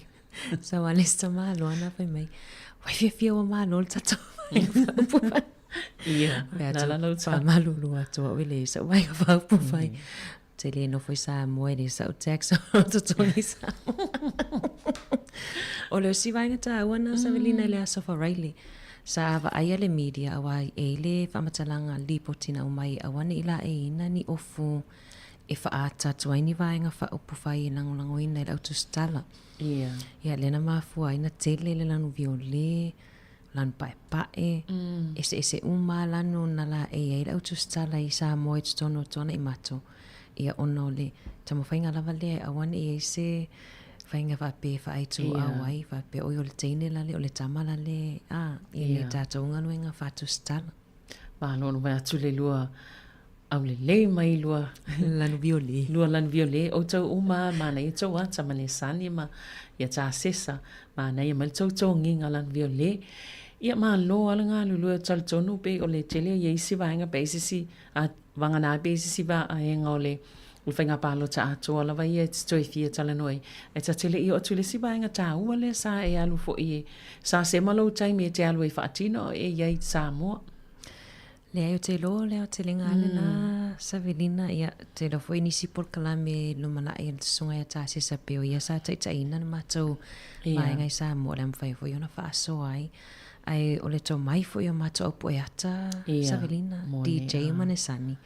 E sere maoa e la iti. Ia wai ai longa o ato nita i lua sifuru lima tau sanga o Nesani ma DJ. E se le e leo lai wa lewa na ngā lulue ma o mai tau ma whaataitai ma o onga mai i le sunga e tāsisa. Ia e tā ua fo ina la ua ngā luenga sa whai i aso i e lua o le pre-polling ma le aso wha Riley. Ia ai sa velina mana i o lota se e le i le isi vaenga le na mawhai o na maua le avanoe. e whaatino ai Sāmoa. Sa, o le lei fu ne sani o le tino ma ngo fiena tau fetuli solo pe ale, fel talonga soka i tono le malai. Ia ele lei ana le, e sa o lei, ai mana ia tala nolo i leisi vaenga le mta upu lea, le tātou te tala no i lunga o le tātou pakalame nei i le vao le o ngā sosani le o vaenga i olo o mai, sosani mātua, pe whiona wa ai le lei whanau, le tausinga i le tausinga tūlanga fo i le talia inga ma whanau, le e te whaamatala i nei tātou pakalame. Ia i se whaisau sau noa ngā i le, po whiala la alwhanga o whia i le nuusa, e le i tau whasia mai ei oi. Taua, no malo pūlo te watongi mai lo onu. I oi Savelina sa Sāmoa lewa noe whaanoi e fo i le whiunga le li pule, sa mai whatangana e ave e whataita e le polkalame se tasi o aulotu i Sāmoa. Ia sa whaiwhauna whaanoi ia i le trust leo tenga lue ai. Ia sa au mai whatananga matua i fia lava le trust leo tenga lue i palalangi o tenga lue ai. Ina ua whaanoi atu. Whamai whaonga oe tā lai atu o no se vaenga au ngā tele. Sāmoa lewa noi le pōla so lulu. Pōtono le so le pre-polling. Sama whai e ona anga i atu i le awhioanga leo lalovi, ia i le ekalesia e whakasa. Ia sama whai ona mawalewa noa e whaasoa i fo i le aulotu. Ia le vaenga tonu a lima, sani ona matata noa i Masavilina, ia i le tā ua o le malamalama i whai ai po mawhau o Tamaiti. Savilina sa langona le fefe i le aso lea o maanga i atu na mao mapul mangafa. Maanga i atu tua i lalovi o i muli whanua. Ia, ana te ua o lawe tala lele i o le whawhisili mo mua, na whapewe ona longo mai oe ele kālesia lea, o le fia maua le whaamatalanga polpokalame lea. Haftai Savelina o le o siotei o no tau songa e faulana whatoa alu atu i lalovi sa whailana o singa whenga ngai a iulai. Aina saula i nei na malanga mai nei a me. Saulono fo ia mātou. Ai te ua whaalongolongo ai loa i nisi o tā porkalame o le ina i lau Savelina i nungo leiti o. Whaalongolongo a mataltana noa mai whai mai. E sere maa nei e fau ilana whaalongo le. Ia wau ia lai whai mai lai sasa fo ilana whanau. A o tā porkalame umalawa na whai a me anga i mai a iuni. Sa le misi a te ial whaalongolongo. Whai mai loa. E te saula leo singa whenga ngai a iulai. Ma whai se tā porkalame ila o lotu. Ia na o tali ai. Ai longa nei te fōla o lotu nei te watau ai pātasi mai tauru. Ia. Mātou o leo singa whenga whai mai. E lava le taimi. Se ia se taimi au te mana o lava ia toho mai a mai. E a matauna au mai i la au lotu ona. O le ailoa i te leo leo ngā porkalame. Ia lea lana mau ailoa lewa noa Savelina. E mo i lava le uti le taimi i samalanga i Sāmoa. Aina tamawhai lava e whaaofia sina taimi e whaataunu o aima. Whaataitai ai Sāmoa le porkalame. Po lea se tali mai a tangata i Sāmoa. Sa langona le fefe. Ai longana tamui le pova. Ia o lea e wata masani nei nunga leiti o ia o maua fo i whaamatalanga mai tātou au whaalongolongo o lo iei se ao ngā porkalame ia o Sāmoa o lo mawhau whauwha pēr tali anga tae tangata i Sāmoa o na o masani a lātou o leo langa ia so uma ia ma o anga ia toa lea ma tamwhai ele loto tele soani mai fo i ma le whaiwhi au ia e tau whaamatalatala ia le aunga o la ualuatu. E toa se fulu wha ia mātua nei ai Savelina na whaila vai le hola le ekalesia.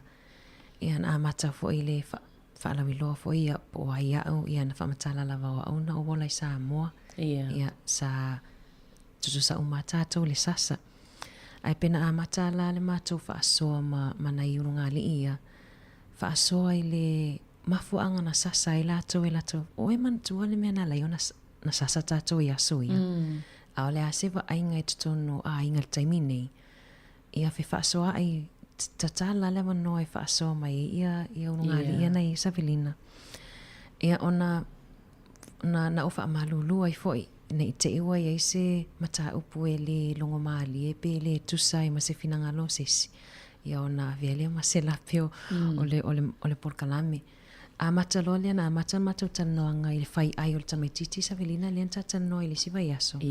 Ma wha matala tala ia le vaenga ele i ato le fully develop o le fai ai o le tamaititi ele i ia fa asoa toa ai fa fonga la to. Tusala o umanela wa matalanga o le fai ai o le mea laiona fai mai tatou e le fa alongo tamaiti ai wa amata lona wa ai pe wa ftangisi ia nai matua ia na awai porkalame wa tusala wa o fa mai se tasi o tama le ima se sina sau ta umai tatou ia tu ai nga o onga o le tatou te whaia lava ia metotia ia na awala mai tatou mātua. Ia na uwha mahalosi ia i savelina awane i tatou tua ia na i tatou mātua, awane i tatou whaapea wa se se ia metotia. Ia ai ona o suenga fōuma to mai wa i loa i nei atunu. Ia. Mana ia wai fo ila o le sifa moinga o le situanga luenga le tatau aveina ana i tono tatou fo i au nanga. Pe o le i lalo lava vaenga o sifo maloloina a le si vaenga o tatou pokalamin le. Pe o le tatou outreach. Pe o le ala e iei ma le si vaenga le alewa wa mawela vanoa e te fisosani mwhaatino i le nanga luenga. Ia se vaila i lau outreach o Sāmoa. O me mali e savelina na ufa alongo lo ile fa so mai ana matua mua le fatoa mau ile na lo to ia fatoa o lo ma fai ona office o tai atu i lato ia ole me mali la wale ma fai na wale mana na o uma ole time wa tau na mato yo ia pia ai wale uma le fia fa alongo longo ia le lawa o lo ile fofuanga wa ole ata ma fai la vai fai atu nei ia ma fet fatangana ile fionga le lipule e tama fai lava ia awana i motu se i tama fai lava le se fulu lima vai aso o le ase ata mai i murifanua ia ona i lole o nisi fuafuanga ai peo fa moenga lava le ama moi mitinga savelina tama fai lava ave Sāmoa o lo moni mau ai la tau fe mai o lo fasi ala tau whanau o lo sasa lava ai mese lava i whatonunga tu sa o le faso pito sire nante le o fatonunga pe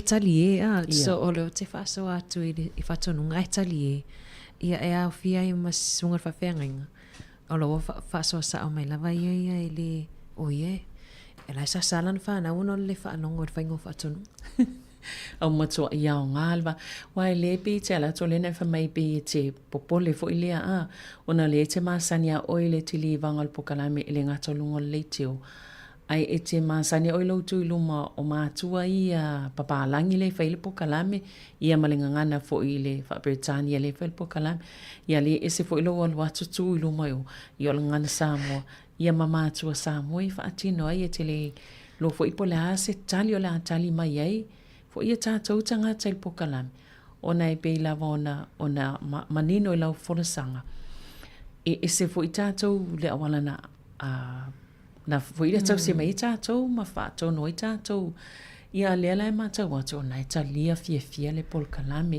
ia whaftai fo i le whawhia ngainga ono le o le mawhai ona maualo na lotu tele whatal noa ia tangata o le kalesia tau noe pauan mea whaatino se vaipea o ngā ia a vaila le tali mai o le maali o le tala nisi o tina sa au waifai mai sa whapea au ia o le mai maunga o lo taimi o te sawai ina wa tamwhaile o le sungura whenga inga e ao mai ia ununga ali e fia au aile. Ia o latou tala whai mai whapea mātou ia sa sirena o alu inu sa oi putima. Mai ai leo mai nei mato ai te lea leo ngā o le porkalame ia o lalau ave latou homework. Ia po latou ngaluenga e oi whai. E ta alo mo le se funu minute ma latou whanau ia le mo umon tatou tala noa i lunga tatou porkalame. Lele ana se i tā, se pe se vai foi o tā nonga nei tai au. Ia o na toi whaawawai lea mana, ia tel whalongongo atu i le tali mai ana i tina ia mana i tamā fo'i i se tātou atunu i le polkalame le sa e tamwhai ai.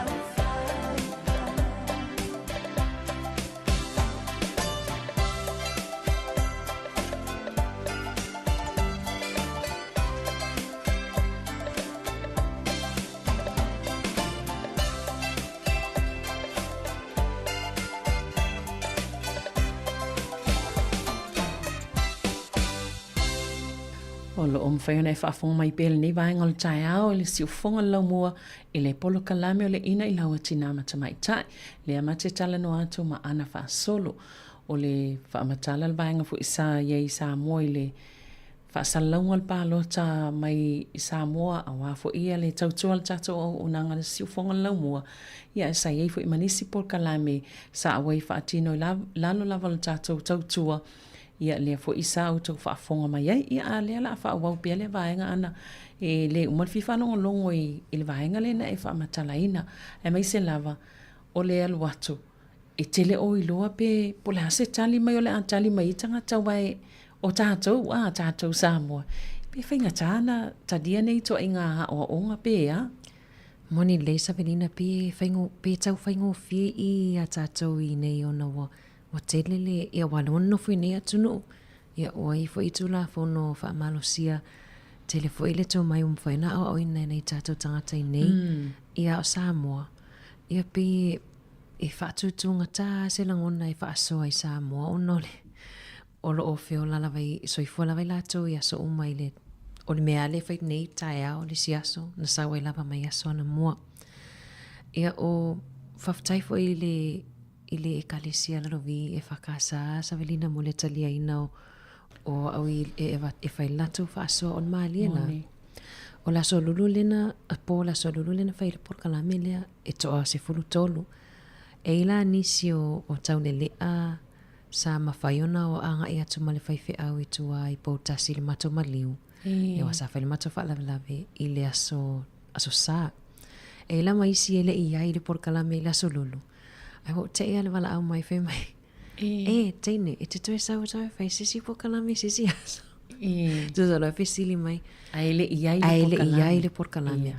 Ia matu tala noa whai atu, oi e te le i susu mai le po la so lulu. Ai whai mai na tala le alila leo. Tālo lengo o le isia li. Na tala i le maa nei o porkalame. Ia wha aso mai whai mai. O e toa tolu la whanau la aiti. A whai tau le taimi e fue le aso pe wha lima wha ono na fue le aso. Ai whai mai o fia wai lava le porkalame. Ia le alawa tama whai lava e ia iai umai le isi porkalame po o vai aso fau. E mwhai ona toe wha matalam toe wha asoa. Whi wha asoa ai. Pe o vaenga tā ua na wha manino i nei usom tuangane sa iai le porkalame. E le o se porkalame wha pe o te sau e wha atonu pe awa o atu lātou. O lātou la i le to mai e mātou te whi wha asoa ai. Ia ona o e mo i lawa tātou leo atu na le wha ailoa lava. Ia ai leo i seanganga wha pe wha atonu atu e se tau mena e whai. Tō te le fwoi lātou na pe whatangi siam whai mai o le wailoa le leanga o lātou meo whai. Ia o te wha malosi ai pia le ai. E le o leanga tau mena e whai. E pau lava o metotia na tātou o awina mai. O langona fwoi na sa o ia ina o maua ia o onga ne ia o onga fau.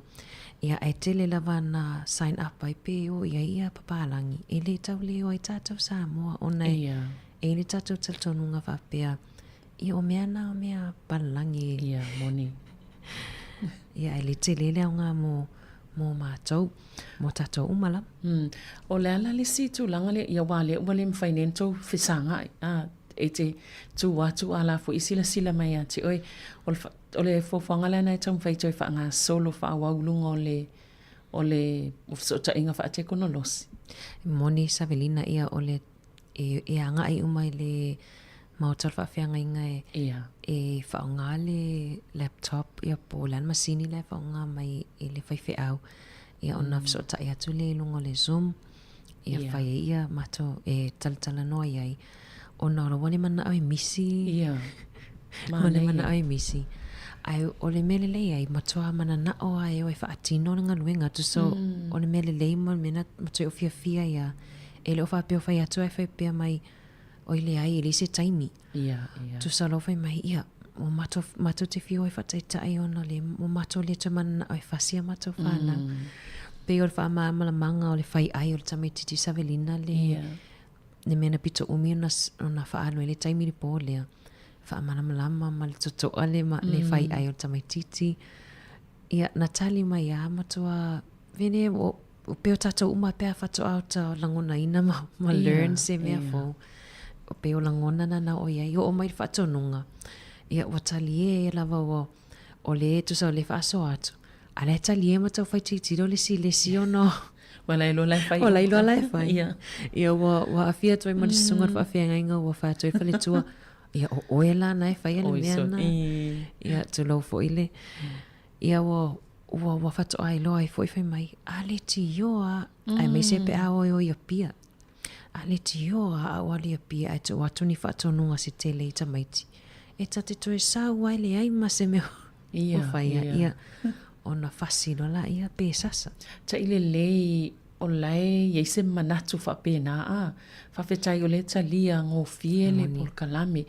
Ia mai le fo tau telo. O le vana fia mau fo e tangata ia se si a wala a fa ngo fie ma fa ona wia e matua e so so ni fo ile I le vaenga ma le fesanga inga ma whanau.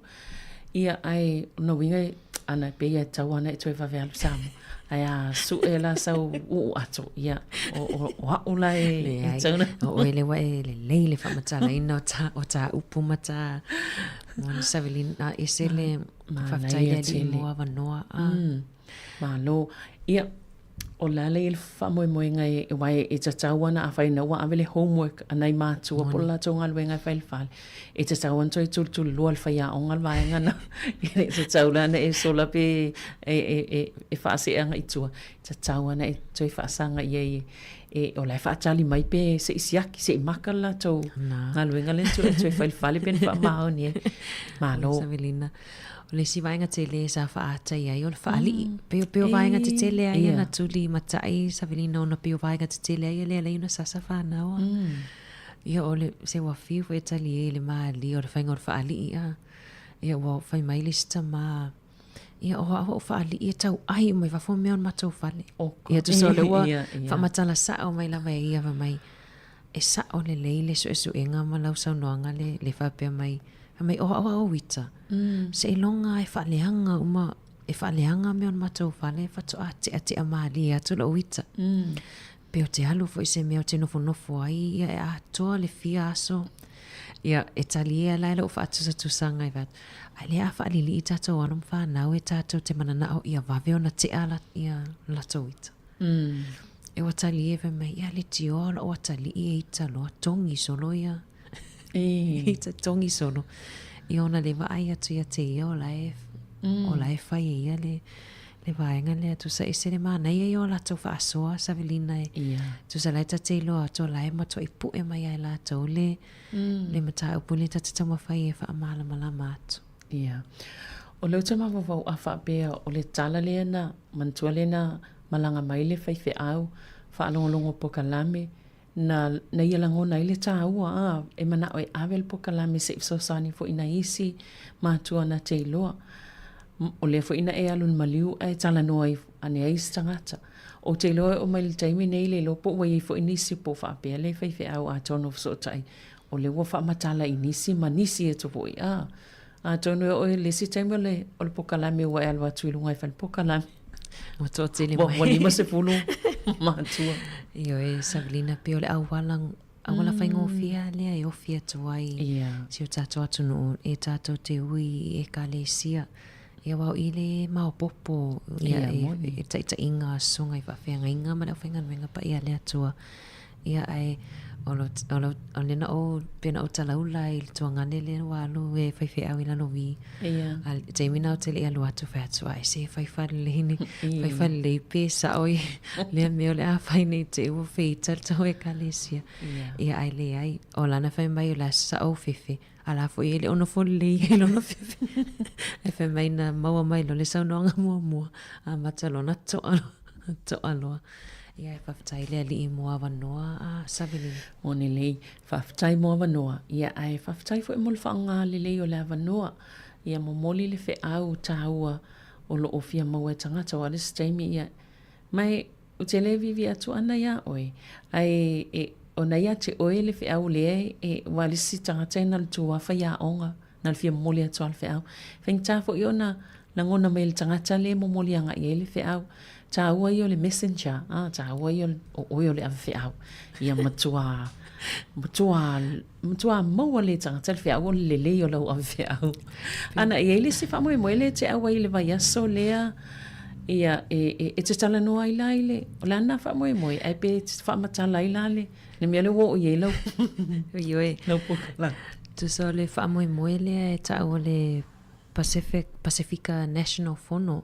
Ia e whai lawa i tau sangata i tasi. Na misi la tau sangata luai. O le Pacific National Fono e o mai whaatasi umai lava ia tangata Pacifica lea e kili waina le porkalame lea mo mātua ma whanau. Ia o ila o lo fia te alu whaapotopotonga lea Savelina. Ona o te wheloa ai i isi tangata Pacifica. Ia maisi fo i tangata Sāmoa o lo o kili waina le porkalame. Ia oni usila atoa lava ai mai lava i au kilani o lava i kala estete. O le ai o mai whaatasia ia facilitators po o tangata kiliwaina po kalame. Ia o le amoe fo i lewa no e whaasoa ai ia i le po kalamele i le aso lulu. Ia o le tele e foina i uso Sāmoa ia o nisi i Sāmoa. Ai alan o fia. O no vaenga leo tenga lue ai na o le Sāmoa o le matou o le trust. O le trust leo tenga lue ai. Ai pe e tati fia lava pe o tālu e whaasoa ai. Mai si tangata moto o Pasifika. O lo e fo le to mai ma walewa fo i ona ngā lue. Ia ai tele lava i au kilani ma la loe kala estete. Ia le fo i matato i Wellington. Te lo fo i nisi le olo ngā lulue i le kiliwaina o Porkalamele i nei Wellington. Ia. O lea e whailau pepa e saufola sanga e whaia i le fono lea. Ia e mawalewa noe e presenta i pe whaasoa i nisi o vaenga. Ia e lo te fia lewa whaopopo le isi vaenga. Le si vaenga mana ia lea. Ia o lawa o i Sāmoa i se tasi o awhio anga e kalesia. Ia o te lo se fia ngā tele fo i lea mo tātou Pasifika. Mone lei. E le moe mitinga ma le whaamoemoenga Savelina o le amawhaiona o tātou suia pe break le cycle. Pe momotusia ia cycles na tātou whiola mai ai. Ia e awala atu i le Porkalame whatau waal nei. Ia mwhaiona o na le wau i loa suia ai lo uolanga o tina ma lo tono lo ainga. O te loa talitono fo i mawhaiona suia ai fo ia ainga o tātou Pasifika, me se lau tātou Sāmoa. O le whaingofia na e momoli o na naia te oe, o naia te oe, whaingofia fo na talia isi, tantonu ia manuia le whamoemoe lea, manuia fo ilau folsanga, malau pepa na la whai ai, ia aile ngā tai leo le tāpenanga mo le nā fo i whamoemoe, ia ai isi si vaenga, ia manua toi nei minute ia. Le ai whaftai Savelina, whaftai fo i mo le sosoani i tā Porkalame. O le maalia ia le sa tau atu i tai lotu i le isi asa. Ai sau no mai ia le fionga pātere Mariko. Le sau whai ia pātere o te sau tau atu lanta le nunga i. Ia whai mai nā lo atu i Sāmoa, nā fio atu i Sāmoa. Ai ai ai i nai ona nieces, e nai ona tei, i le whainga wa lato whanau. O la rana whai lantala. O te fia sawa mai tēne i e whai o Porkalame nunga le tio. E fisoso ani o tu sa le wa promote i tāua. E whionga pātele. Ai pe o nisina o feedback i le tā Porkalame Savelina o te whiwhi o i eise au ngā ma le olo o mawhaiona o atu matala i atu. I whawha atu o New Zealand. O te loa se o le ngaruenga mālea fo ina tata o whaafonga a Savelina. A tala noe nei tata o ainga i Sāmoa. Tu whātu i ai le tomai lea ma le manisi o au onga o lo mwhaiona whaasoa atu ai inungo le tata o le tio. Ia wai e mulina ai atu tata o ala o mua o na whaata atu e lato. Whaafinga o fie fo ia le ngaruenga.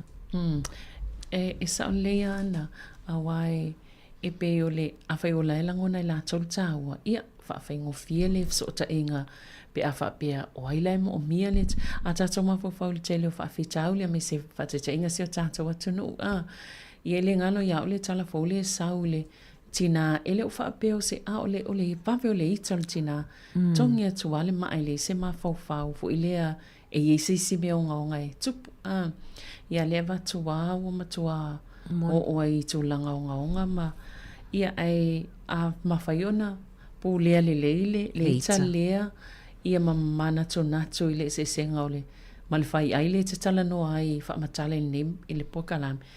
Tonu e asina fsoswani monisi e whengtau na talia ia ai whaafitai fo i mo i la tau lomu whaiona talia ina ia manatu o se suinga lelei fo i mo la tau ia matatou uma.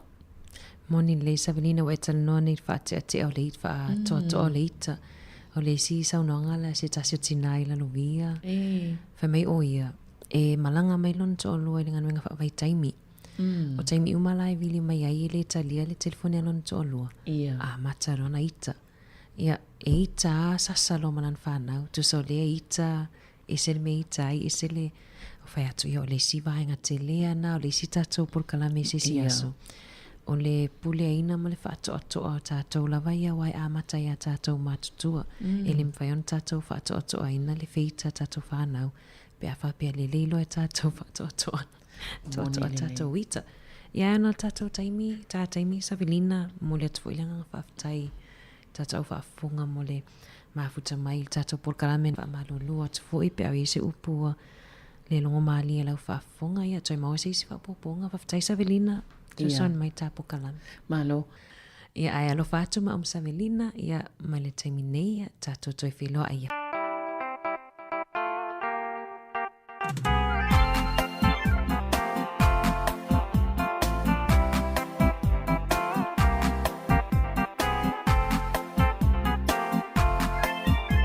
Tina umama tamaita iyo Sāmoa.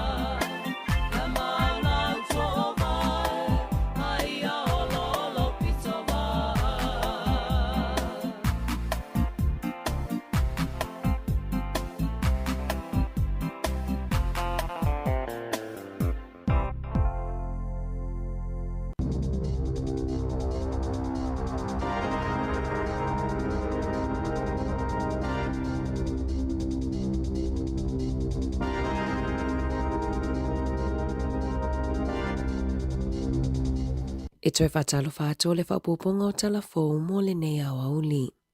Ua whaamaunia mai ele ni ma lele ai o se la pata inga i se tsunami mo New Zealand. Talu ona lulu se mafui e tusa ma le fitu te si ma le valu lona malosi la tailu sia i le tae awa na leila. O le tui mātua ia pani o la pata ia ini ngalu mawalulunga pe ona lipotia e le liti o New Zealand. E tere malanga no foafi na whaale au ngā ina ma whaatua i le tae awa na leila, ona o se whaale tonu i waia mo no foafi, e ai malanga no foafi na tau fia o na o lea whaale tonu, ma na tau fi wha mahalosi isi no foafi a oito tonu o se tano. O le laina mo no foafi le Hutt Valley, na tau fia o na o le motusi o le laina i le tise, i le itula e lima i le afiafia na nafi. O le mafua anga fo i lea na whaale tonu ai au na ngā no foafi mai i Wairarapa i le tae awa na leila. Ua whaamaunia mai ele so upo le zui au kilani, ele i aise manu po se tangata na whaina i le mu o le pā manu i le waweao na leila. Na wala au le au na ngā fui mu i le pea o le afo le whai le waweao, ina wa te tele se mu i le tawalunga o le whale. O se whale tonu tau i le tise na mafua i le mu pe o na whaamaunia, ele so upo le ofisa o tine mu.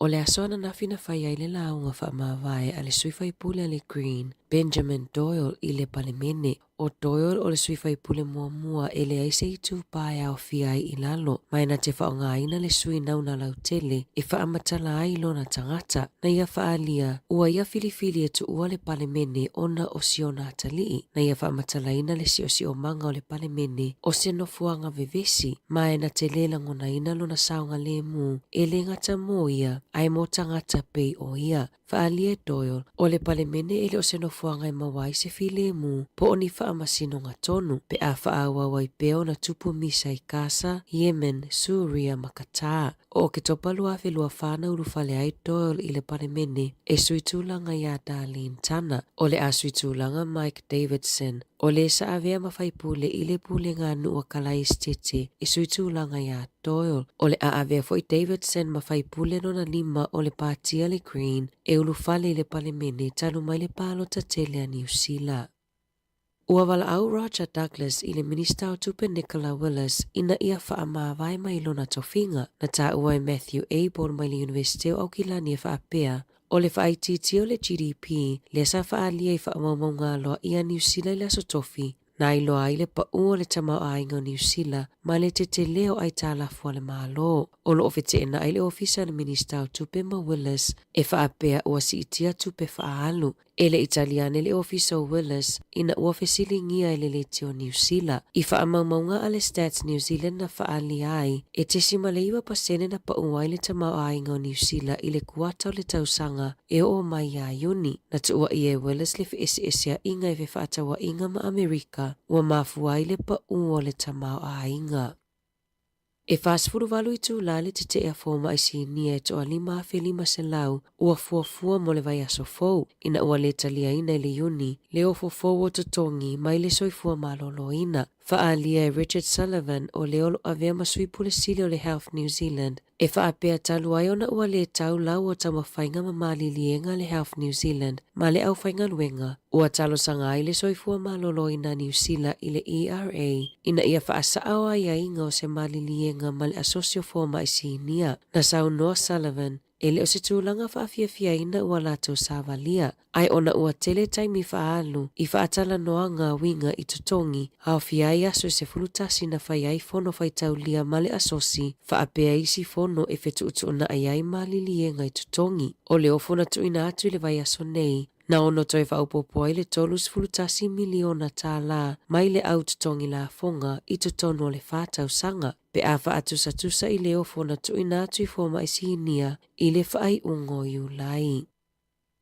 Ua whautua i nei tangata suesue le soifua malolo ina ma tangata lautele i le whaonganga o mushroomu po magic mushrooms. Le olo o whaonga ina e fofo ai le whaanoa noanga loloto. E whaapea ātonu ai le o le fofo sao lea mo le depression o le psilocybin. E maua i tutonu o whala au ia po magic mushrooms. O le amatanga o le tausanga neina tuina atu ai le whaatangana e le mid-safe i se fōma i sinia. E whaatanga ai ona ia tuina atu whala au o mushroomu i tangata e maua i le whaanoa noanga loloto. Pe a whai ua le mawhai ona maua se fisosoani I isi tonga fitinga po o isi fuala au peitai. Na ta ua Dr. Ben Bigelow mai le University o Otago e le o lava wha maoninga masuesuenga e loa ai e eise au ngā mushroomu mo le depression. O lo o suesuena e Ben le isi fuala au o le ketamine pe le ono fisosoani I le wha anoanoanga loloto ma mawai e tele o nei tū le lei, tele fo I tū e le lei ai. I li poti tau ia wanofa ingaluenga mo au kuso le tausanga nei, ua whailo manino ai le whaatuputupula ia o wanofa ingaluenga wha le tausanga ua o le whaapasene, ma ua whailo ngaina ai le whaatuputupula ia o ngaluenga I lea tausanga ma lea tausanga, talu mai nove mo le lua afe lua. E lua pasene na si iti ai le numera o tangata talosanga moni a wanofa ingaluenga ia iulai, mana wha mawina o se si tanga maualunga tele, whailo e Rob Clark o le pule o le Sikh. E whaapeo se wainga le lei mo tangata suenga luenga. O ngā luenga peo le au whaatau whale, tusiata, maisi. O lo wa aia le whaatuputupula ia I le se fulu tolu maasina wa mawai. O le asona na fina tula ia I le moli mau mua I le mata upu lea na whaao o maliwa I le tina ila na whanau ma tu o lato tino maliu I tu tono ato pao. Ua whailo e se tangata suesue, sa whao ngai le tina ni fuala au, e whaafefi loi ma le vaisua malie, e whaao o ai le maliu I la na whanau. O le moli mau mua mai na o le paufo I le o le moli mau I lea mata upu, sa atali e le whaamasinonga I le asona nafi. O le luafe sfurufitu, na tuina ato I le fomai I le tina ia li, fuala au e fesosoa ni ai ina ia moe, o no whaafita auli I le mawhai o na moe. O le asoe toi whaaua wai le whaangasolonga o le walawina o le mata upu I luma o le whaamasinonga. Ua whaamaunia mai e leo le maliu o le tina ono sfulu ono tausanga le matua, le sa tausa I lia talu mai le asolulu I Scarborough I Kalai Estete, na amata sa ili ngā leo ina ua lipotia le leo o ato le tina, I se tau mawhtanga sa fufua ina le awauli o le asolulu, na mawala na taawale le awala I Taylor's Mistake Road, pe au le lua I le awauli, au tausa ilia pea, na maua Tracy ua maliu I le afiafiana nafi, pe ona whaamaonia leo. Ua whaali le fia o wōma pāanga ale Crusaders ina ua whaalawi loa le si itanga I pe Paulu Fale mo le taamilo sanga la kapisu pa le tausanga fou. E whaasfuru pasene o le asi itia le tau o pe Paulu Fale I le malai ta alo fou a le One New Zealand Stadium po o le te kaha e tolu ta alonga e whai ina malai ta alo ale Apollo Projects ma le whai le One New Zealand peitai ua to o tele tangata ua le ngā whatia le tau e totongi ai memberships o Platinum memberships ua si itia mai le tolu se lau valu se furu tā la I le 5 se lau fitu se furu 5 tā la o le isi tu ainga pe Paulu Fale e au fia I le whaanganga o nofua matamata ua si itia mai le se lau wha se furu tā la sa iai I le wha se lau 5 se furu tā la e tu sa ai mali poti. Tala fōia mai le si ufofongo le lau mua mo le nei vaenga o le aso.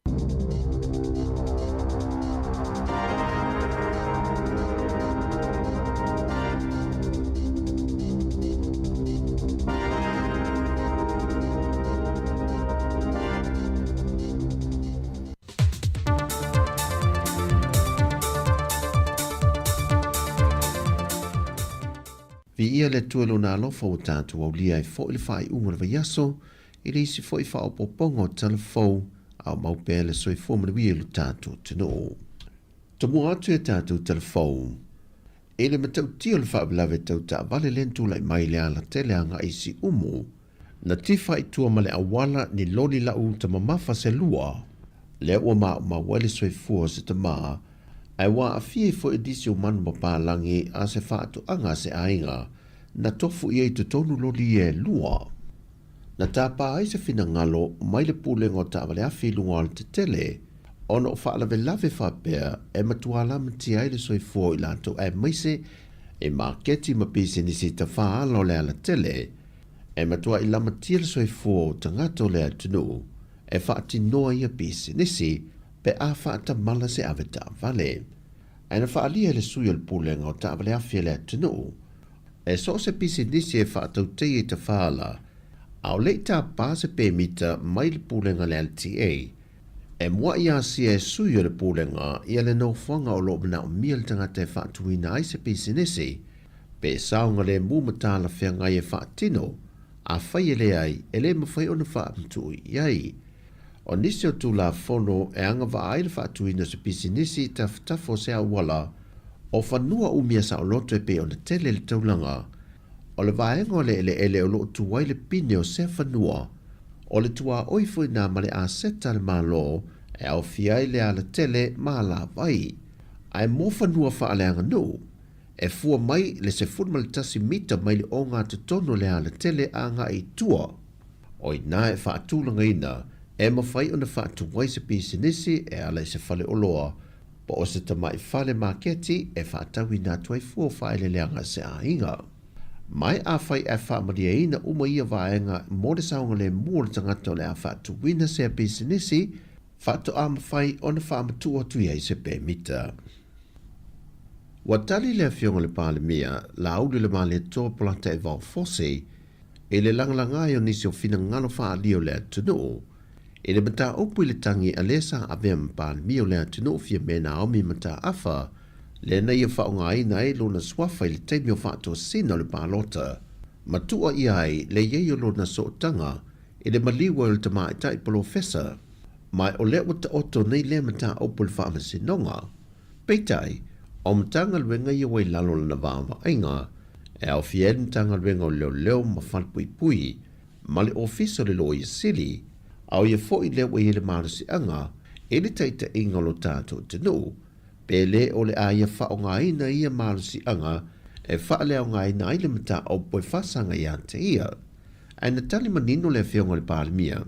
E le aise me whapena i tūlanga fo o me mta upuia na e tō tirifia, o le au te awhiai. Time will come e whaali e le ami o tonu i mta upu uma ia e tula i lumo le whamsinonga. Whaalu mta upu i lumo le whamsinonga. Lau e au le whamsinonga. O la le tali e me le whamsinonga. Le tali nai muli ta i e le whenga malo. E mōle si le fia wa mai asu e ngal malu le malo e le tangi le fionga a fia me. Ma ua whaasea to i le tūlanga masani al mtanga luenga o leo i le ofiso le lo i sili. Mo lana i loi longa wha iu. Mai olo ta lia le tali mai o le lo i sili le mta upu. E se lawi tu lai whawhainga luenga ai e au noma se tutongi, ma tu i nātu i lalo porukala me whaatonu tonu e le ita.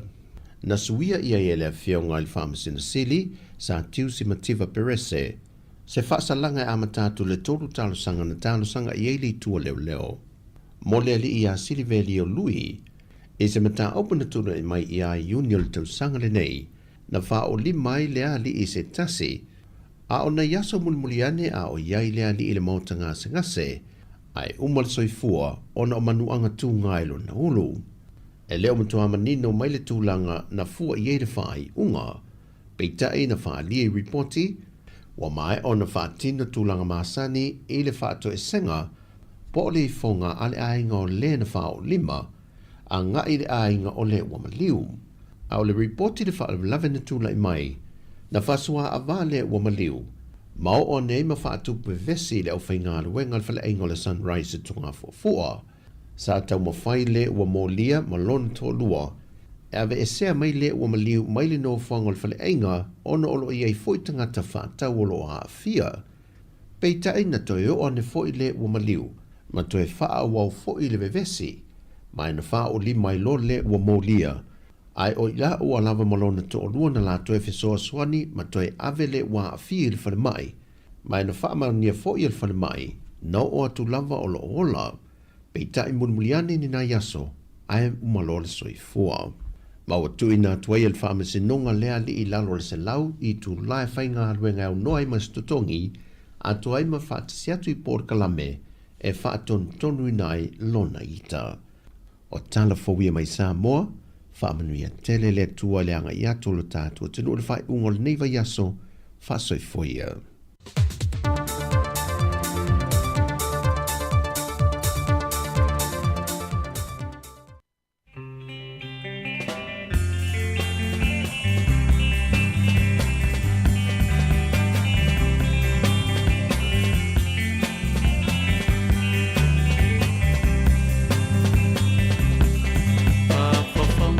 Samoa, I say fire to long time.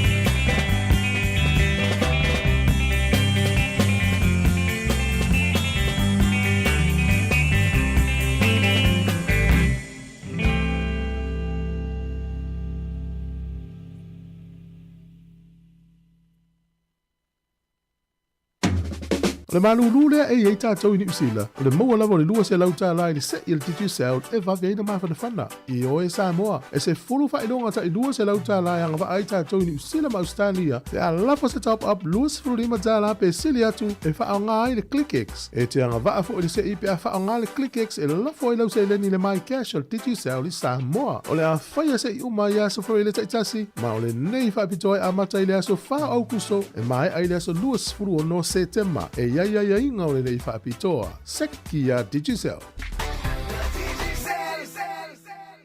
Whaasiri silanga tā ua mo le pālota Wellington City Council. Le mamalu o Sāmoa lo o lala i le Eastern Ward.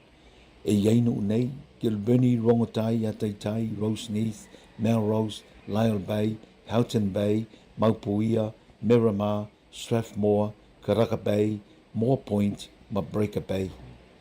E talosanga atu, mo lau pālota, mo wa'u le suitau vātu o tasi o Sāmoa ma le Pasifika le Eastern Ward.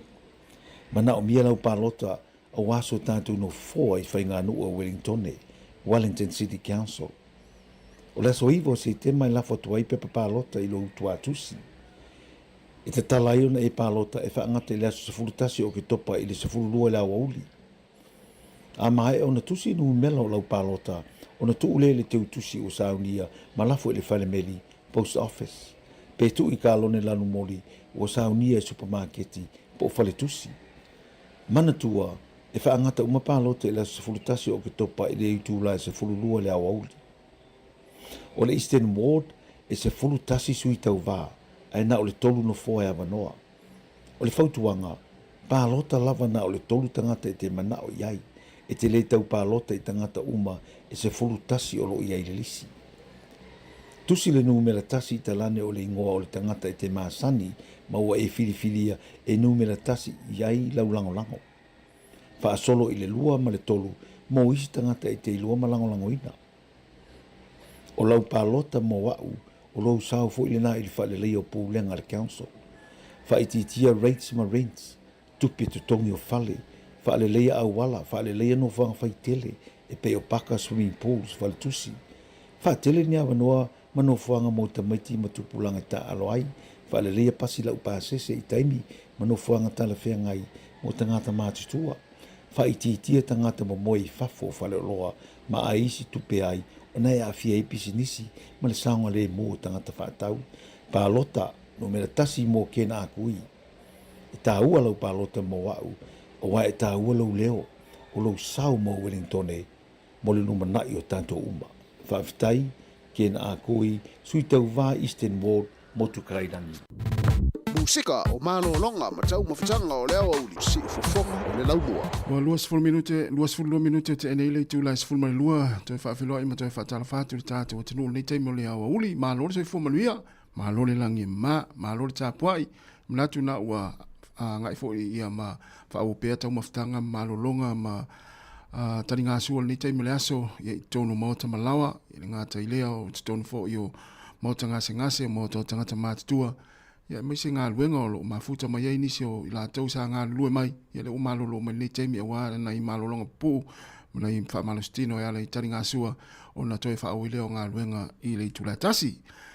Ia, o manei la fo le tau vai atu i whawhatu le tātou ofisi whaasala lauri sulu matanga o fio le la, mlato lo solong manuia fo i ngā luenga, ma fuafuanga le nei teimi le aso o le awauli nei, ai mātou i New Zealand, o le aso Australia se fulmalaiva, o le masino se te malua fe lua se fulmale lima. Ea, ma lo lava le ona sa i ngā luenga, to tele la tau e ma lava ngā luenga i le so, ia o nisi e whaau ngā luenga le fia na nei ma le poana ne ia matai au, e ngā lua e nisi o le tātou o tinu, ia mo i la tau lava ia e ma lava ngā luenga ma uma ngā luenga le aso le Australia, ia wha malo atu le taimi, ia mai se o tau na e whaau ngā luenga na nei matai au.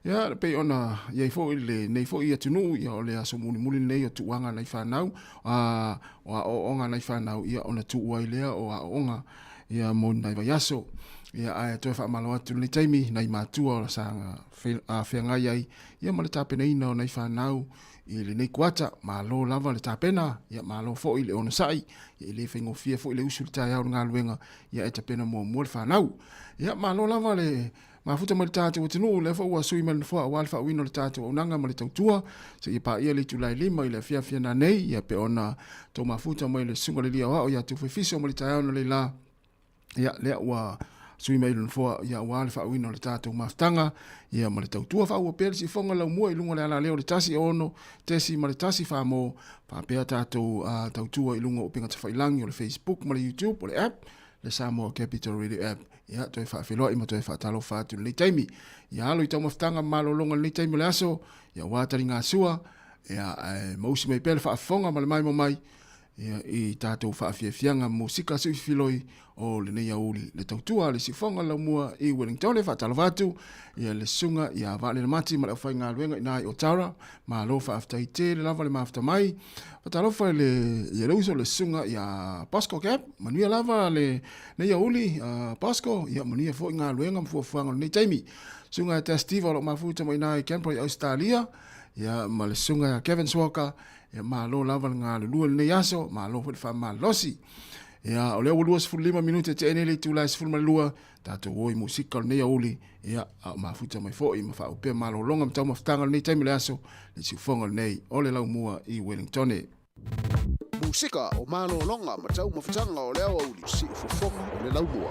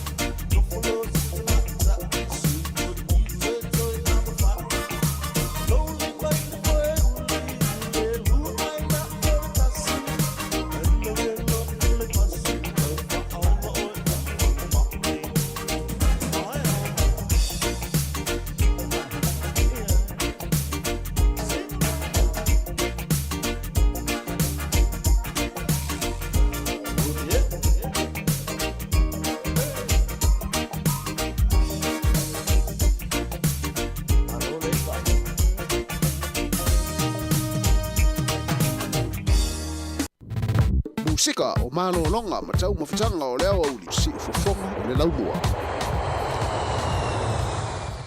Whawhianga mala whapesa le whetuewa, po le whaile whetuewa ina ua toe luas fulfa minuti na tā leo le tūlai tasi, whaasolo le pia whawhianga, ma musika su isfiloi, a o whianga ili tātua tinu i tau mawhatanga malolonga le teimi le aso maise i la tau, o lo whaawopea ngā luenga, ma mafuta mai tono whalewhai ngā luenga, i tono company, tono ofisa, o le a lavalau ngā luenga na e te mafuta mai ai, ma whao ngā maili tau tua le si whonga lau mua, e te whaafonga mai ai le nei teimi le aso, e a e whaatalo whātu ma whaamalo atu le nei teimi, mai se fo i le awa vata vale, o lo whianga iei pia i ngā luenga i lunga le awala, i lau ave taxi, o le vaenga o le upa, o le au kiriva meli, o loli, o pasi, ma lo lava le foe le taimi, ma lo fole ono sai, i winga o pasese nai whaari atu ia te utau le telo taimi, e maise lava ia le au ave pasi, ia ma le au ave upa, o le vaenga o le au ave taxi, ia ma lo lava le ono sai, ia e lava pale fo i winga o tangata, wai ia pasese fole le whaali li ima le whaale, ai watu se ona fai o tau tono ta vale ma upu ma fa matalanga e le longo malie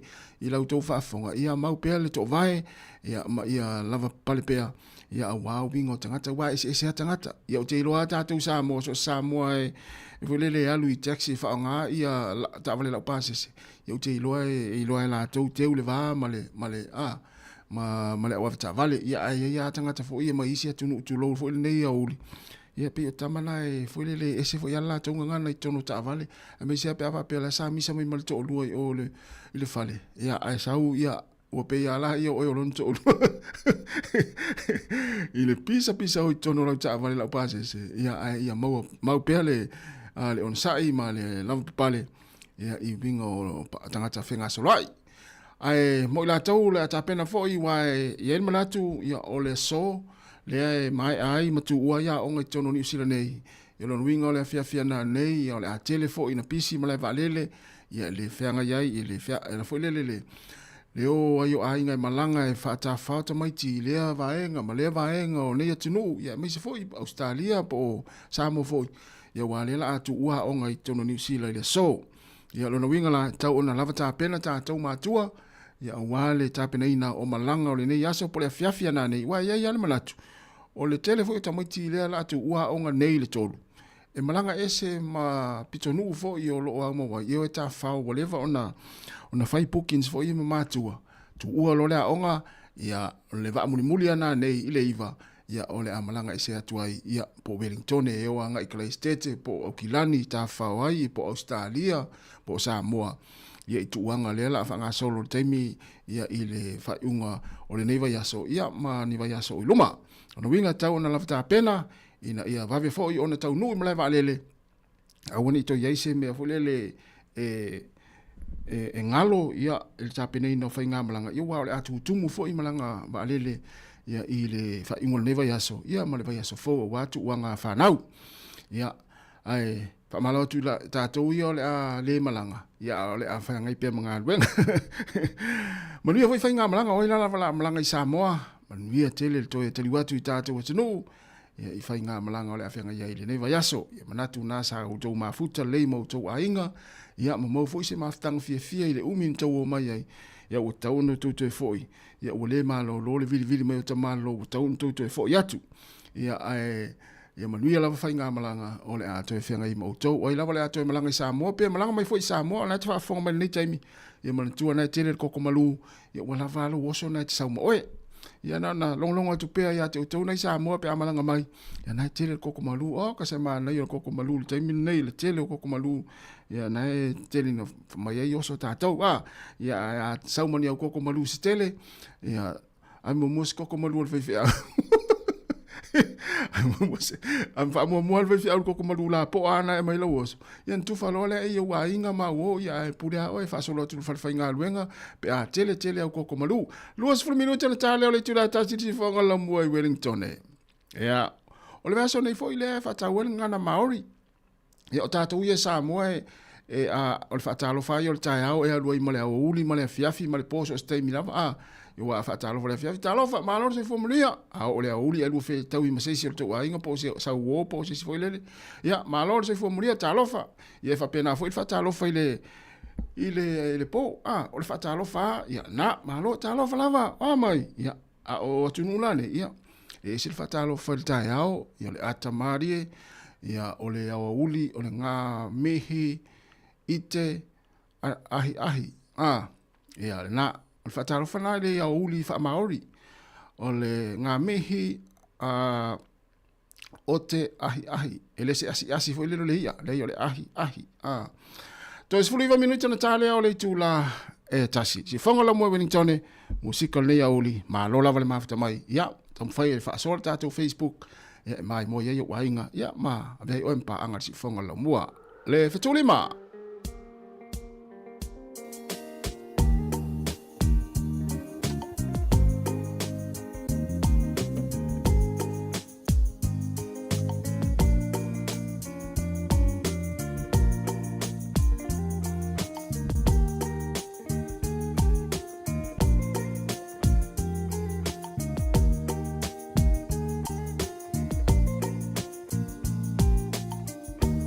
Oi la upe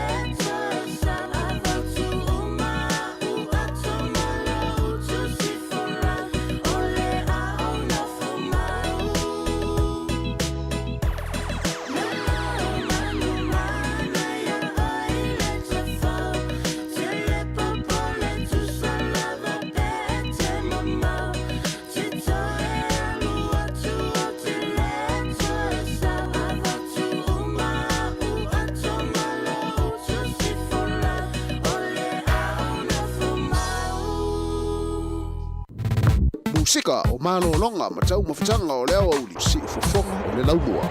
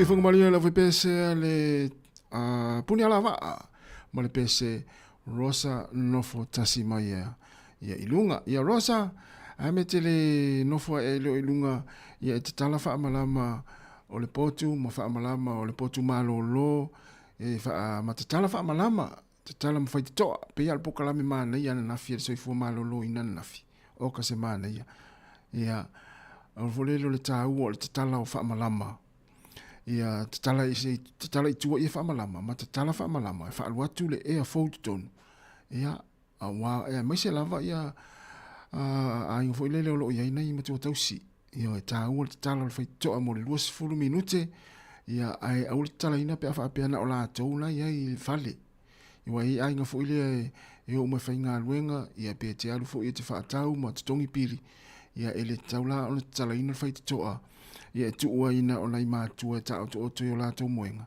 ia ai alu le e foi atu ia ona fato atala lea o le tala ina le taimi o le la alu te fa tau ma te tongi tau pili ia ai na ona i matua e me se lava lai matua ia ta o to moenga i maota malawa e tau le mawhai ona te tūlunga. Ia na o le whaamala tua tupea. Ia ma le fo te tala o whaamalama. Ia a wao te iloa o lato ma ia sa whaalongolongo mai le polokalame na whiso i fuma loloina. Ia i le tā ua o le whaamawhanawhanaina o te tonu o lo maota malau lawa. Ia a wale so i fuma loloina o a inga mātua mwhanau. E mai se lava a inga fo ile leo lo ia matua tausi. Ia po nei mātua o lo maua pea i mai o le tino. Tā ua lava lale ia o se le faa te tala faa malama, te tala i tua ia. Pe a yintanga ta mātua le faa inga i vaia nei mātua mātua. Ia mani tala o whaiti toa malawa le fale. Ia mo se 15 i 20 minuti. Faa luatu le ea fauna i te tonu. Ia vaila le mana ia. Ia mise lao le vai atu. O ka se mana ia o le la le rau mone Wellington. Ia faa peo nai fatoa e maleifua mai o le Rosa. Ia o lea fai mai le pese le penino tia fau. Ia Rosa no fotasi mai e lunga si tala tu fai to ala ato e tale. La ato e tale si fururu le pol na te ma fai lau malolo. Ia ma le ia lau malei fua mai le tai au. Ia si tala ne fa malamo e fa nga ila fa watu le light tonu. Ia awale sina e fau tonu ole. Tonu le fale. Fa mna tu pe ia te utou na lo va ia nei mtu tausi. Ia ai fa malo ni te me mna tu te le fa ta mala lava. Ia ile tausinga ile ngata i tausinga ile tino. Ia a ole va inga fo yo lato. Ia ma va ila to fala au po inu lato fala au.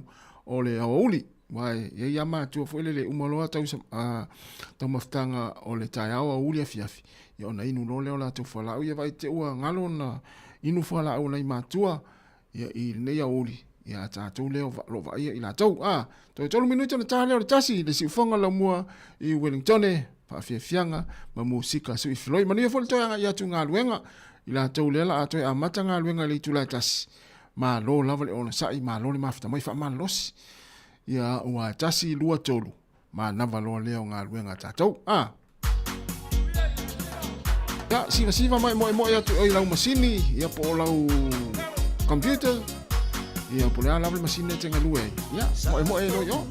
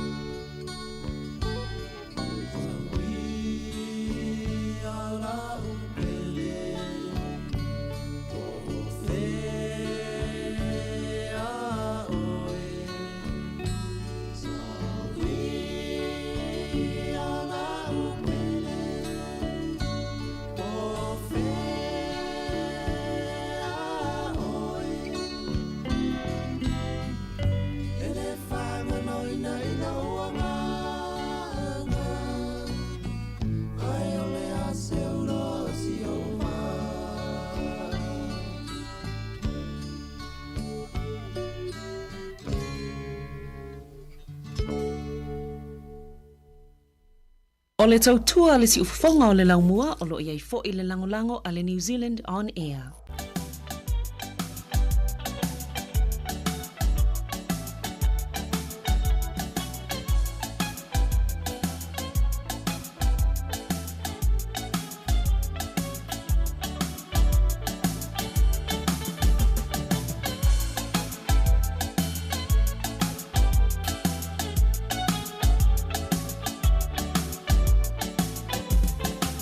My dear, my darling, you see left the apple for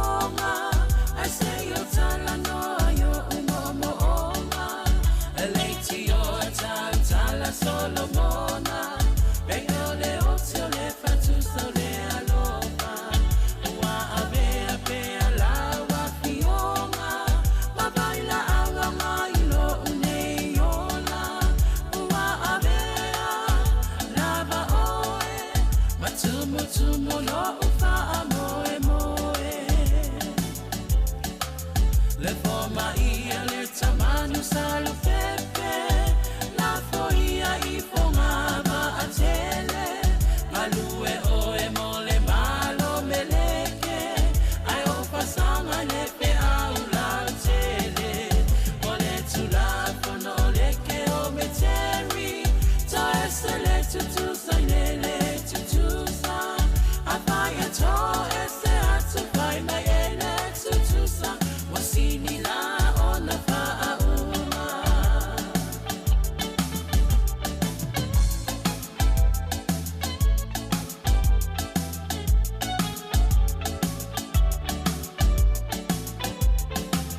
Na umalanga na luto atasi. Na lutia ipea ole sami. Toe tayane ipea umala. Pai mai wabusu lete ine tausala. Paa moe moe ngawale awala. Elelele se a elamaleti otala. Ele vaya so uloto. Atulo pinangalo. Mani elaufa alo alo. O ata uku e ole amasua. A ote pa atani pea ise fua. A popole pea o manatua.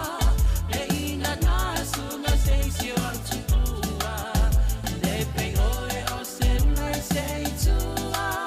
E tale tupa a e fai o lona lua. Awe itae na vaya mau. Ile ngaluna ona faafua.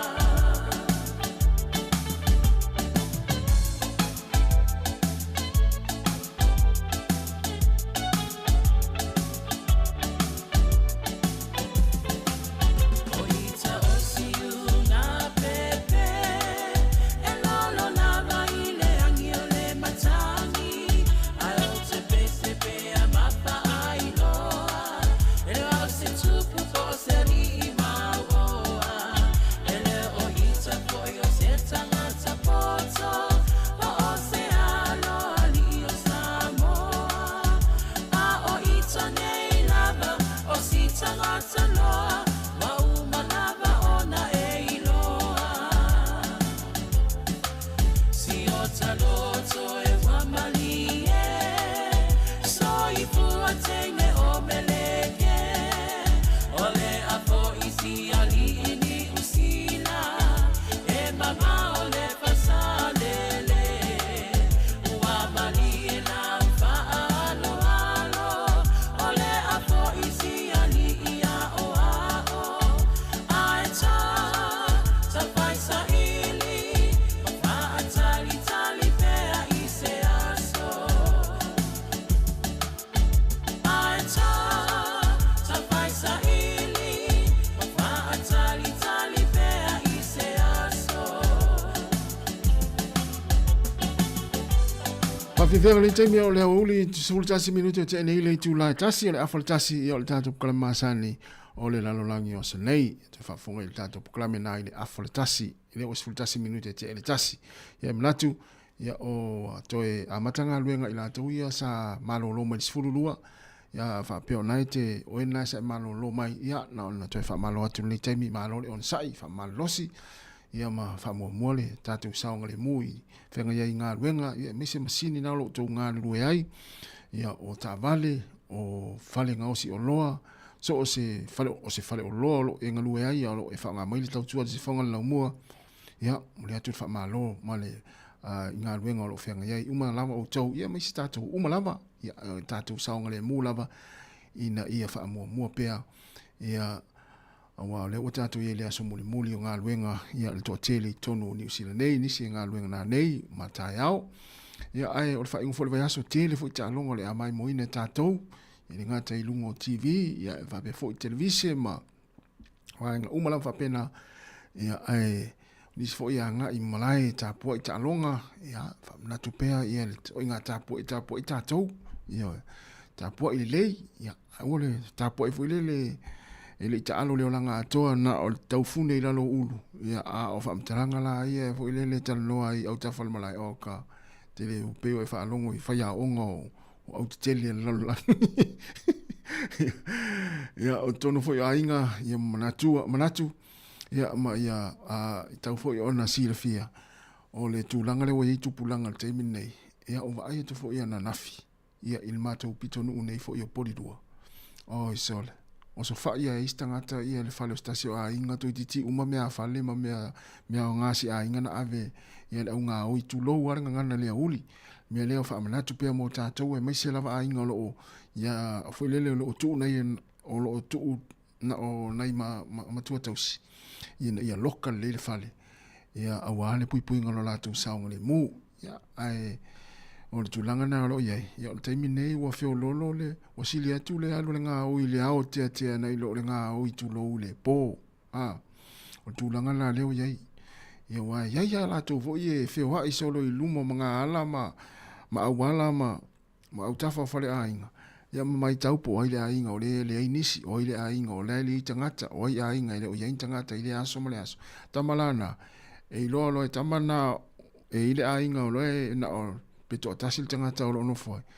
Ia e mauti noi o so fai fale ona ia inga na mata i tuane vai ngwa pena ina o leo do i tiale misi se vai aso ma le tele o tangata ngā o i fale o a inga. Ia wha amlatu pia mo tātou i le ngata i so se vai panoa so se ai lava ia o nei Wellingtone ia o so se ai lava ia o loo ia le au wha sa haolo i vai ngwa pena ia wha mo le ma mata i tūr saunga ni mu e mai seana i a inga o loo whaata o tuli ai nei o tātou mtua tausi na ia lava puipuinga ia le leile puipuinga ia mata i tū lei uma waeng whapena ia loka leile whale whaamalama wa tamana a langa a vane tamana whaamalama fo ie na o tama i vā o le matua popoto o le au ngā o ie langa whaamalama o a inga o whale o a inga ia o leo le a Whaot pia whawhiawhianga whapese, maa lola wa fo ile maafta mai, ia, whiala nai te ngalue ai mai mo mai, ia, whamalo atu le tātou proklame, ia, le tautua le si whonga lau mua i Wellingtone, ia, ma musika, ma whawhiawhianga si whiloi, ia, o tātou iai fo le taimi o le, mai tau le tausanga, ia, le fwila tātou, whaatalitali le taimi tātou te whawhilo ia tuai, ia, le tau mawhanawhana, leo wa ia, tātou le tau mawhanawhana, wa uia la wa ai le wa matatu ia le tau mafana e fa mai ai si le malidi le young lovers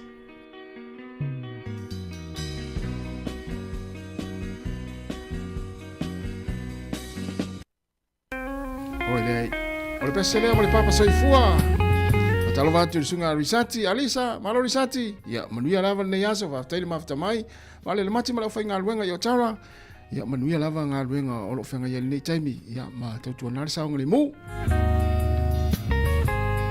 le papa soifua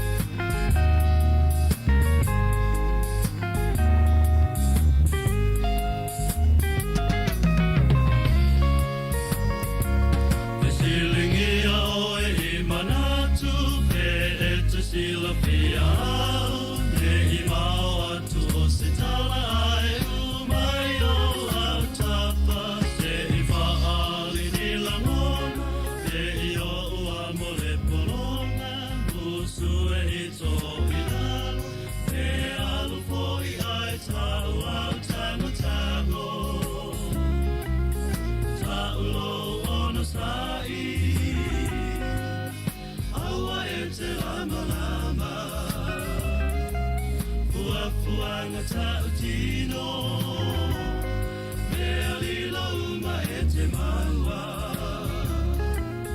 Feelinga ila rei ole ole nganei Manu malo sili ele pine ona e maua ole sili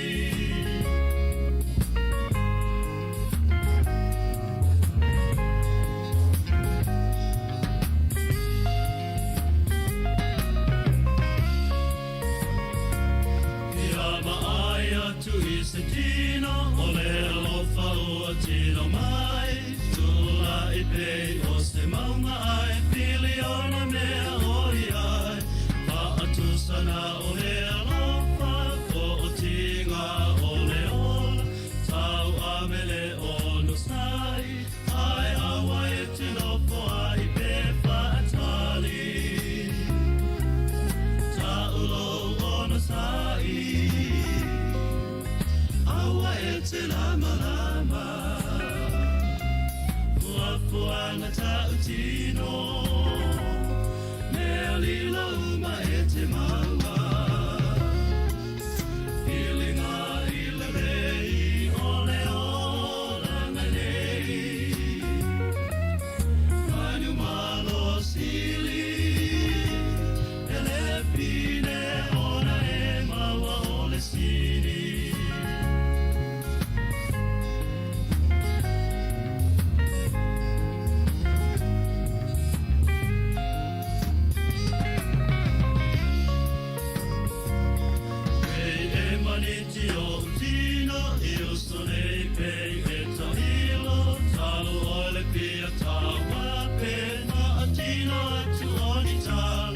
Talo o ele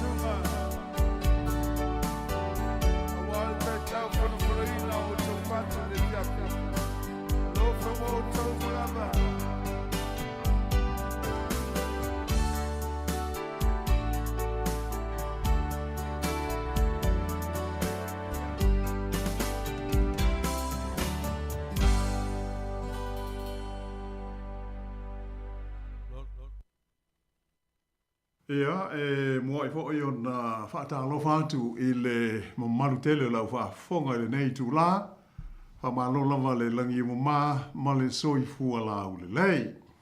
Tālu sia, o lo o manuia lau tāpo inga, po whea lava I le nuu ma le ai I Aotearoa nei, o lo o maua mai ai le tātou whaasara launga, ia, ma whaapena fo I ona mātou whaafeilo I atu, I le mamaru uma o lo o sila mai mo mai lunga o tātou au nanga whaate konolosi I le nei vaenga o le aso. O te whiwhira fo I whaataro whātu I le strunga ia tasi ma iawa tui tolomaa ia le o lo o whisosoni mai o wale tu inatu o le nei wha o poponga o le tātou polokalame le nei. Ma lo lava le soifo munuia lau strunga tasi po a mai le nei vaenga o le aso. Ia whaataro whaatu fo I malanga ngā whaaloalo I lau fionga la wano. Yo lo manuia fatai fo yo mo per malo se wale fa wino tatu proclame la fionga ia manuia lava ia proclame ia fatai malo o le vai so o vai ia pe ona sa fa fonga mo ia sa se va o ponga fa abito le tatu proclame le nei sa au tu mai fo ia I mata upu ia ma me o lo tupu ma le mai se tatu se no na o mai ai fai nga filinga ma le fai tau nga lo ia ma tu langa uma o le fo I wo tatu maua ia le polo I nga lo ia mai la malo le malo ia ma o atofa ai le so lua le vai aso o mua o le tau o fianga mua le o le pa inga lo na sful ma le valu o le pa le mene o le tunu o ia le a fili ai ma lana fai nga malo e pe ona masani ai tātou tālu sia I le lofa maleanga le leo te pau I langi, ia wa peo nā ulia manuia, ia wa whaatau nuuina ma le fia, ia tūlanga oma. O le nei whaapoponga o le tātou polka lame le nei, ia o le oto I nā tuai fōi, ia nisi o le mau mea lava o lo o tupu maali ni mai lo tātou lo langi I le nei vai taimi. E peo na silsila wa mai mo iai whaasara launga mai whaafo, o lo tātou iai pēa I se lalolangi vevesi ma le whetā wai. Ona o le mau mafua angalava e au fia ai le fia whaariali o le pule ma le malosi wha fita o isi atunu u I le wā ma isi atunu u ma o lātou fo I tangata. Ae whapea ai fo I ma whevesi a inga tau upu whai o ma lo I le pule o sa ona whai ma tai o nisi o ma lo ia ua whapena o na tulai mai aini winga fō vale o te ngata e whasanga I pulenga male ta inga o lātou malo ma o lātou o tu nuu. O ia tūlanga uma, a tonu e mawhai o na tātou whapei fō o lo manuia tātou I New Zealand nei, ai mai se lo tātou I tūlangi o le Pasifika, awa tātou te le o vaai ini taua mani whaalawelave matautia, e whano ai le soifua o tangata I lo tātou soifuanga ia so uma. E la ngona ai le nganga o le whaafitai le ia I lona alofa ma lona anga le lei ia malana tausinga ia I tātou uma. Ahe o le vaenga mua lao le tātou tala I le nei vai aso, e haafia ai nisi o tūlanga ua mori mawina I le taua lea I le vao Lucia ma Ukraine e pei ona silofia o le nei ua savalia le whao tausanga so o whaia pēr lava le nei taua. Na mafua, ina ua oso wha ia e le vanga au ma le fita a le malo Lucia ia lona atu nuu tua oi o Ukraine I le wha upunga sa tu ina mai e wha pēr ua na o se ngai o inga wha military ai le o se oso wha inga ia po o le fia si tau o Lucia I lona atu nuu tua oi. Sa iaile manatu ma le wha moe mao lunga o le teitai o le malo Lucia, Vladimir Putin, e le umi se taimi e oso wha ia ai e lana fita Ukraine ai manu malo. Ma to e wha foi atu ai ia Ukraine I lalo o pulenga ale malo o Lucia. E peita ai e pei ona sila fia le mamanu lau whaafonga. Te le hoi taimi sa tala noi nai le nei lava taua ia tātou polkalame I aso o mawai. Ia mai o tātou manino ai, e ui ina malosi le vanga au ma penga ale malo Lucia. Ai oi longa fo i ona malosi le te atu iai o le fita ale malo Ukraine. Whaatasi ai ma le fesoa swani atu iai o malo i sifo e au fi ai le whaalapo tonga o le NATO. Po o tunu ufo ia o loo au fie di tonu o le whengainga mo le puipuinga o le vasa atalani i mātū. O le ngofa aperetania o le North Atlantic Treaty Organization. O le whaalapo tonga o le NATO e pei o na silo fia. Tonu se fulu lua le au whainga o tunu o loo au fia ai de tonu. Ia po o lona winga o sui a wai a toa ia o le nei maftanga o malo mātunuu. Ua au whaatasi i tūlanga wha upwhai o malo, ma tūlanga wha military a wale puipuinga i taimi o se wha ia e se fili. Ia po o le wha upunga ho i le nei wha pēr o le maftanga le nei o le Political and Military Alliance i lona ingoa wha apele tā nia. O sui a wailao le nei tō, pe ona ta uafo i nisi o tātou polkalame e au ai le United States o Amerika. Whaapea le atunu o Kanata, o Peretania Tele, o Siamani, Sepania, Italia, o le malo Falani, a e whapea ai le tele o malo ia sa avea mawaenga o le uni o malo komunisi o Lucia. Le sa ta ua o le Soviet Union e pei ona sa iai i aso e tele ua tua nai.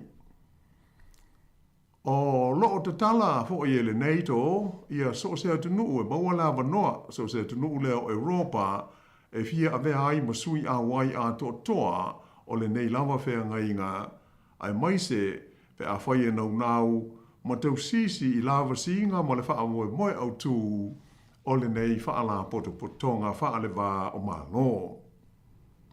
Ai pei ona ta ua so fo inisi o tātou polkalame u ma vai, o le tasi ale nei o mafuanga au tū o loo te te e malosi i ai le malo Lucia i talanoanga mo se file mui le la taua ma Ukraine.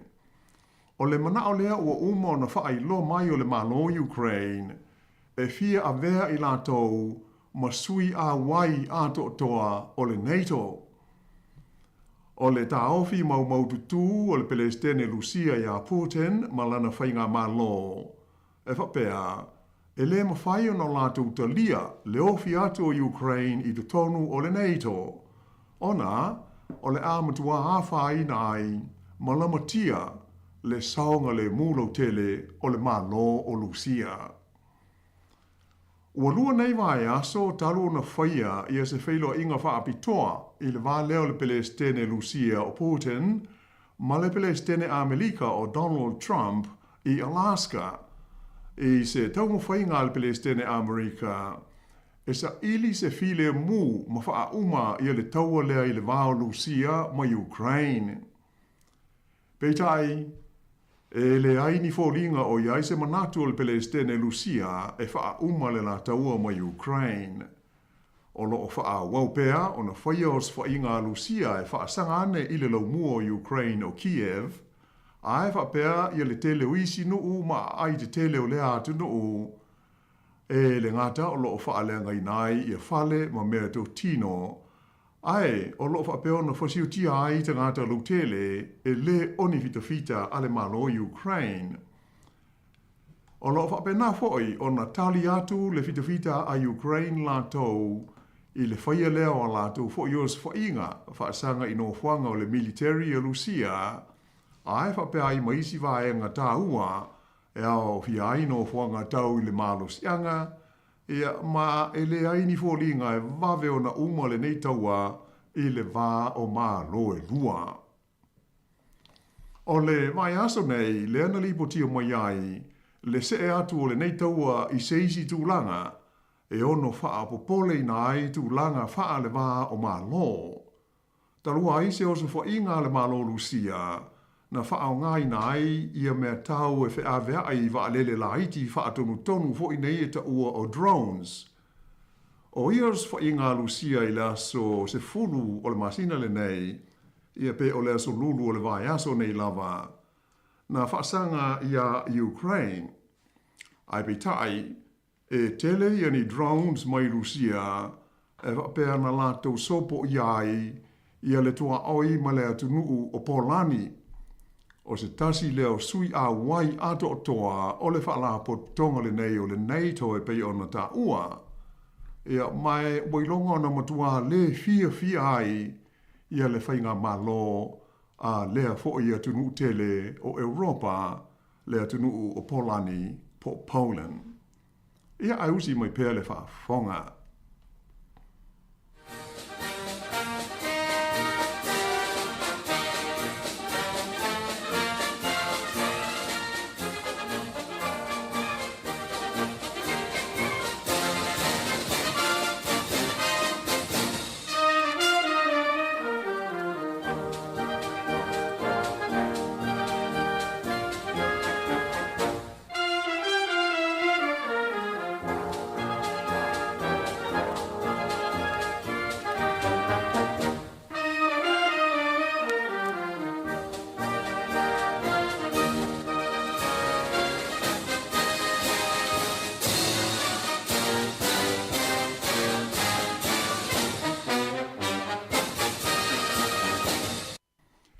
I le toi so o ina tu la o le tatu tala.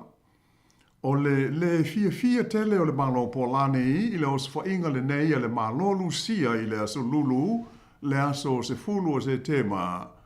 Ua whape ai o na se e atu lea whainga malo e la tau te whaonga ina i le vaenga e wha o le whawae o malo o le NATO.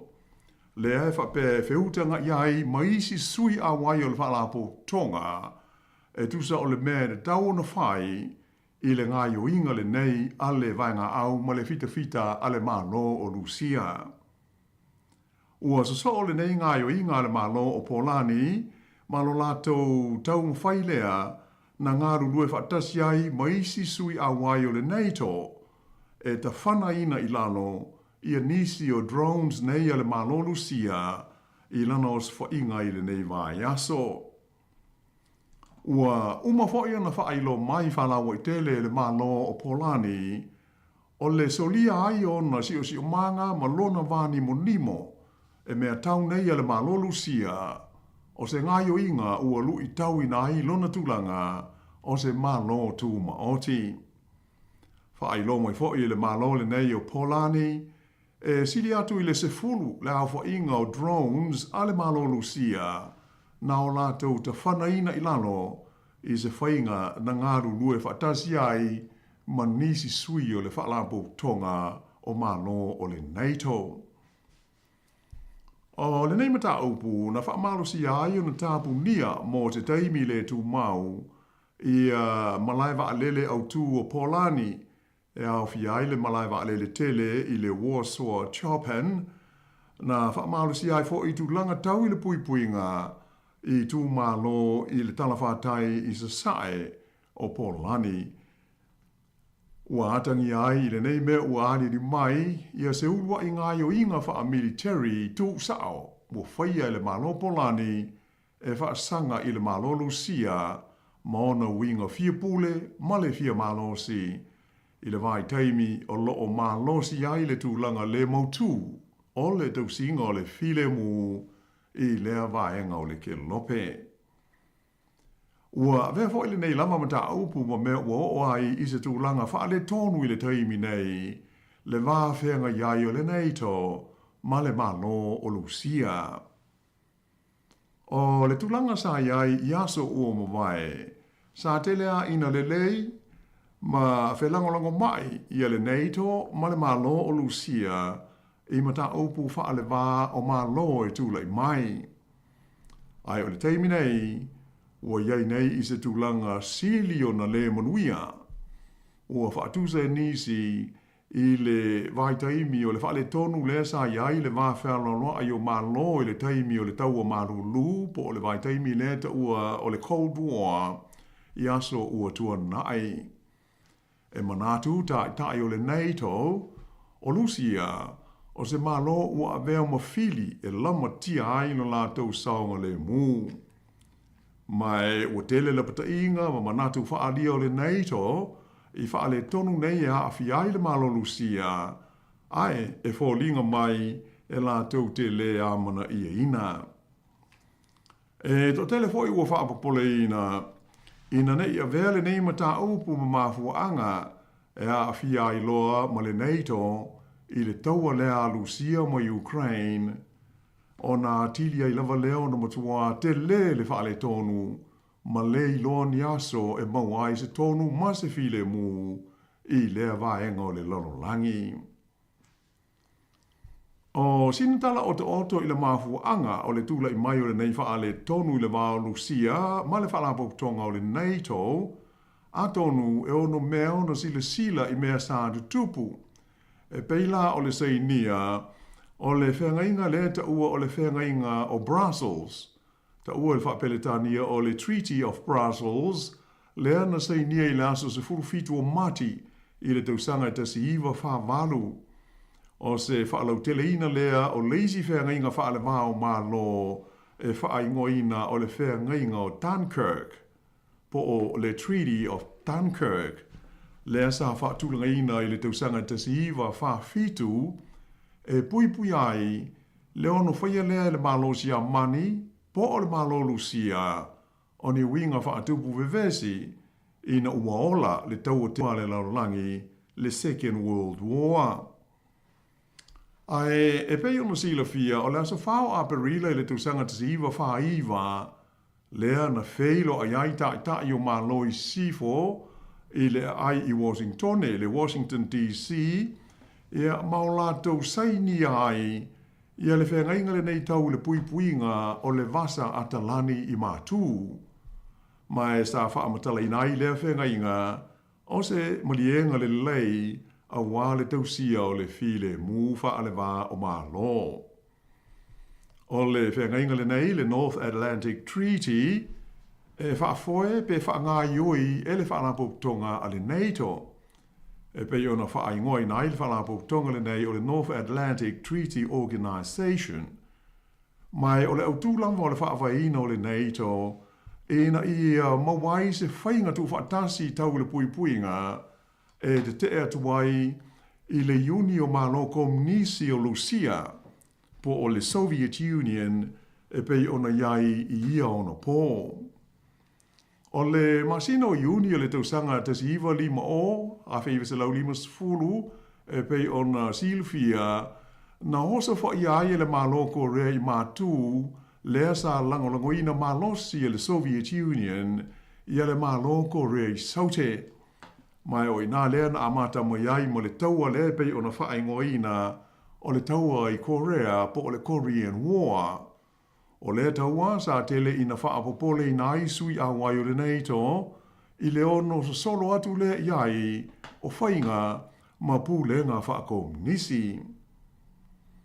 Ai, o se tasi o mea autu sa tula i mai i le taimi o le taua maru lupo o le Cold War, le vā leo malo i sifo ma se sae o le lololangi, na ali li mai lea i le aso ono le masino me i le tausanga tasi iwa lima. Ina ua ofi atu i te tonu o le NATO e a vea masui a wai ato toa i ale malo tele o Siamani, le Federal Republic of Germany. O se tūlanga sa whaapopole ina ai le malo tele o le Soviet Union po le USSR, ona a fianga i a Siamani sa sae i la lea vai taimi. O le fia ma le whaapopole ina tele o le Soviet Union i lea tūlanga, na whaapea i loa ono la tau whaawaina i a leisi whenga inga le whaingoa ina o le Warsaw Pact. Na awhi ai i a tunu ua peila o Polani, o Hungary, o Czechoslovakia, Bulgaria, Romania, Siamani sasae, whaapea ma le tunu ua ingoa o Albania. O le teimile na o lo i lalo uma i a tunu nei ua ave nei ma malo tu ma oti i lalo o le Soviet Union. O le fausia ai o le pā ho i le nei i le ai o Berlin po o Berlini, le Berlin Wall, i le tausanga tasi iwa ono tasi, E pe o se pine wha mau lea o le matua wha le tonu o le vā whialoa roa ai o malo i sifo ma malo o le tūlangi sa sae o le kelope i ia ono pō. O le vai teimi tonu lea sa tu lai mai ai ni wha fesili i le tūlanga o le malo si wha military o malo o le NATO ai mai se pe a whai ono whaia se os wha inga le malo lusia e wha sangane i malo i sifo. O le taimi atoa po le vai tau lea e whaingoina o le vai taimi o le Cold War sa autu ngā ruenga ma tau mo whainga le whaarapo tonga o le NATO i tu langa tau le puipuinga so whaatasi mo ona sui a wai mai ni os whainga e ono whaia le malo tele o le Soviet Union mai o lo whaamawina e whapea o le ese inga lea na tu le mai i le vāri United States o Amerika ma le Soviet Union, ona o mea tau mālosi ia sa a wina ane i Cuba, o le taimi au pito i siri leo na lata i le ono a fia ai o le NATO, i se taua e wha o ngai na aini a o penga wha a niukilia. Ai peita iane, o le unga o le taua marulu po o le Cold War, ma le whaataapeina o le Unio Malo Komunisi o Lucia, le Soviet Union, i a te sema o le tausanga i tasi iwa tasi, o se taimi taha ua tele lea i le tala whaasolopito o Europa. Na a mata mai ai le taimi le tausanga lea tasi iwa tasi, ona tau mawhai malosi le NATO, ina ia whaale leia lo na wā whealoa ai male malo o Lucia, ma muli ane, whaawai na ai le whainga whapaanga e whaingoina o le Euro-Atlantic Partnership Council i le whaamoe e sanga whaalele iai le wāwhialoa ai o malo o le NATO ma isi atu nuu e le o ni sui awai o le NATO e le ngata i te tonu o Europa ai whaapea ai ma le tūlangi o Asia tū te tonu ma isi vaenga o le kelope. O le tausanga tasi iwa i wa wha, lea na avea i fo i le malolu sia la tau ma sui a wai o le polkalame whapaanga le nei mo le file mu, le PFP. Ai sa motu sia, ma ave se a mailu sia i te tonu o le polkalame le nei i le tausanga i lua ave se fulfa, ina ua la tau osu fa ia le tu malo tele lea i wha ingoa ina o le Crimea i te tonu o ele o le atunuu tūma oti o Ukraine. O le taimi nei la, o loo iai i se tūlanga māo lunga i a fuafuanga tau i le puipuinga o le atunuu o Polani e pei ona tā ua mumua, taruai o se whainga a drones a Lucia i le vai aso nei. Ua mai tau atu fo i le nei vai aso i tau urumanga o le Parlemene o Europa, le whaia o se saunoanga a le tamaitai Palestine o le komisi le nei o malo Europa, le EU, o le tamaitai o Ursula von der Leyen, o lona manatu whai tio e whasanga i ngā uinga le nei e le malo Lucia, ma le haawhia ai o le siu manga o le malo Polani i ana o se whainga whasanga i le malo o Ukraine. Na whaina i le tamaitai Palestine o le EU, e matua te tau lawa i malo o Europa o na whaia i a tau mwhainga uma e una ina ai le malo Lucia ina ia a wai ni talanoanga mo se file mu o le la tau o mo Ukraine. Taruai o a fianga e ono lamatia atuai ma le nofo le lei ma le file mu ato ma le saunga le mu o isi malo o le tulangi o Europa. Ia ai usi pēr le whaafonga.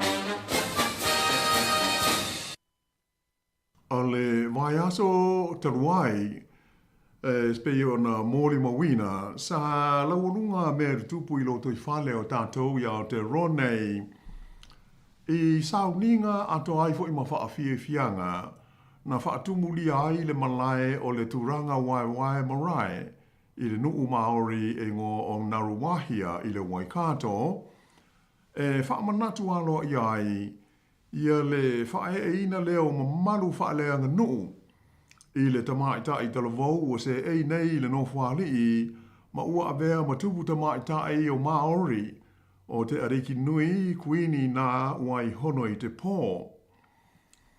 O le stofi la vai asa o mawai, o lona toru leo aso ia sauninga te tele I Naruwahia, sa mōri mauina ai, ia whaalolonga whaapitoa mai le mamadu o tangata Pasifika o te roa, ia mai sato telefoi tai o le tātou o te nuu Sāmoa, ai whapea maisi atu motu na awai I ia sauninga I le Waikato. O le ngoa wha Māori o ia sauninga o le Koronihana, tonu o le whaariliwina le le upu pele tā nia fo ile nei o le Coronation, tā la whengai ma le tātou wha o punga wha Sāmoa, ia o le e o pāpā, o le tupu te mai tai o Māori, lea na whae ina o atoa le iai le tusanga, tālua na ia no foia, ia le nofwari, e suitu langa I rona tua a le tupu sa iai o kingi tu hei tia, wa atoa le tusanga tālua na tu umalo. O lea wa atoa le leila le tusanga tālua na whae iai, ia mamalu nei, ia ma ia tau awinai le tuwhinga o le tupu te mai tai, o te ngata Māori o Aotearoa. E to telefo I sui o isi malo mai whafo sa awhi ai, ia le to whasa furuma le lima o komisina Maurulunga, ia ai whapea ia li imata maitai a mpasa o lo o iai o lato ofisa I le tonu o New Zealand nei, sa awai mamoli mawina ia sauninga taua, whaalea nuu a te ngata Māori.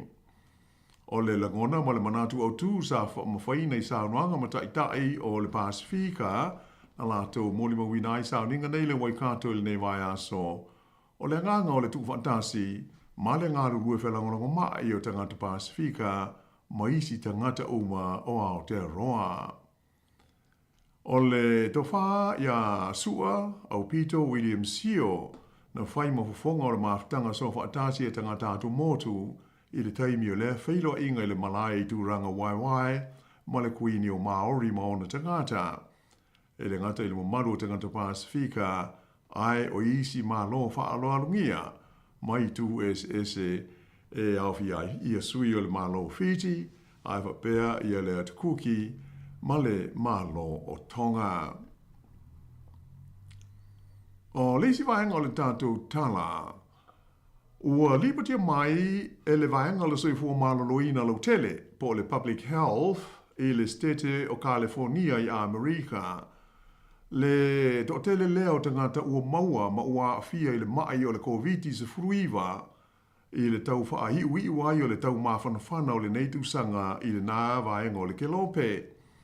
Mai na ta ua mai whapea ua manatu nisi pulenga whaaloto I whale, a whai o le a arua e pea I lunga le to tele o lato ua whaina I le COVID, o lona winga, mana o mia o na toe fo I e wha mamalu, I a fuafuanga mo le wha o ngā ina o talifofonga po masks, I le tonu o whale, ma no fuanga fo I tele. Ua tu ina mai fo I se lapata I ngā whala o I tele, mai no fuanga au tu mo le pulea, ma le pui puia o wha mai, a le malo tele o Amerika e whapea, e tusa ma le tolu se fulu, le au whainga o se tete o le United States, e au whiai la ma California, le ua whea ngai nei ma le sitia o le au whainga o tangata, wa a fia le vailusi o le coronavirus, lea e mafua mai ai le COVID-19 ma le iwa. Mai ua masalomi ai a tonu o whaatasinga te tele, I vai taimi o le aso malo lo le Labor Day lata mai nei, ai whapea ai ma le toe hae o a onga I Amerika, ua whesoa swani le vave si ti ai o la whainga o e ua whaina I le wha mai. Whaelo mai fo i le whalaboutonga a le CDC mo suenga o le sua vai le mo mia o California o ilo ai le mawalunga o le fua o le vairusi o le coronavirus mai o lo si ia e pea i lunga le tūlanga i le taimi nei. Ta ua i se ripoti a le newspaper le Los Angeles Times e whapea o suenga na wha umai le so luas futoru o kuso na wha maui nai i le sefurulua te si o 50% le mawalunga o le coronavirus e tu sa ua wha alua i nai le tūlanga na iai i le masina o Iulai. I le tonu o nuu mai tu malo e sefurutolu te si 5% le si tanga na wha mawina i le Los Angeles County e wha tusa lea i le valu te si tasi pasene na iai i le masina o mawai. Ai o le Orange County na si ti ai i le luas futasi te si ma le valu pasene mai le iwa te si ma le 5% na iai mua. A o le ai o San Francisco na o i le valu te si 5% mai le fitu te si ma le tasi sa iai. Whailo mai fo il te mai tai fo mai e ulu iai ngā ruenga mo wha mai pipisi i te tonu o le State o California i saute o Elizabeth Hudson. O le teimi nei, o mai ta wina le si tia pēa o la whainga o te ngata wawha ina i le COVID. Mai o se tūlanga o te wai o na sauni matapena pena i au o nanga wha le soi fua marolo ina. Na ia whaadia o lo mawalalo le teimi nei la whai o te ngata o tau fie de tonu o whale mai mo tungu fitinga. Mai o le a mata i tuina le lei i leisi lua i le tolu mai aso o luma nei i le tūlanga moni e le tau o na o iai. O le vai aso lea na wha umai la so luas fultolu o kuso sa tu lai mai i le tolu te si ono lua mo le ta i se lau afe o te ngata ia e o tau fiai le whalamai ona o le COVID e ui ina o le afoi numera e tasi te si maleiva pasene o mawalungai nai lo le vai aso i ona tua. Ia e usi pēr le whafonga.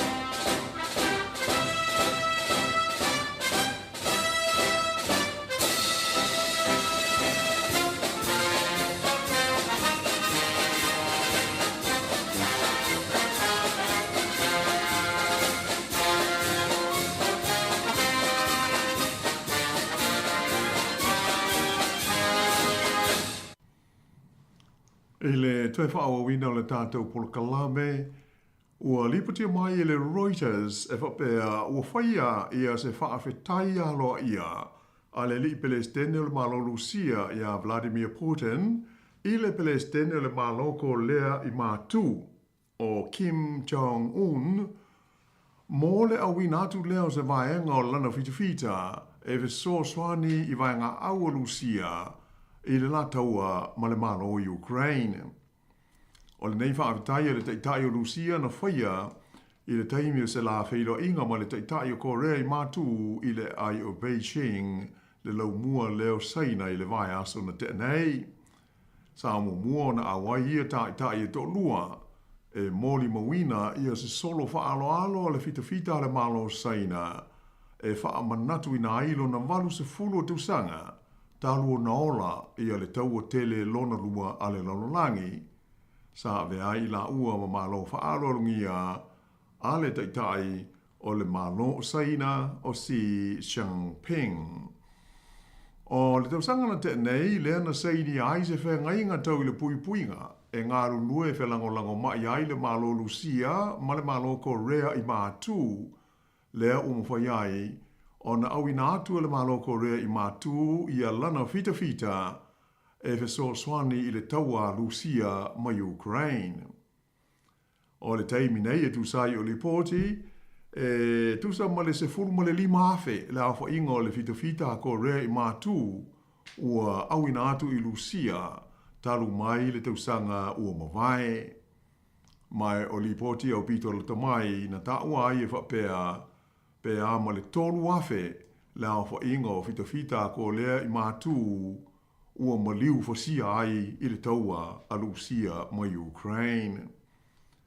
Ta ua i li poti, ia le tele o Soswani ua tu ina ane le malo Lucia i a Korea i mātū e le ngata i oloa, ai whapea i fo i mani mea tau atoa ma pensini ma suahu.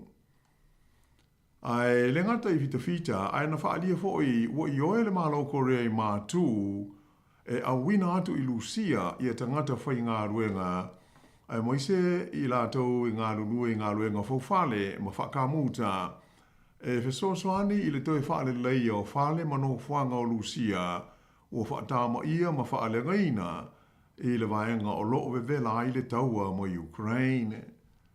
Whaelo mai fo i le Palestine o Kim Jong-un le iai lea i se tūlanga malosi o le vāwhea loloa i o lona malo ma le malo o Lucia. O tunu nei e lua o loo whea ngai mani sā mani tapu o whaia iai e le tele o malo ma tunu o le lalolangi taruai le taua lea Lucia ma Ukraine ma polka lame wha niukilia a le malo le nei o Korea i mātū.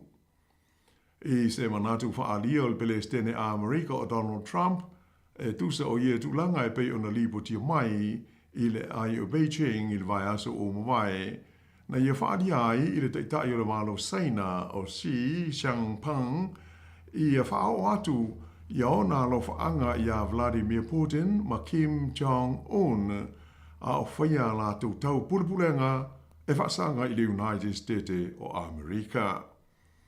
O lea whaasa launga Donald Trump na whaia i lunga o fisota inga televavave po o le social media.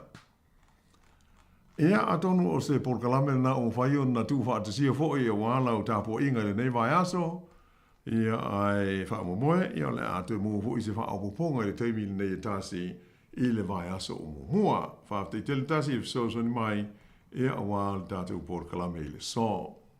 Malo whaftai, te tele lawa i lau whionga la wanu na sina whafsilia pe a lim whai fōi ona, masaru pe na o ia iau suenga i tātou porkalame.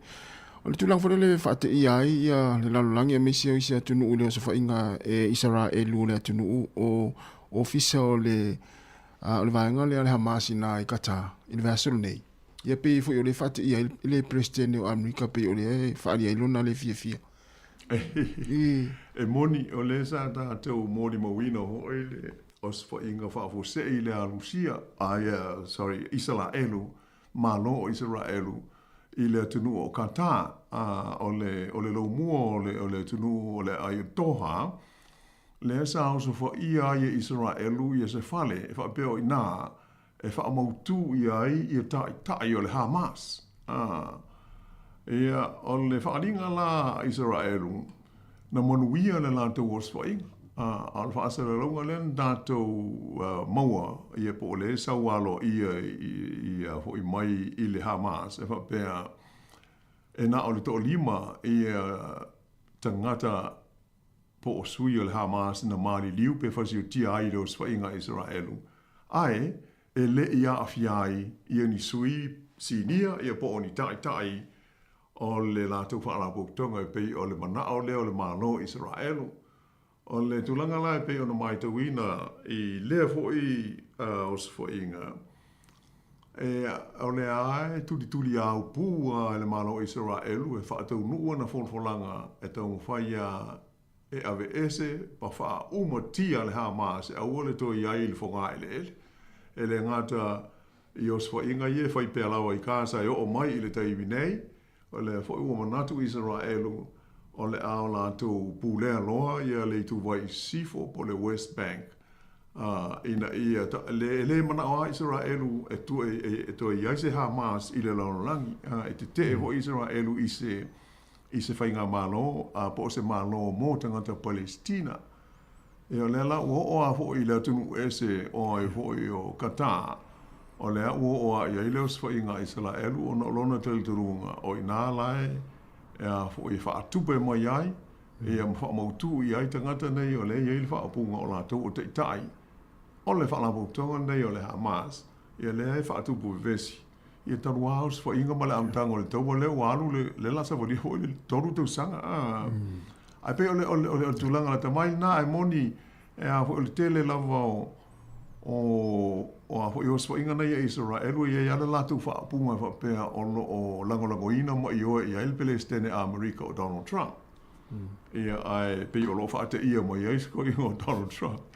E pe le isi le fia ia ia le tulanga iai ua whaadia fo ile matua le fia tele o le malo katala to ia Israelu ia ona o le lato lo mua le na os fo ia ai ma fia ia tangata nei o le whaapunga le fo ia le Hamas ia to liba o lato tangata na fasiuti ai le ia fia ai ni tai po tangata si ni o le lato whaalapo to ia tatu si o le ia si me to e adi mai ia vesi e pe o stulanga le manuia whaalava o malo le a ho i le os fo ia o se si tunu ai le o a fia e te pela o le o fa ina fua le lau mua o le tunu o le nei alapi o kata ai pe o le tasi ale tunu o tele na tapa ia Amerika e fe so ni mai i le tau sa ilio se file mu o le tau ole nei i sa tu tonu Israelu ma Palestina ma le Hamas ma le alama e tele a ina fia i sia tunu le nei e a pangalea e le o le o pomu vo i ia pe ole nga tonu ana na va tuilo fa si lo fingo la no le la wa mai va mun muli le na tu le fisi ia wa sa oli lo sa no pe tasi le tunu pe e foi le tu le va o tunu pe o ina vesi ia etapa la vai foi America i se fa le linga pe ai ni va foi le ni tala no anga mo file mu pe o sia tunu le o kata pe te na so ni foi e tau fa file mu ino tau wala wali ila yo ia ole isi tulanga mo silfia ole tunu le e au pito i te le lava le no fuanga po le base o lo o yayo Amerika mo lana fita i le i tu o le lang the biggest for a base o for o le military Amerika o lo yai i no ingala e va la te tele i so tanga o le United States ma le tunu nei o kata le voi manto voi e le va tu nei na fa me alofa mai ai le tunu le ia se va le tele mo Donald Trump le fa pe o talia ia le to mo mai sta po o ona avane ai Washington le va e fa no ia Donald Trump a pe o ta mo ia la ia ta to close ia ma va la lata ia le va fa lo ai America ia mo sia tunu le ia fa pe hoi ma tunu i sifo ia pangale ta sia ole ale fa ale anga Israelu ia le va le i lana os fa inga le o fa ma lo fa tai ia mani fa tai tele lava le fianga lo ano ia mani foi langa ia tu fa inga va yaso fa tai foi ta pe non ta to proclame le lei fa pe na no fai da to fe lo el va so fo mo wi le fa inga va yaso lo malu ta tu no ma lo fa fonga ai fa so i foi ia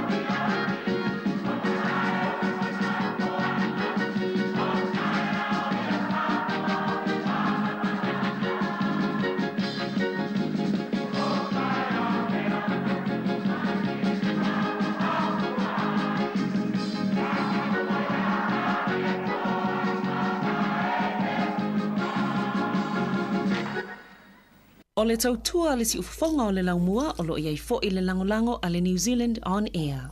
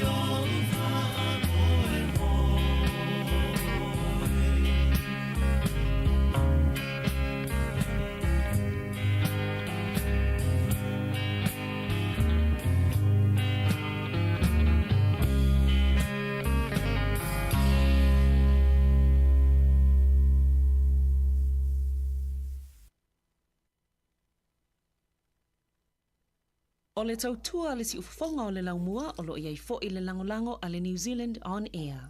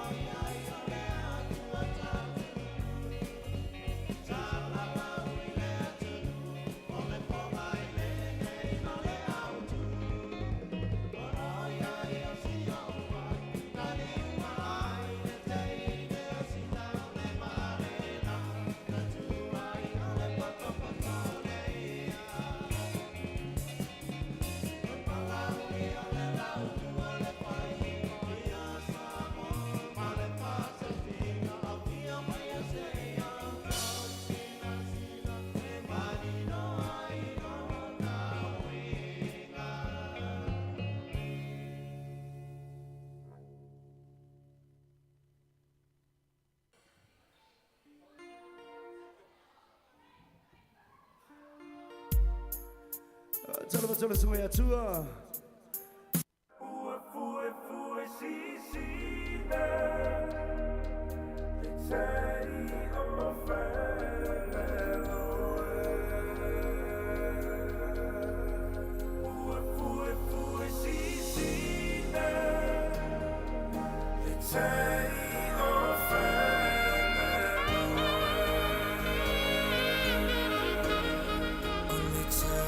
Pule pule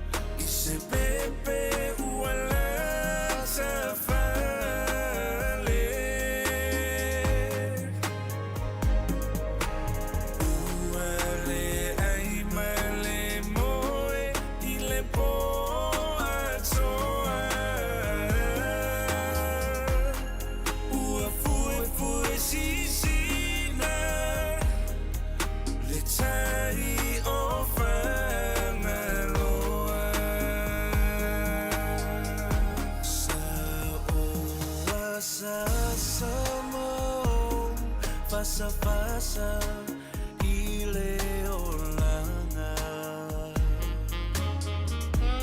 ai e mole wila mai loa tu ai o foina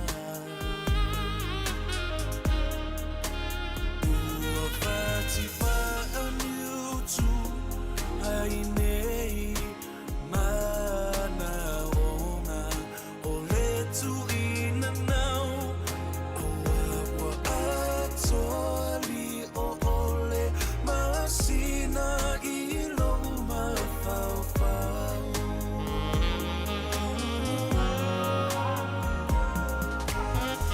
e o te mo o ngai ua fai vevele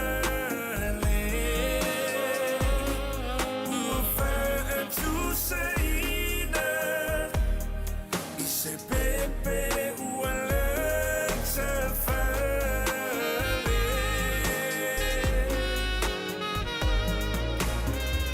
ua le ai ma le moe i le po atoa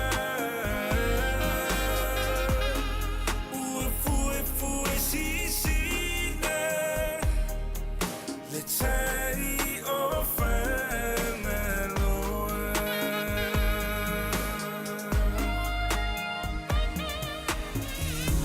lava ina lutia i puava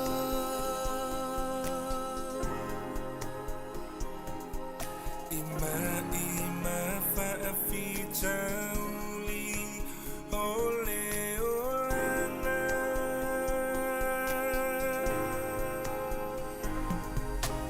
alea ua e i whanua whaiva ole tautai I mea rofa lea tua ua o popo ma sapa sapai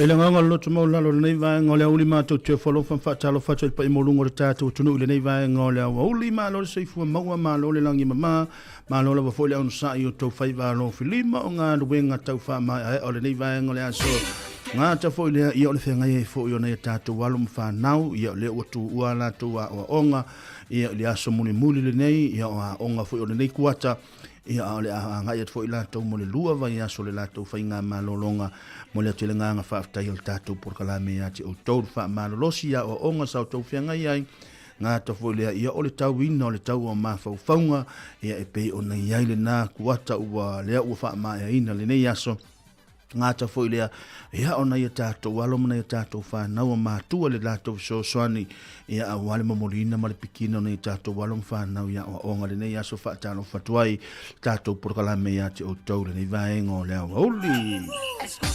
Whaatalo fo ia latou umala wal penana mau me tatou whaasalaunga le nei vaenga o le aso se fulu ma le iwa.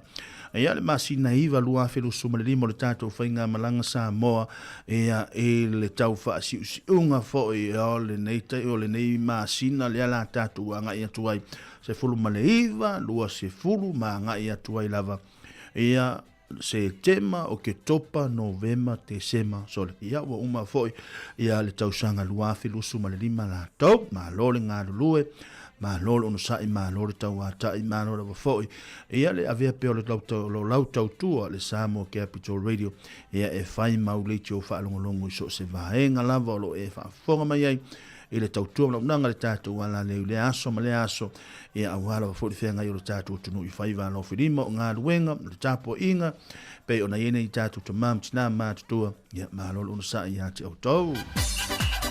Whaatalo whaatuna i tātou ta mauntina mātua lo whaafonga mai nei vaenga o le awauli, whela fo se vaenga lo e whaafonga mai ai, tono o maota ngase ngase, whalo ta ngāta mātua, tono maota malawa, ia ngāta fōilia, ia ona ia tātou uso, matua whaafine, ia lo ngawha tauli maina i lātou mo le tausia ino o tau, ia mālore ngā lue, mālore on sai, i le nei vaenga o le awauli, mālore wa fōi le tau ata ia te o tau, ia e pei ona iai, ia i le nei vaenga o le aso, ia mālore on sai, mālore tau atai, mālore wa fōi le wha mālore si o tau whai vālo whirima, ngā ta fōi le wha mālore fōi ia i lātou, umala walo penona ngā lulua le nei vaenga o le aso, mālore on sai, mālore wha mālosi, ia mālore loto toa, ma lole le wha alongo longo ti ngā, ia ma lola o fōi manatu o tātu, a inga ngā tau fōi lole whanau, ia pei ole mafuanga, ia le nā, ia ole mwha mahalose ngā rue, ia ono tūlanga i tonu o tātu, a inga mamea mana o mia.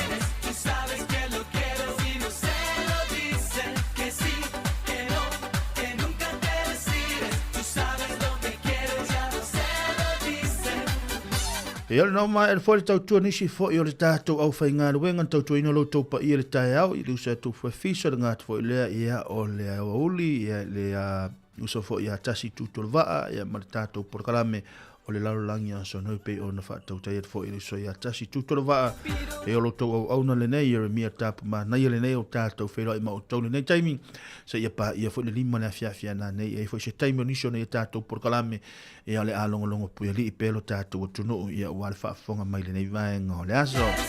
Mālolo ngā lunu e mālolo na sa i whaatalo fo i lātou umala penan mafuta mai lungo le peaunga ngalo le ea le ngātu fo i leo lungo o lau frequency le tasi o ono tesi ma le tasi whaamo le nei vaenga o le aso ina ua toi se furu ne minuti o na tale o le itula e tolu.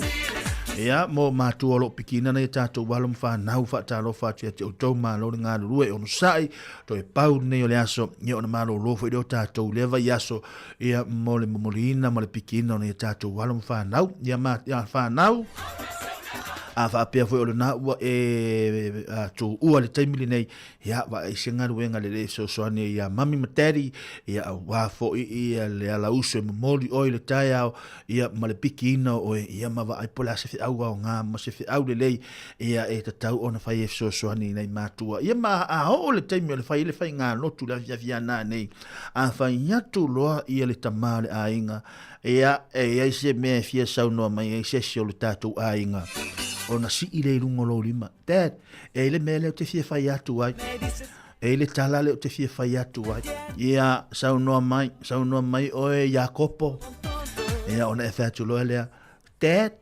mam faftai te le lava mo le piki ina o mātou ma le momoli ina o hau le haonga faafetai fo i mo le faatauino o famafanafana faafetai mo le faatauino tō tini faafetai mo lo lua mafau ina ia lua silafia o le malu puipuia i mātou le malulu lea ua mātou wa aia le taimili nei ia le ua tu ua le haonga a le mate wa ai atua i maute wa ai atua ia oe mama ia ma oe dad o le te liua ngā lulu e malolosi a wale tausia ino tātou a inga e ui au tele i whai ngā ruenga ai ole a o alofa ma o wa ai a pelu anga ruenga le o te matua loa o la tu loe tau ia tu ya va non ngana lue ya te o tau le nei va nga le o li nga te foi le fatal foi amale le match le penal ma futa mai le nei va nga le o li ya ma lo ono sa ya te o tau nei va fi fianga ya mia se o tau o foi tau tala tau tu ya amal tau tal so a ta ma le pese o lo fi fa fonga le tu no le nei va nga le o li vai foi sta to va fi fianga mo la tau ele se tau maftanga po fa se tau maftanga wauli ia au te pole vai ole vai pai pare tali fa fonga ma tau tu na nga tato wala leo le nei vai ngole wauli fenga le tato tono o ina o to e valu ne minuto na tale tu la tolu tau tu na nga le tato si fo fonga le lomu mo o to le nei vai nga ole wauli UP40 Pacific Love ma le peso fa ngoina I got you baby.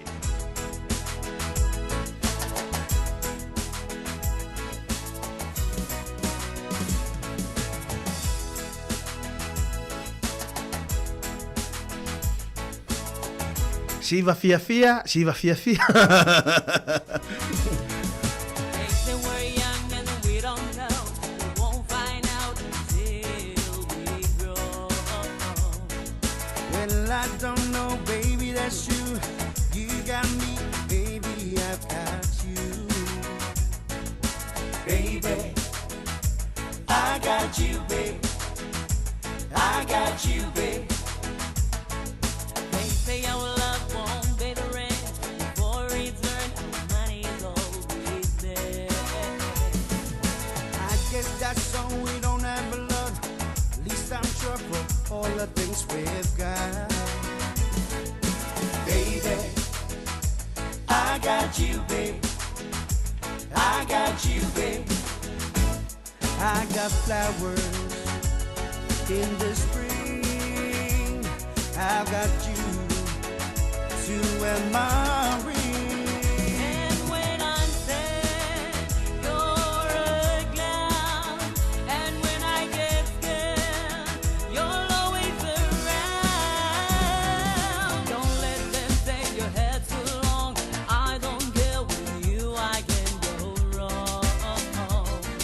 Then put your little hand in mine. There's no hill or mountain we can climb. Baby, I got you, babe. I got you, babe.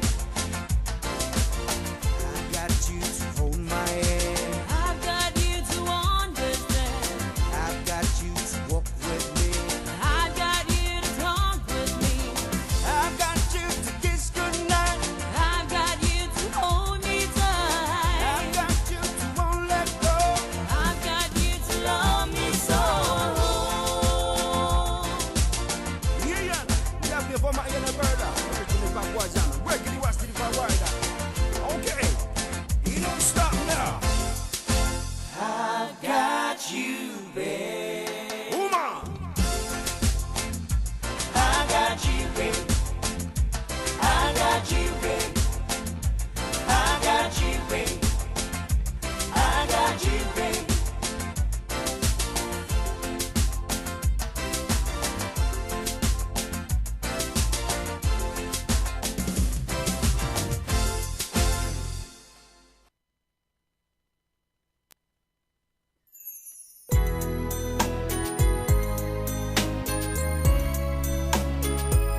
Noi vai vianga fianga yo ta to tunu mga wengo nei vai ngole o li ngat foi lo fianga foi lo tunu malo longo nei taimi fale ta fonga mo o to nei vai ngole o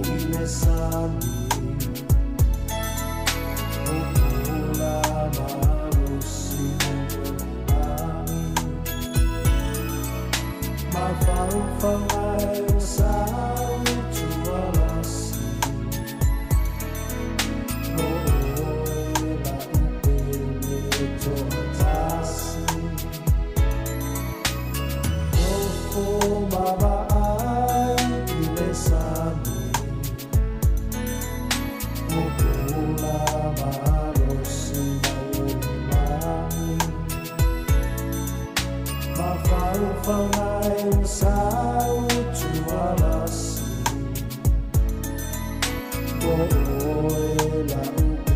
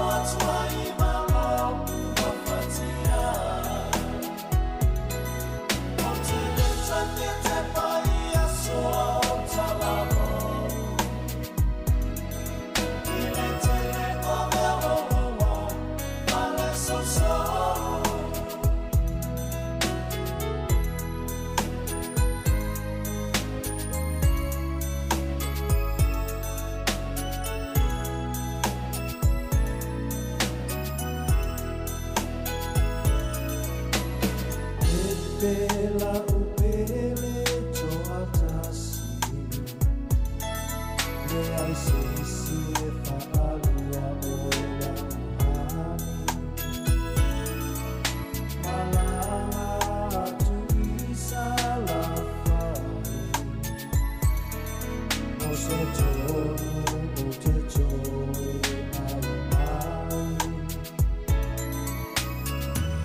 pela upele choatasi e ai sisi e fa'alua oela uhani malanga atu isa la fai mo se tonu o te toe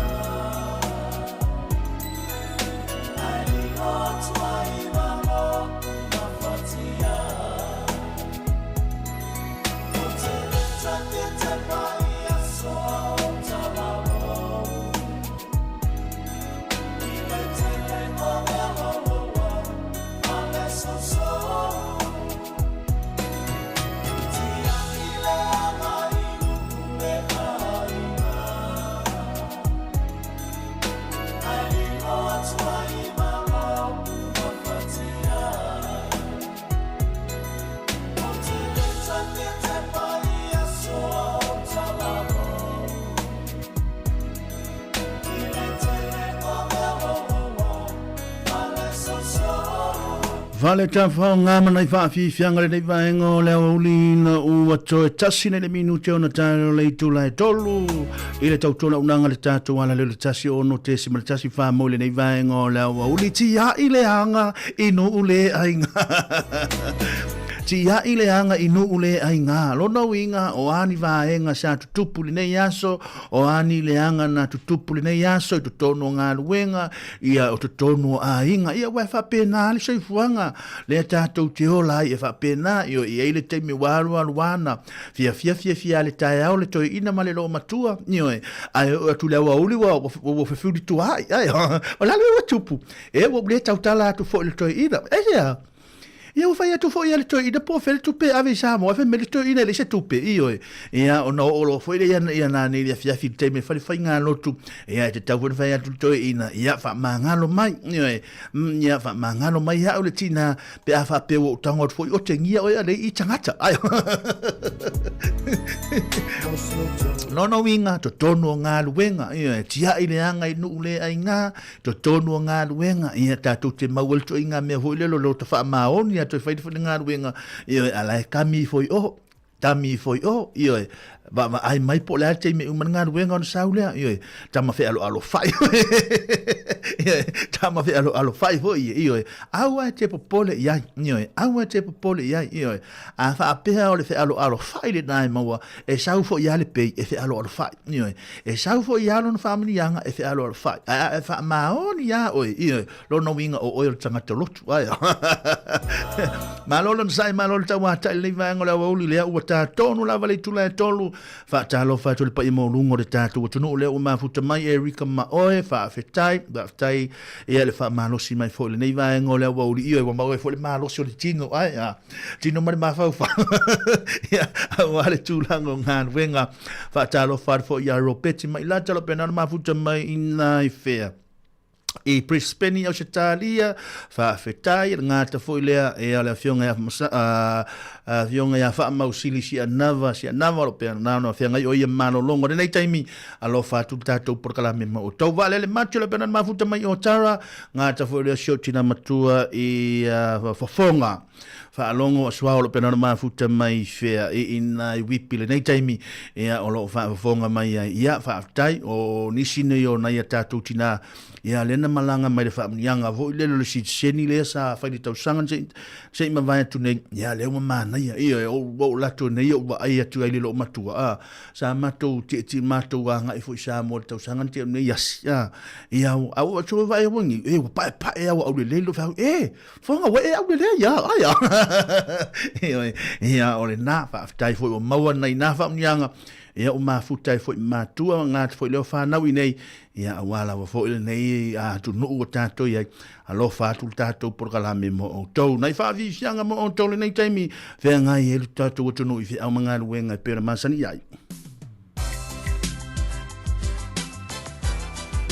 a eva ai atu nai mana o mie lau ol na yo au tafa lau fisosoani au e te alo iai lau talale au e te alo iai se alo sosoani iai ia a apa iai a mai lau amo tatau soaina ia ona manuia leo nei aso a apa mai le Pacific Love.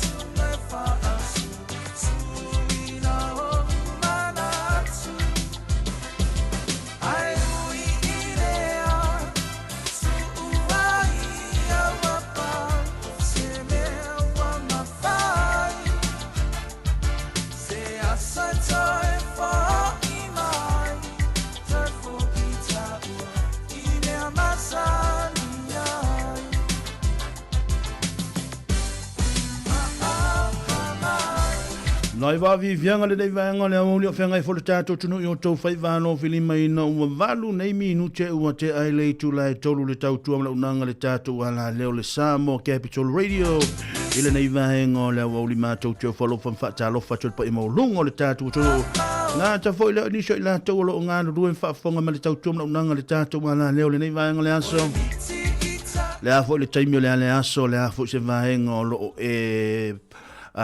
fonga ma le tautua na unanga le tatou wala leo ia i le nganga lo loto maulalo matou tue whalofa whaatalo whaatu ia te o tau nei vaenga le aso malo le ngana lue malo le ono sa ia whaapea fworo na wei lungo le au wala le taimili nei whautuanga masani ma le tualalo le tatou wala leo wa i le tūlanga lo saunga le mu ngā ta fo i lea ia ma ai fo i le tūlanga fo i le leo le malu pui puia ia o le anga i mai lungo le au wala le taimili nei pe ona tuina mai fo i le tatou li poti le tau ia matou nei porua ia i tūlanga i whaalave ia o le mea lava lea fo i le o le halo le taavale mahano le telefoni ia ai le tatau ona eva ai o mai tua lua a wale saunga le mu ia whaafitai ia ele eise si sa tupo se whaalave ia ai na ona i mea tō tino le nasa whaale angaina o leo lo o tātou wa ai le suinga o le tau le taimile nei le malosi o le savili wa aia fo i to tono honu porua nei ngata fo i leo Wellington e inisi o pito nu o lopa ua i meo la au manga ilungo o mga ala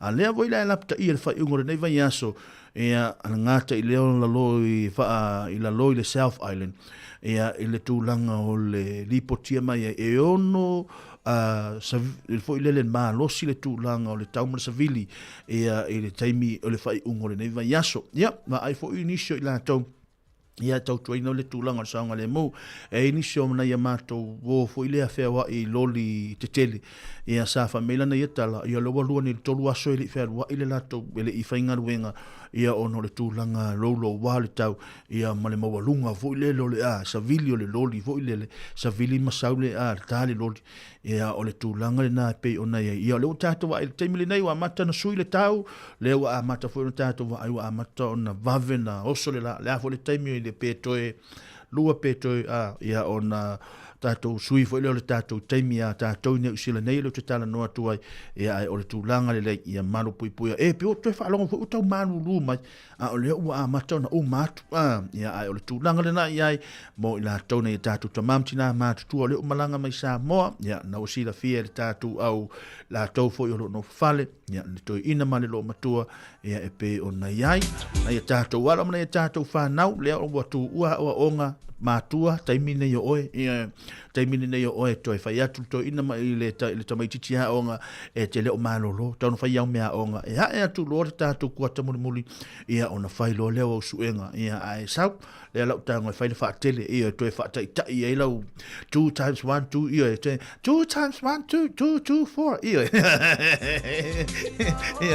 ia fa tai tai ia lau fai ya onga ia so ia ai awala ni to ya o ia lau fa sau no ia la ngolo fa sau no na wole to ya wala taimine ia on mena na ngata i Sāmoa mana ia to foi fa longo mel por kala mel to fin le to fin ia ana foi va henga sa malanga i Sāmoa ia le mena la ia tato awani to fasia ia sasata mai titi sasata mai titi i le fa mtalanga foi le tala voi le ia lofa fai le mea onga, tō anga le onga, ma o lo lumana i le leile na, e a pēr tō anga le onga e pei ona. Iai, ma lora ngā lue, i le nei vāenga le aso ngā fwoi leona i la tōro pikina nei tātou walum whānau, e a le alu atu nei tātou whāwhiwhianga, ia ai aua tautala so e mia ai fa anu tato ele nei vaenga o le au ulia lo falu tato por kalame mo o to umalava ile nei vaenga o le aso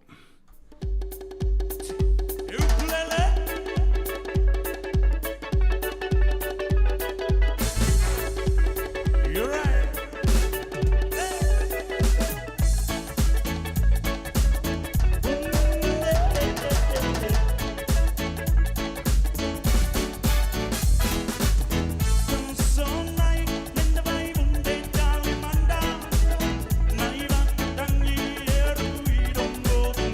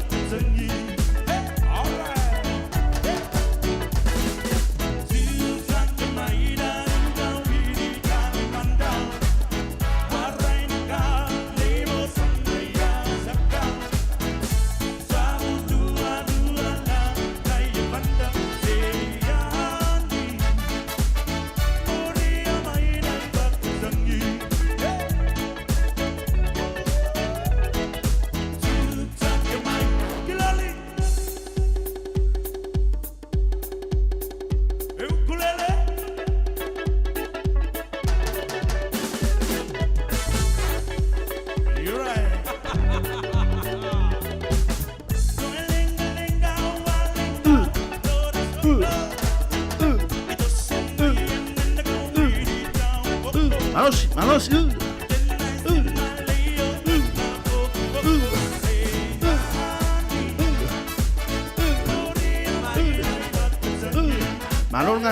Manolngan lue. Lue.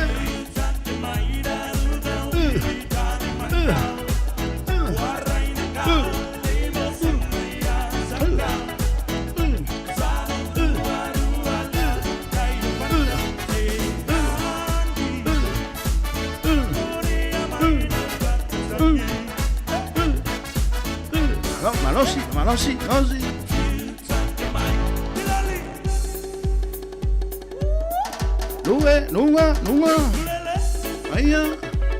Lunga. Aya, tafa. Aya, lue.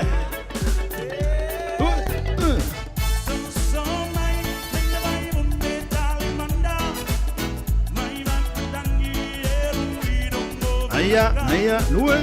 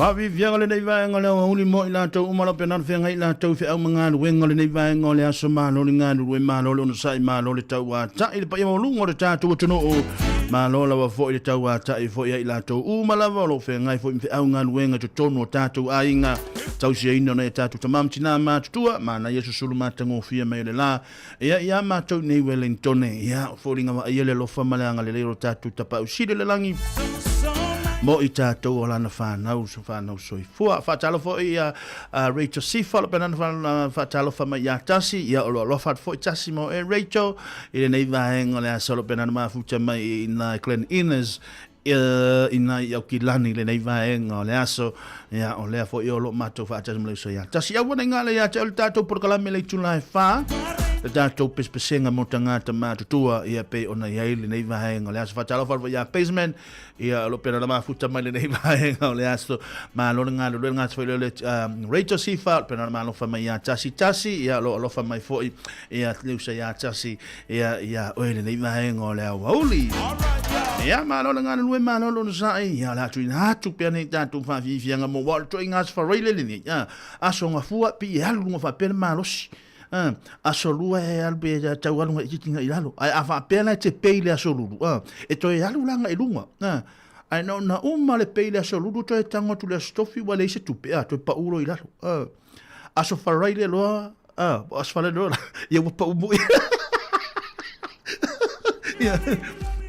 asfarai le lola ia wa pa o mo i lola wa matua le ia la se militanga a watu la tatu fa fi fianga e fetau le nei nga la asfarai le io se pe se fruta la pe li matala se fa tau se e posi atu wale me e o fo ia le stotongi io se matua e fa tu fo ia se fa tau mal tama fo le matau e matu la la o io na fa tau mal tama na la la o fa sua vai fa ani io alu ia mal pe o mal keiso la asfarai le la tau ile nei vaenga le aso malo no sai malo tawa ta in malo telo le tatu tuno e ana fa fi fianga mo o tau nei vaenga le aso alo fa tu tatu por kala me Vada lo varia Ellen Solomon ala penan ma futa mele nei vaenga le o le nga foi le pace man ala penan ma futa mai America ta funa na e io ia te a una fea ana fea e io e mai Solomon Ellen Solomon ana fea e io e mai oina che fakanga oina fatela io ia ma le faccio al taulanga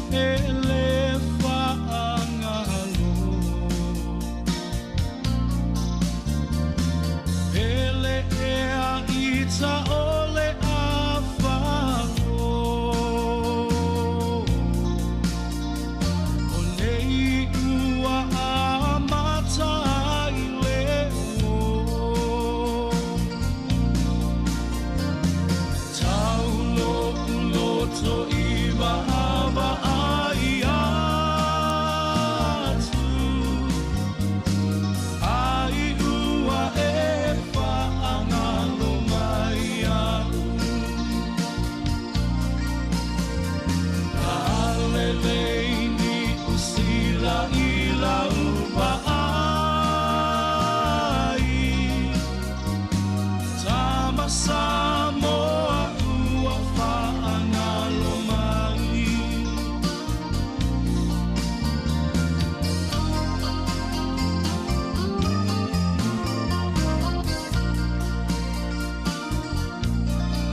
Taola wina o la utusi na lafo mai.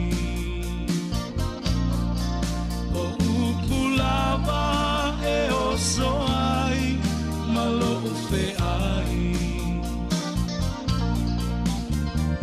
o le masaninga ua whaamutaina ai o le whaaponga i o lau toe a ina taulo uloto iwa awa ai ai ua e whaangalo mai au Alelei Amerika i la ua ai Tamatutu i la ua whaangalo mai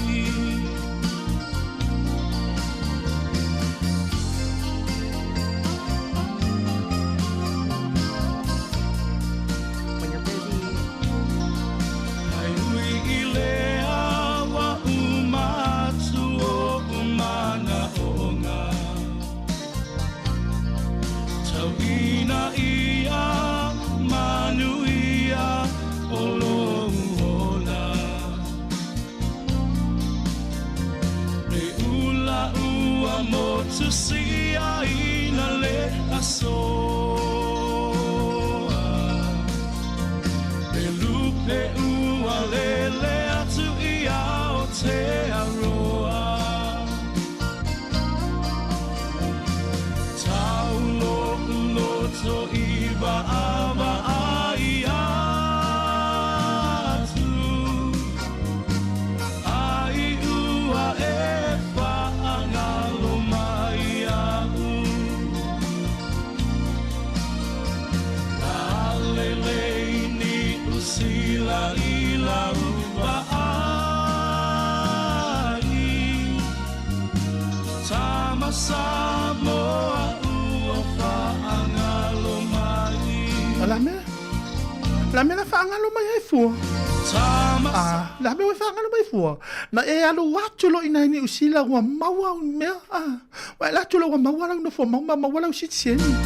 Wa le hano mai atia. La me wa le hano mai. Wa ngalo ya te ole popo mau. Mangalo ya ole popo mo ole sa e tau sami ya wa e mau lo ula futi ya wala la io fa ya la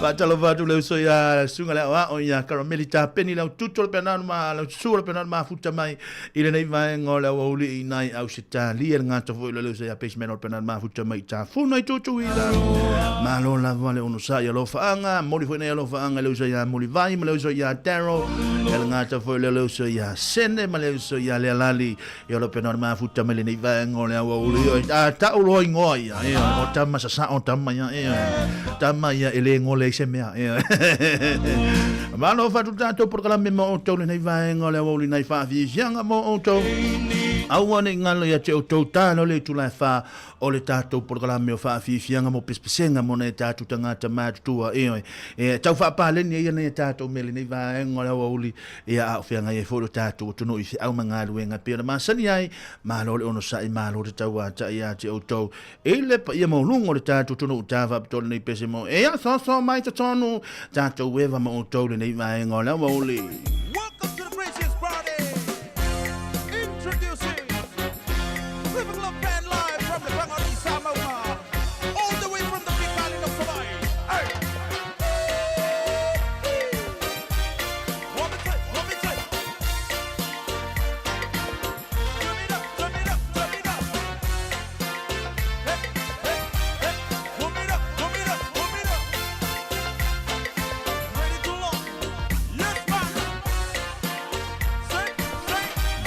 Malol si malol ngalo lu dai ma ngole aso nga to velo so ya muri vai so ya dero nga to velo so sene malian lali le pena ma futa mai au shetali le nei taimi e male tamale mawale o carameli ta peni le auto pena ma futa mai nai sini au shetali alo fa tu dato programa mo to ya tamai to maua e le nei vai ngole au oli ta va to ni pese mo to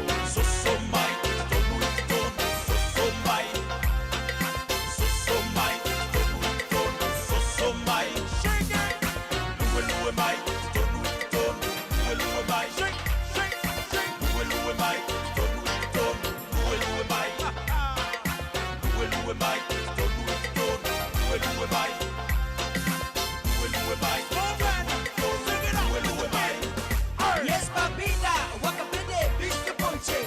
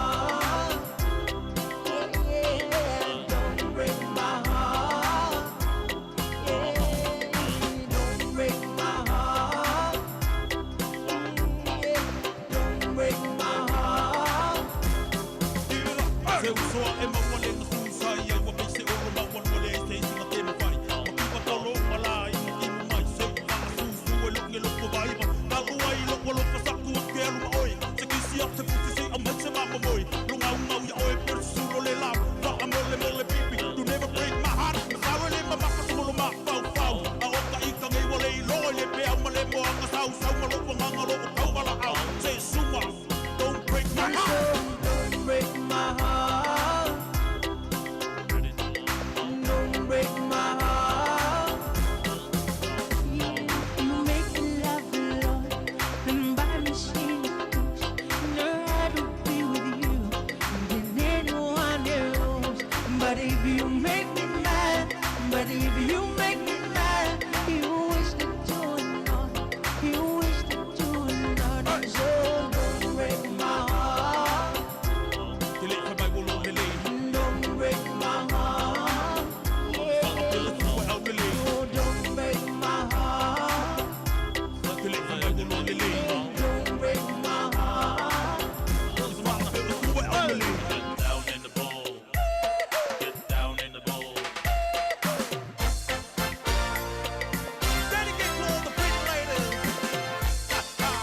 Bobby poppin' out.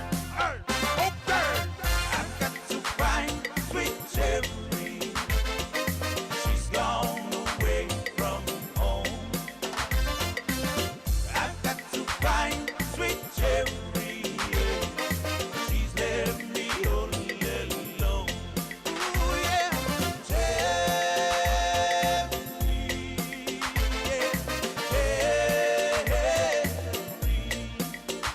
Don't go and leave me alone. Don't go and leave me alone. My thoughts are always with you. The emptiness leaves me blue. And if you ever desert me, then I desert you too.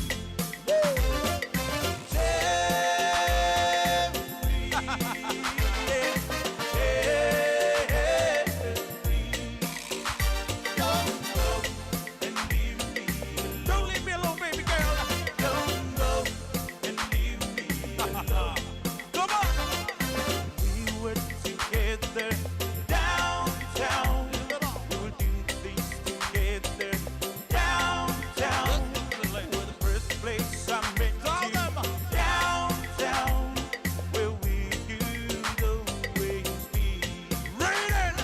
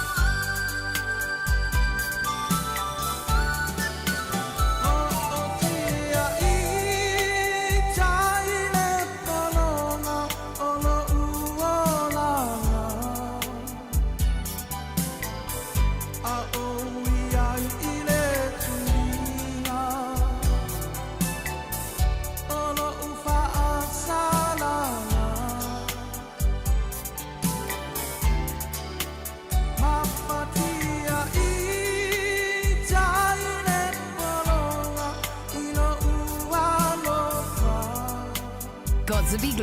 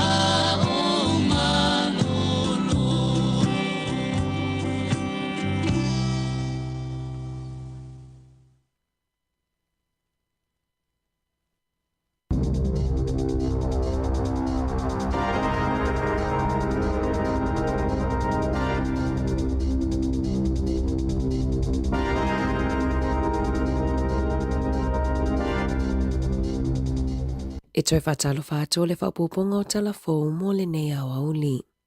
Ua whamaunia mai ele ni ma lele ai o se la pata inga i se tsunami mo New Zealand. Talu ona lulu se mafui e tusa ma le fitu te si ma le valu lona malosi la tailu sia i le tae awa na nei la. O le tui mātua ia pani o la pata ia ini ngalu maua lulunga pe ona lipotia e le liti o New Zealand.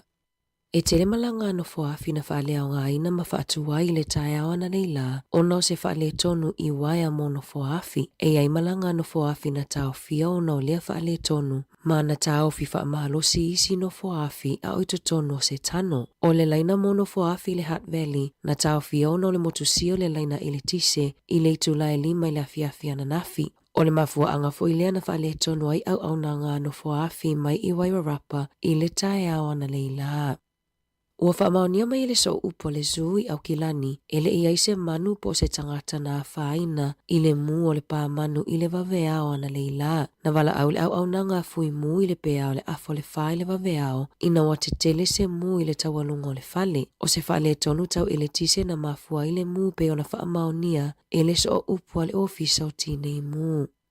O le asona na fina whai ai le launga whaamawai a le suifai pule le Green, Benjamin Doyle i le palemene. O Doyle o le suifai pule mua e le aise i tu pae au fiai i lalo. Mai na te whaonga ina le sui nauna lau tele e whaamatala ai lona tangata. Na ia whaalia, ua ia filifili e tu ua le palemene ona o siona atalii. Na ia whaamatala ina le si o manga o le palemene o se no fuanga vevesi. Mai na te lela ngona ina lona saunga le mu e le ngata mo ia ai mo tangata pei o ia. Whaalia Doyle o le palemene e le o se no fuanga i mawai se file mu po oni whaamasino ngā tonu pe a whaawa wai peo na tupu misa i Kasa, Yemen, Suria, Makata. O ke topalu a whelua whana urufale ai Doyle i le palemene e suitulanga ia Darlene Tana. O le a suitulanga Mike Davidson. O le sa avea mawhai pule i le pule ngā nua kalai stete e suitulanga ia Doyle. O le a avea foi Davidson mawhai pule nona lima o le pātia le Green e ulufale i le palemene tanu mai le palo ta tele a New Zealand.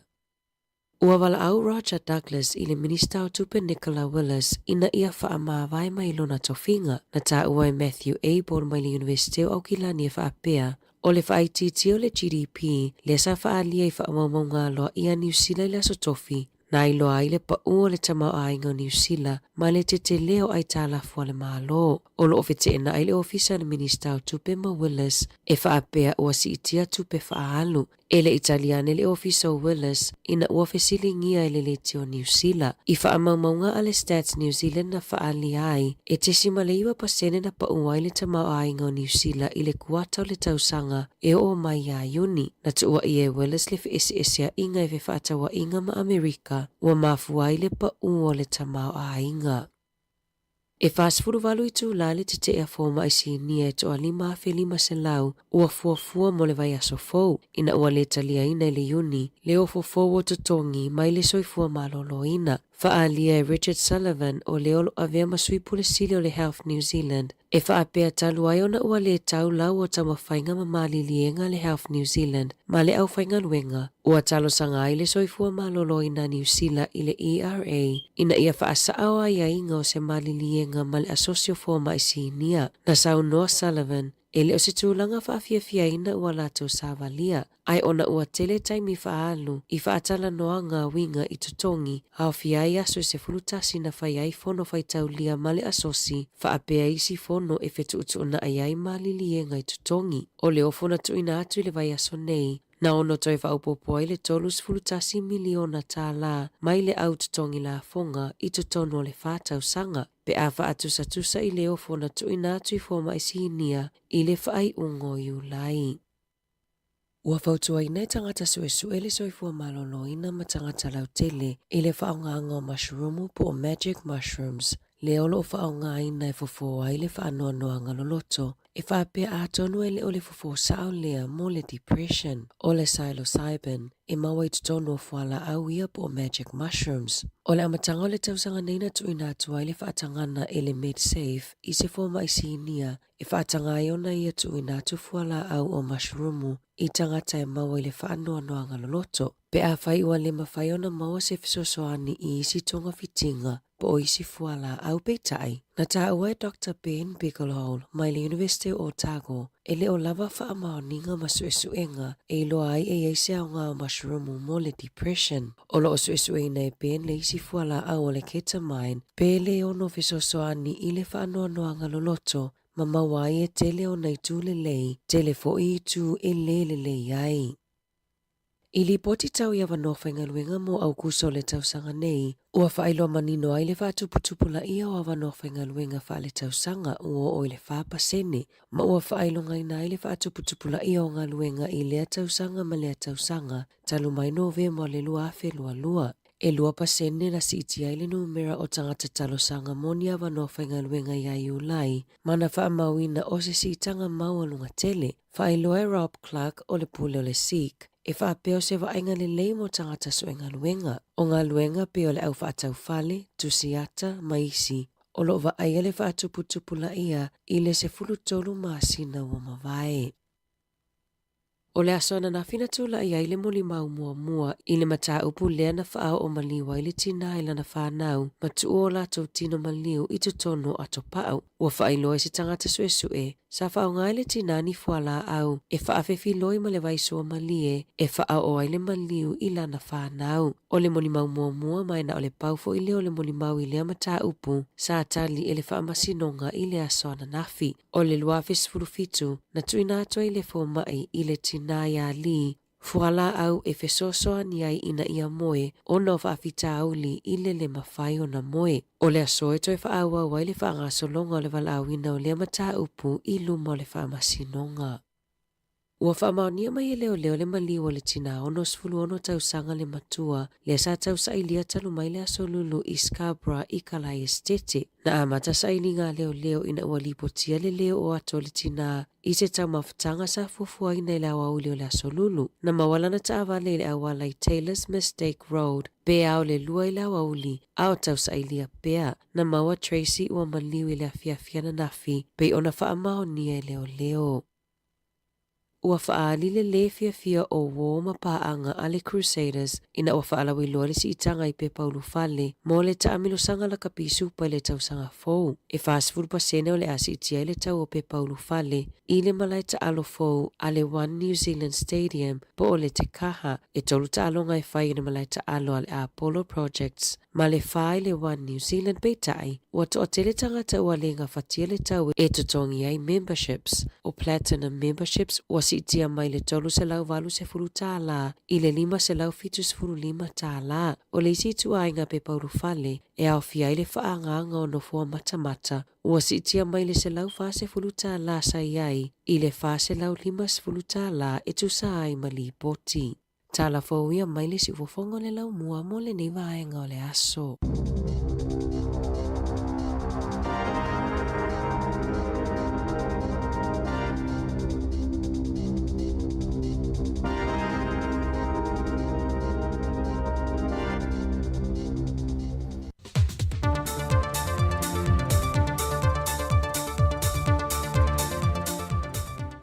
Vi ia le tuelo na alofa o tātou au lia e fo i le whai unga le vaiaso, i le isi fo i wha o popongo talafou au maupea le soi fo manawi e lu tātou tino.